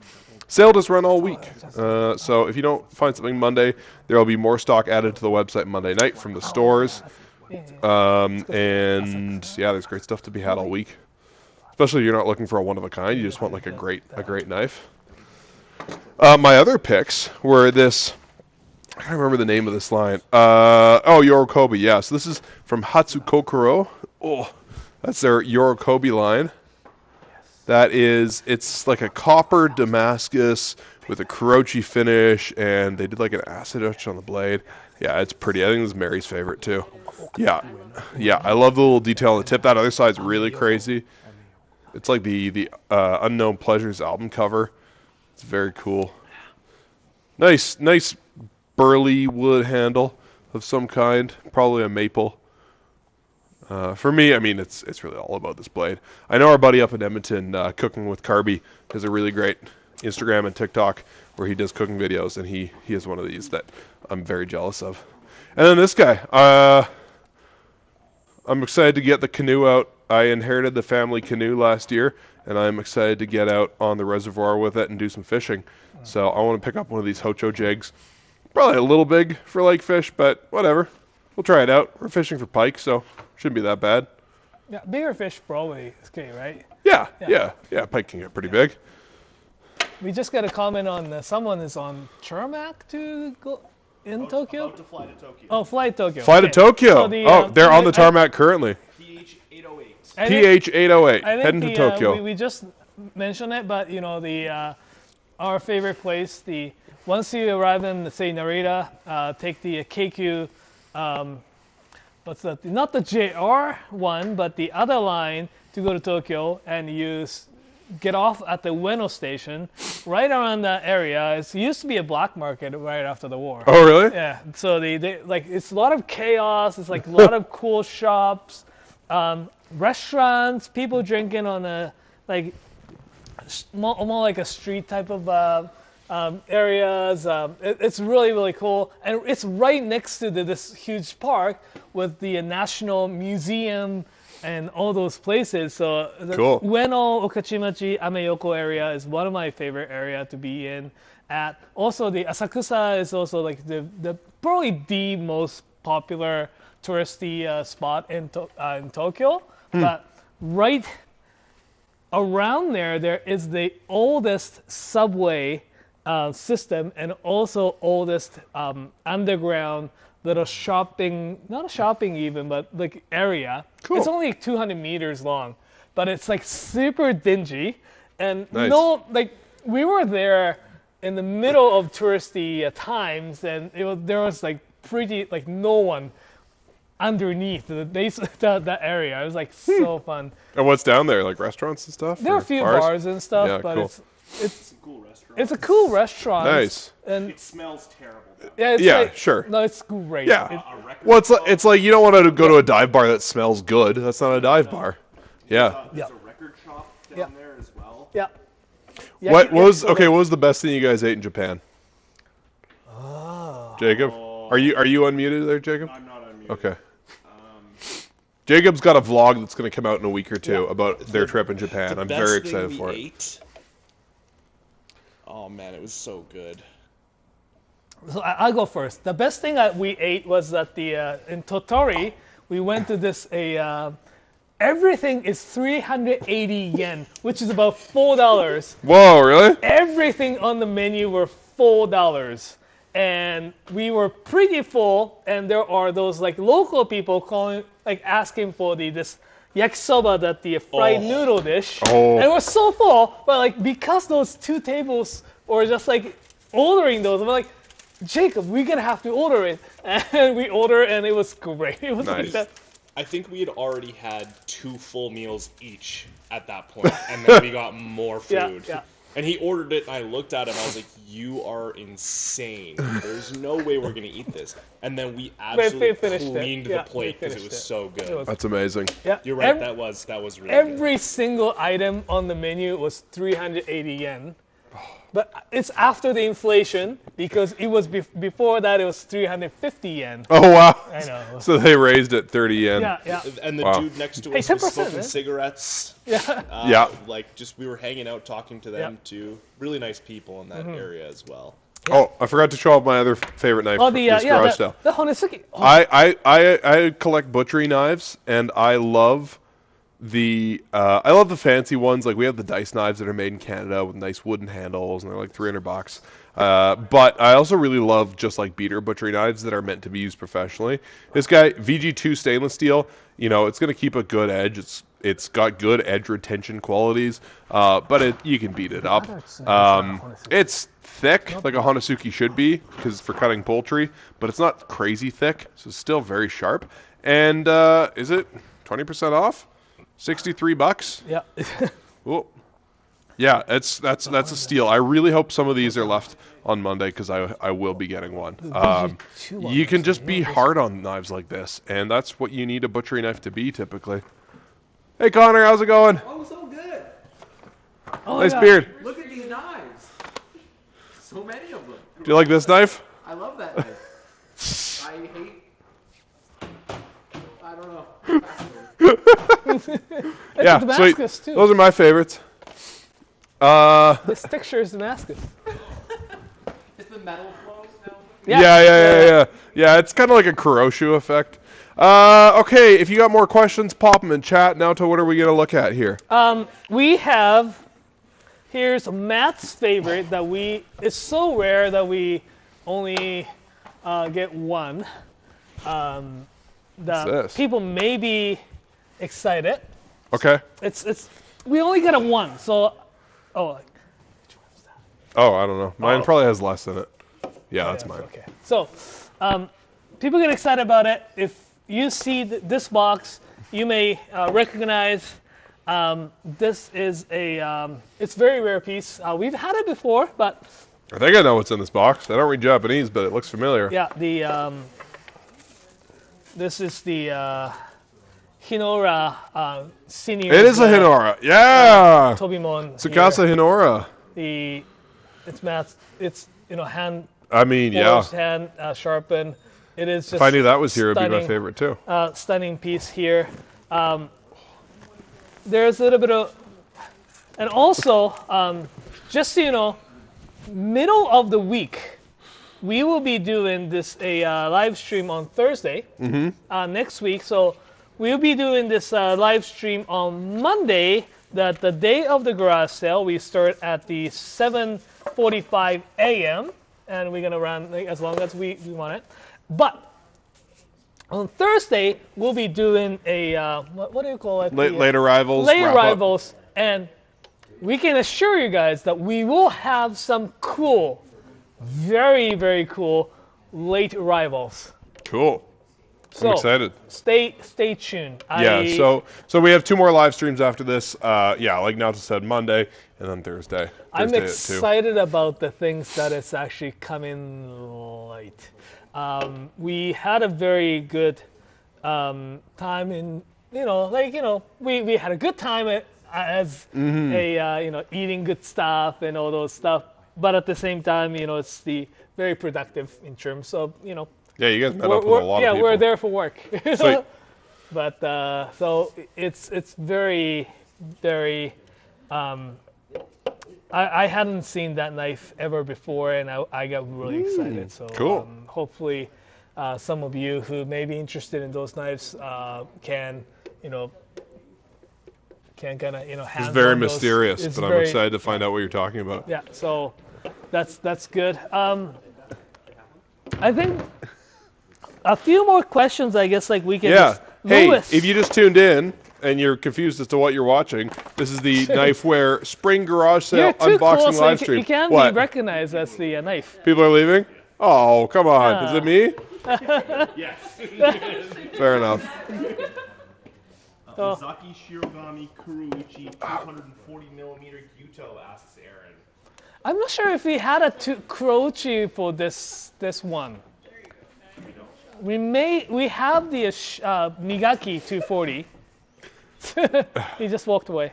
I don't know, Lewis. If Lewis still here, we do have the Hado Sakai B1D Bunka as well as the Yoshimi Kato Kuroichi Bunka right here that we can show off. Hado again, it's beautiful. It's the forged by Yoshikazu Tanaka-san. It's nice tall bevel. Pretty flat, nice, and I love how they polished at the spine and the choil. It comes with the regular oak handle as well as the cherry bark handle here. It's beautiful, and in comparison, I do have we do have this Yoshimi Kato V Tsuchime, the V shaped Tsuchime. It almost reminds me of that Attack on Titan, the little. Oh, The thing. That thing, yeah. Yeah. Feather thing. But Aogami Super with stainless clad on the outside. It is actually, this one is really, really well made too. This is lighter, definitely, than the B1D. When it can't really compare side by side. Definitely the Hado one is a little bit thinner behind the edge, so when you're cutting the root veggies and stuff, it may do a bit better. But yeah, it's much lighter on the Yoshimi Kato's side, and he knows how to deal with the Aogami Super and stuff. So I don't know. It's a hard choice if you're thinking of either. Okay. I think it's kind of all the questions that we... Yeah, if you have more questions, pop them in chat. Here's the deal with the Knifewear Garage Sale. We've got new knife lines. We've got rare stuff. We've got some really smoking deals. Great gifts. You know, we're heading into wedding season. Some people need to buy gifts. I think Jacob said he's got like 5 friends getting married this summer. Excuse me. So the sale starts Monday, May 12th in like 2 days. 8 a.m. Mountain Time online, knifewear.com, link in the description. 10 a.m. local in store, that's Toronto, Ottawa, Calgary, Edmonton, and Vancouver. And it runs all week. We've got great stuff all week. If you want one of the really rare or special knives or something that's like an exceptional deal, you're going to want to get it first thing, either 8 a.m. online or when the sale starts in store, because the best stuff does go quickly. If you got more questions, pop them in chat, but we'll be live all day Monday to answer questions and help you shop as well. We have something that's super cool as well. Speaking of crazy and rare and special. Yeah, the Rinka by Sakai Takayuki, Ginsan stainless steel with the this 360 mil? It's a pretty long Sakimaru with this crazy hand-engraved Japanese poem. What does it say?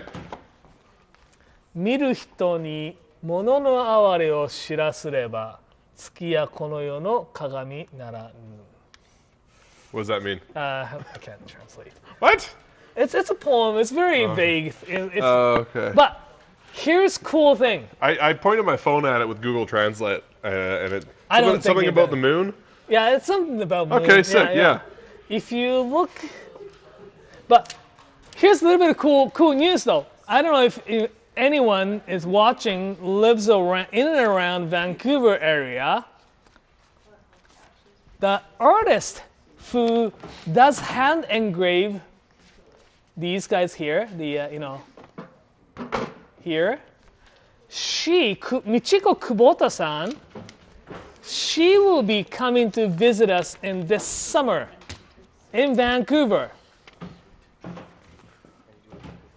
So she will be showcasing her work, as well as she'll be custom engrave any of Sakai Takayuki knives you purchase from us. So if you're in and around, if you're in Vancouver in summer, July 10th, I'm just like throwing out the date. That's the date? July 10th? July 10th. All right. Hey, Owen, if you're watching. Yeah. Come on down, because we want to... It'll be fun. Come on down. Come on down. So what's she going to be doing? Engraving knives? Engraving knives, we are going to... they're going to come to our store, and we'll probably have the engraving demo, as well as the engraving on their knives, Sakai Takayuki knives. Cool. Little Q&A. Q&A, maybe. Exciting. Time. It's Thursday, so we can probably be open a little bit later. And for those of you who haven't seen previous garage sales, she doesn't just engrave poems. She engraves like animals and landscapes and crazy geishas and these really, really ornate drawings. I've asked using if like a she hammer can, and chisel and a Dremel. I've asked if she can do something more Canadian. Yeah. Or the Let's get a moose. Canadian as more of the Vancouver Canadian. Maybe orca. The Orca. Orca. Orca. Yeah. That's a good idea. Yeah, right. Yeah. Cool. I think this is the next question. Anne Marie was asking about long petties or 180 millimeter gyutos. So a petty knife, if you're unfamiliar, is it's the Japanese word for a paring knife or a utility knife. The longest they tend to get is about 150 millimeters. They do get longer than that. I have a 210 millimeter petty or sujihiki, but most of them are around 150 at the longest. So I've got 3 here, asking about 180 gyutos, and I didn't necessarily see any. Oh, maybe that's one.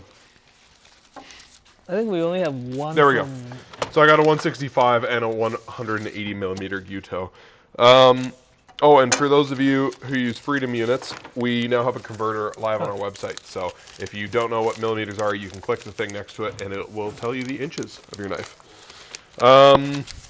Yeah, so we got some long petties here, which are really great as utility knives to do a little bit of butchery, cutting some vegetables. This is a great knife to get, like, say your grandma who maybe doesn't like using big knives and wants something that's still versatile but not super big. This guy is, who's that one from? Yoshimi Kato in Takafu Knife Village. This is the Nishiji line, and it's 150 millimeters long, made with Aogami Super steel, which is a really nice hard high carbon steel that keeps a beautiful edge. I've got a lot of knives in that steel. This guy is the same steel, but it's from Yu Kurosaki-san. This is his relatively new Kokusen line, and it's got a pretty kind of dark finish on there. Almost looks tarnished.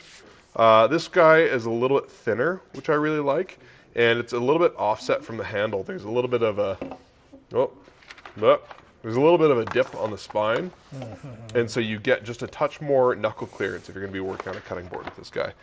And then this one's just really pretty. This is SG2, similar hardness, so it's going to keep an edge somewhat similar to the Aogami Super Steel I was just talking about, but it's stainless steel, so pretty easy to take care of. Really gorgeous dark rosewood handle there. Oop, focus please. And really cool finish on that blade. This guy is the Fujin from Kurosaki-san, so these two are made by the same guy. And if you're a fan of Kurosaki-san, we actually have a couple stickers inspired by him coming out on Sunday. We come out with a new sticker or two every Sunday, and we call it Sticker Sunday. These guys come out, they're $2 as a bundle. You can grab them online or in store, and they'll be available on Garage Sale Monday. That's a portrait of Kurosaki-san by Mandy Stobo, Calgary artist, and then that's the Knifewear logo with the Senko, Kurosaki Senko, Nikiri. Emily says thank you. Oh, you're welcome, Emery. And then here's a couple of short gyutos too. 165 millimeter gyuto. Is this Shindo? Yeah, it's from Kyohei Shindo. Yep. Really great hand-forged high carbon steel blade, but just a smoking deal for what you're getting. You're getting a fully handmade knife for $150. This guy, Wakui-san, real fancy, just like stunning. White #2 carbon steel, keeps a really beautiful edge. The fit and finish on this guy is phenomenal, and that hammered, burned finish is really, really nice. Whew. Oh. That's got to be one of my favorites at the garage sale this time. What do we got there, Naoto? This. Yeah, Nini asked for our favorite paring knives, so Mary picked those up. I can pick my favorite paring knives too. Sounds good. You did great, Mary. These are pretty. Yeah.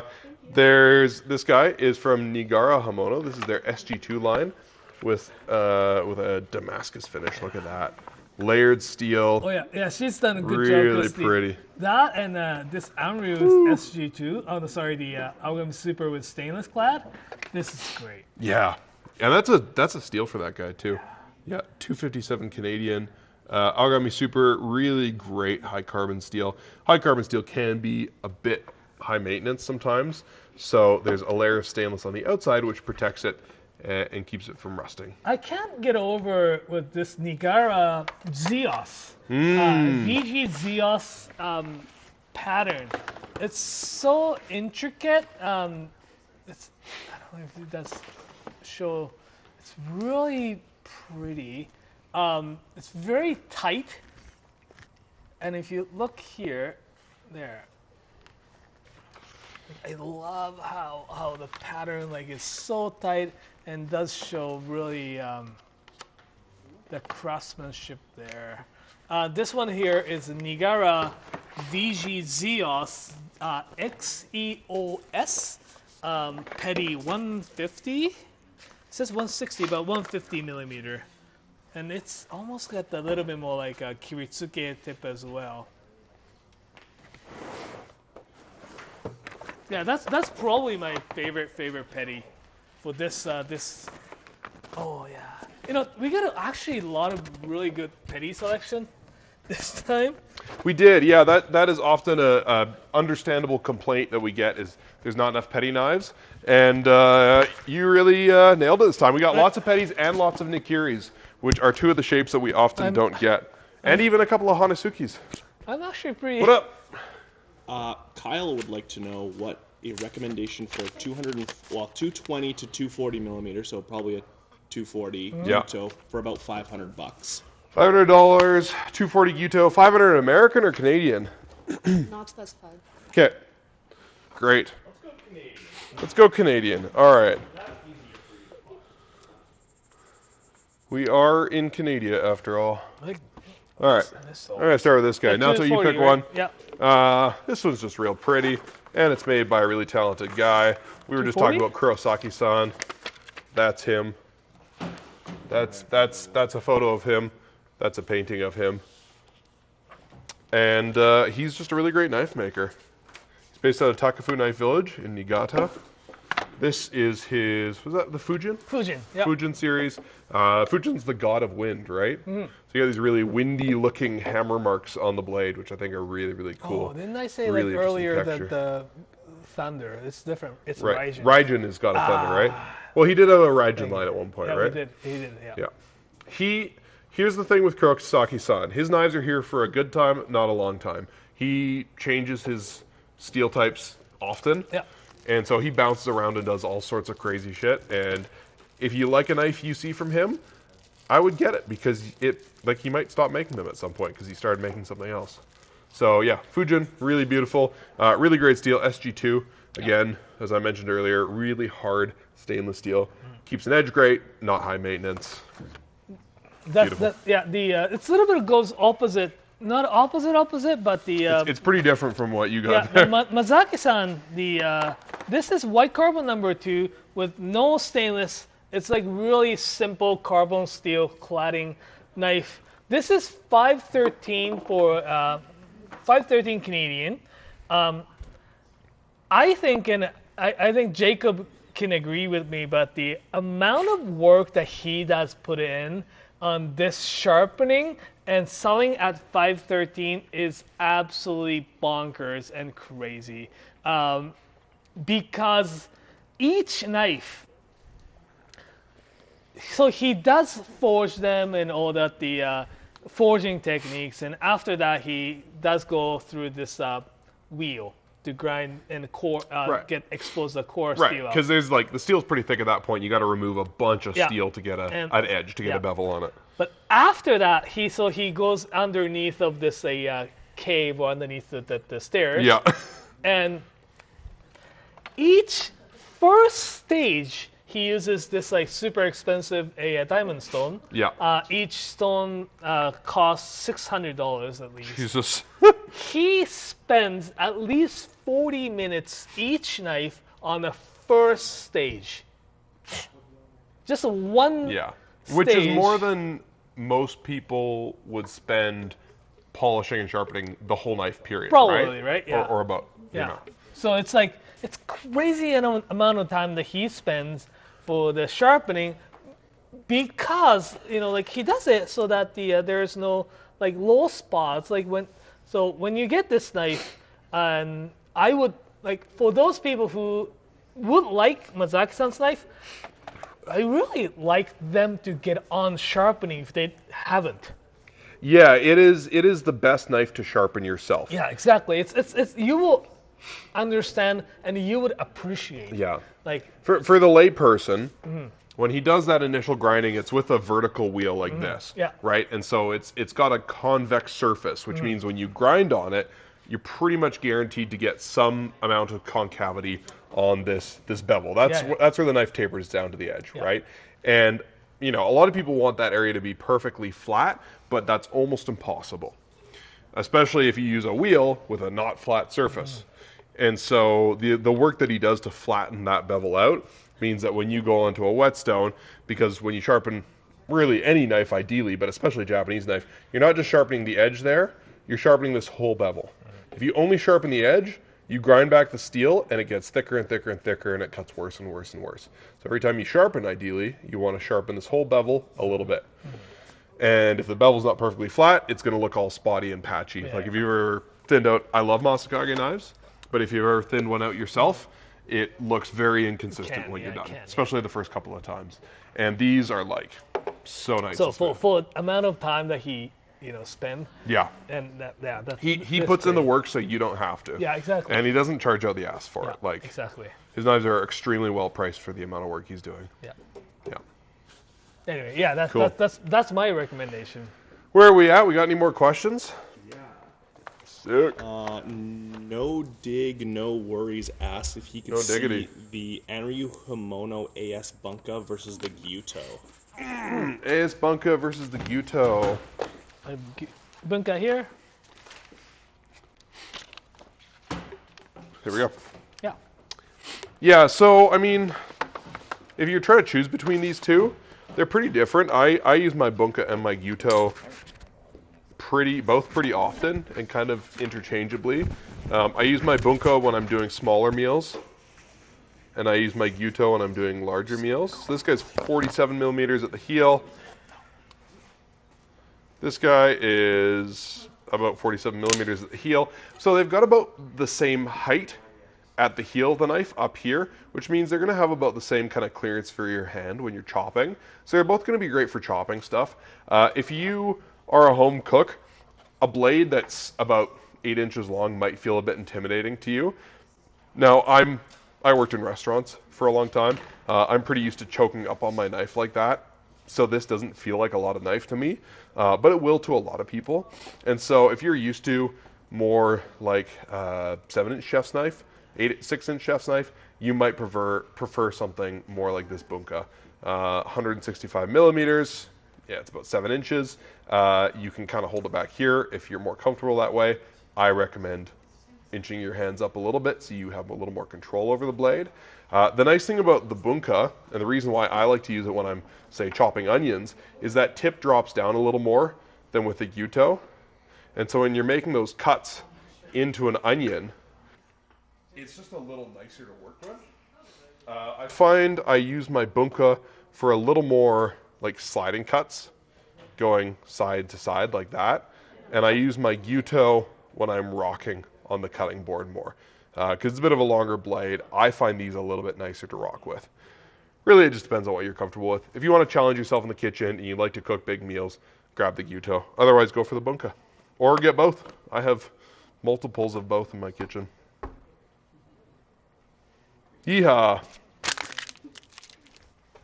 All right, you're watching the Knifewear Garage Sale, Spring Garage Sale 2025 unboxing live stream on YouTube, on the internet. We are starting our sale next week. We've brought back all sorts of cool stuff from Japan, new knives, rare stuff, prototypes, all sorts of cool stuff. A lot of scratch and dent knives, especially in our stores. They're going to be on sale all week long, May 12th to the 19th. The sale starts online at 8 a.m. Mountain Daylight Time and 10 a.m. local in store, and that's in Toronto, Ottawa, Vancouver, Calgary, and Edmonton. Runs all week. The best stuff goes right away, first thing on Monday morning. So if you're shopping online, hop online at 8 a.m., grab the stuff you want, add it to your cart, check out as fast as you can. Somebody else might get it otherwise. If you're shopping in store, go to the store. I recommend going out about 9:30, hang out. You'll meet some nice people, some new friends outside the shop, and get in early. Otherwise, if you're just looking for a great knife and you're not too worried about exactly what it is, come by anytime during the week. We're going to be live all day Monday, answering your questions, helping you shop, doing some silly dumb shit, demonstrating some products, grilling some hot dogs. That's going to be Monday at about 7:45 a.m. until we're done and tired and ready to drink a beer. And then we're going to be live again on Thursday with some late arrivals to the sale. Yeah. If you got more questions, give you a couple more minutes to pop them in the chat. Otherwise, you can message us on Instagram over the weekend, and we'll get back to you. Stay tuned for some more previews on our Instagram and Facebook account. Yeah, if you want to see what it's like when we're traveling in Japan, because this guy and that guy just went to Japan, we're going to have a vlog on the channel in a week or two, all about their travels. So subscribe so you don't miss that. And tomorrow, we're going to have a video about this guy. Hudson Torrens is a Canadian blacksmith from Calgary, Alberta. He's only 22 years old, and he's extremely skilled. He is very inspired by Japanese knife makers. He's been coming to us for about the past 5 years to get advice on how to shape his knives and how they should cut and how to sharpen them and polish them. And he's really exceptional. He finished a journeyman trip on what was that? I think January, February he went. He's got a YouTube channel, Hudson Torrens, if you look that up, or Handmade by Hudson, I think is his company name. And he actually vlogged his whole trip and knife making with all these different knife makers in Austria and Germany and Finland, I think. He's okay. Well, Austria for sure, and some other places in Europe that I don't remember the name of. Austria, France, and England. Ugh, France and England, jeez. Mostly Austria. Says the French and English guy. But yeah, he. Yes, very delayed. There we go. The French. Yeah, I don't know what else to say. The video's going to be out. He wanted to kind of redesign his knives, so we tested them and ordered a bunch. And so the video's about that testing process and a bit of an interview with him. Yeah. Okay, Naoto? Yeah. Well, there's another request or the question about this Hatsukoko or Shinkiro. Definitely talk about that. I love these knives. We don't get to talk about this as much, but Shinkiro, Hatsukoko. Oh no, Hatsukoko or Shinkiro, they do it the other way around. It's the Algami Super Core, beautiful Damascus, really nice distal taper from the here to the tip here. It's great knife. It's forged by the blacksmith called Nihei-san in the Fukushima. No, the name Fukushima familiar? The 2011, they had the disaster. That Fukushima, yeah. Yep. So they are situated in the a little bit more safer side of Fukushima, but they actually, Nihei-san decided to move to actually the village that were vacated. I bet the rent's great. And they actually took over the elementary school that was vacated and stuff, and they tried. Really? They moved there. And bye Nolan. Bye guys. Have a good weekend. See you Monday early. And try to revitalize the area. It's not cool. It's not the right next to the plant or anything. Sure, yeah. It is safe area. Yeah. But they did try to revitalize the area. Cool. And there are still people living there, so they purposely moved to that. That's awesome. That part of Fukushima. Nice. I would love to see him actually in person. How's that area doing now? Is it still? I imagine it's still kind of getting back on its feet. Nah, it's been 2011, right? 2025. Was that long ago? Yeah. 14 years ago? Yep. Holy shit, I feel old. Wow. So it's been a while. So they fully revitalized and 14 years. Yep. I was an adult when that happened. I know. I was at the university. I was in university. Jesus. And it's been. Cool. So yeah, that's great. They've been back and but they moved to the area really to help those people. Yeah, to help revitalize the area, bring the culture back. And, exactly. So yeah. I love the idea. I think that's difficult when you have a disaster because you probably lose a lot of that history and a lot of that. Yeah. That culture that in the modern age is hard to keep on in general. Yeah. It's nice. I mean, we're really lucky that we get to see the maintaining of that culture. You know, when we started selling knives, like what, 17 years ago, it was a bit of a dying art. You know, that's a bit of a cliche, but like it changed. It flourished. It was like, oh, Jesus Christ! There were sorry, headphones users, R.I.P. There were. But there were, you know, there were a lot of makers that didn't have apprentices, and there were a lot of like, thanks. Yeah. Thanks, Bluetooth. But yeah, there were just a lot of like makers that were getting older, didn't necessarily have an apprentice, and now it's like flourishing, and there's a lot of young people getting into knife making. Absolutely. And, all right, well, that's a good note to end on, unless we got any other questions to answer. Okay, thanks for tuning in. Well, Once again, Knifewear Spring Garage Sale, May 12th to the 19th, in-store and online, 8 a.m. Mountain Time online, 10 a.m. in-store, Toronto, Ottawa, Vancouver, Calgary, Edmonton. We're going to be live Monday, 7:45 till the end. Bring your questions, come shop. Watch our video tomorrow with Hudson, testing out his knives. Subscribe to the channel, like this video. Ding the bell. Play the Curb Your Enthusiasm music, please. Beautiful. All right. Awesome. Peace.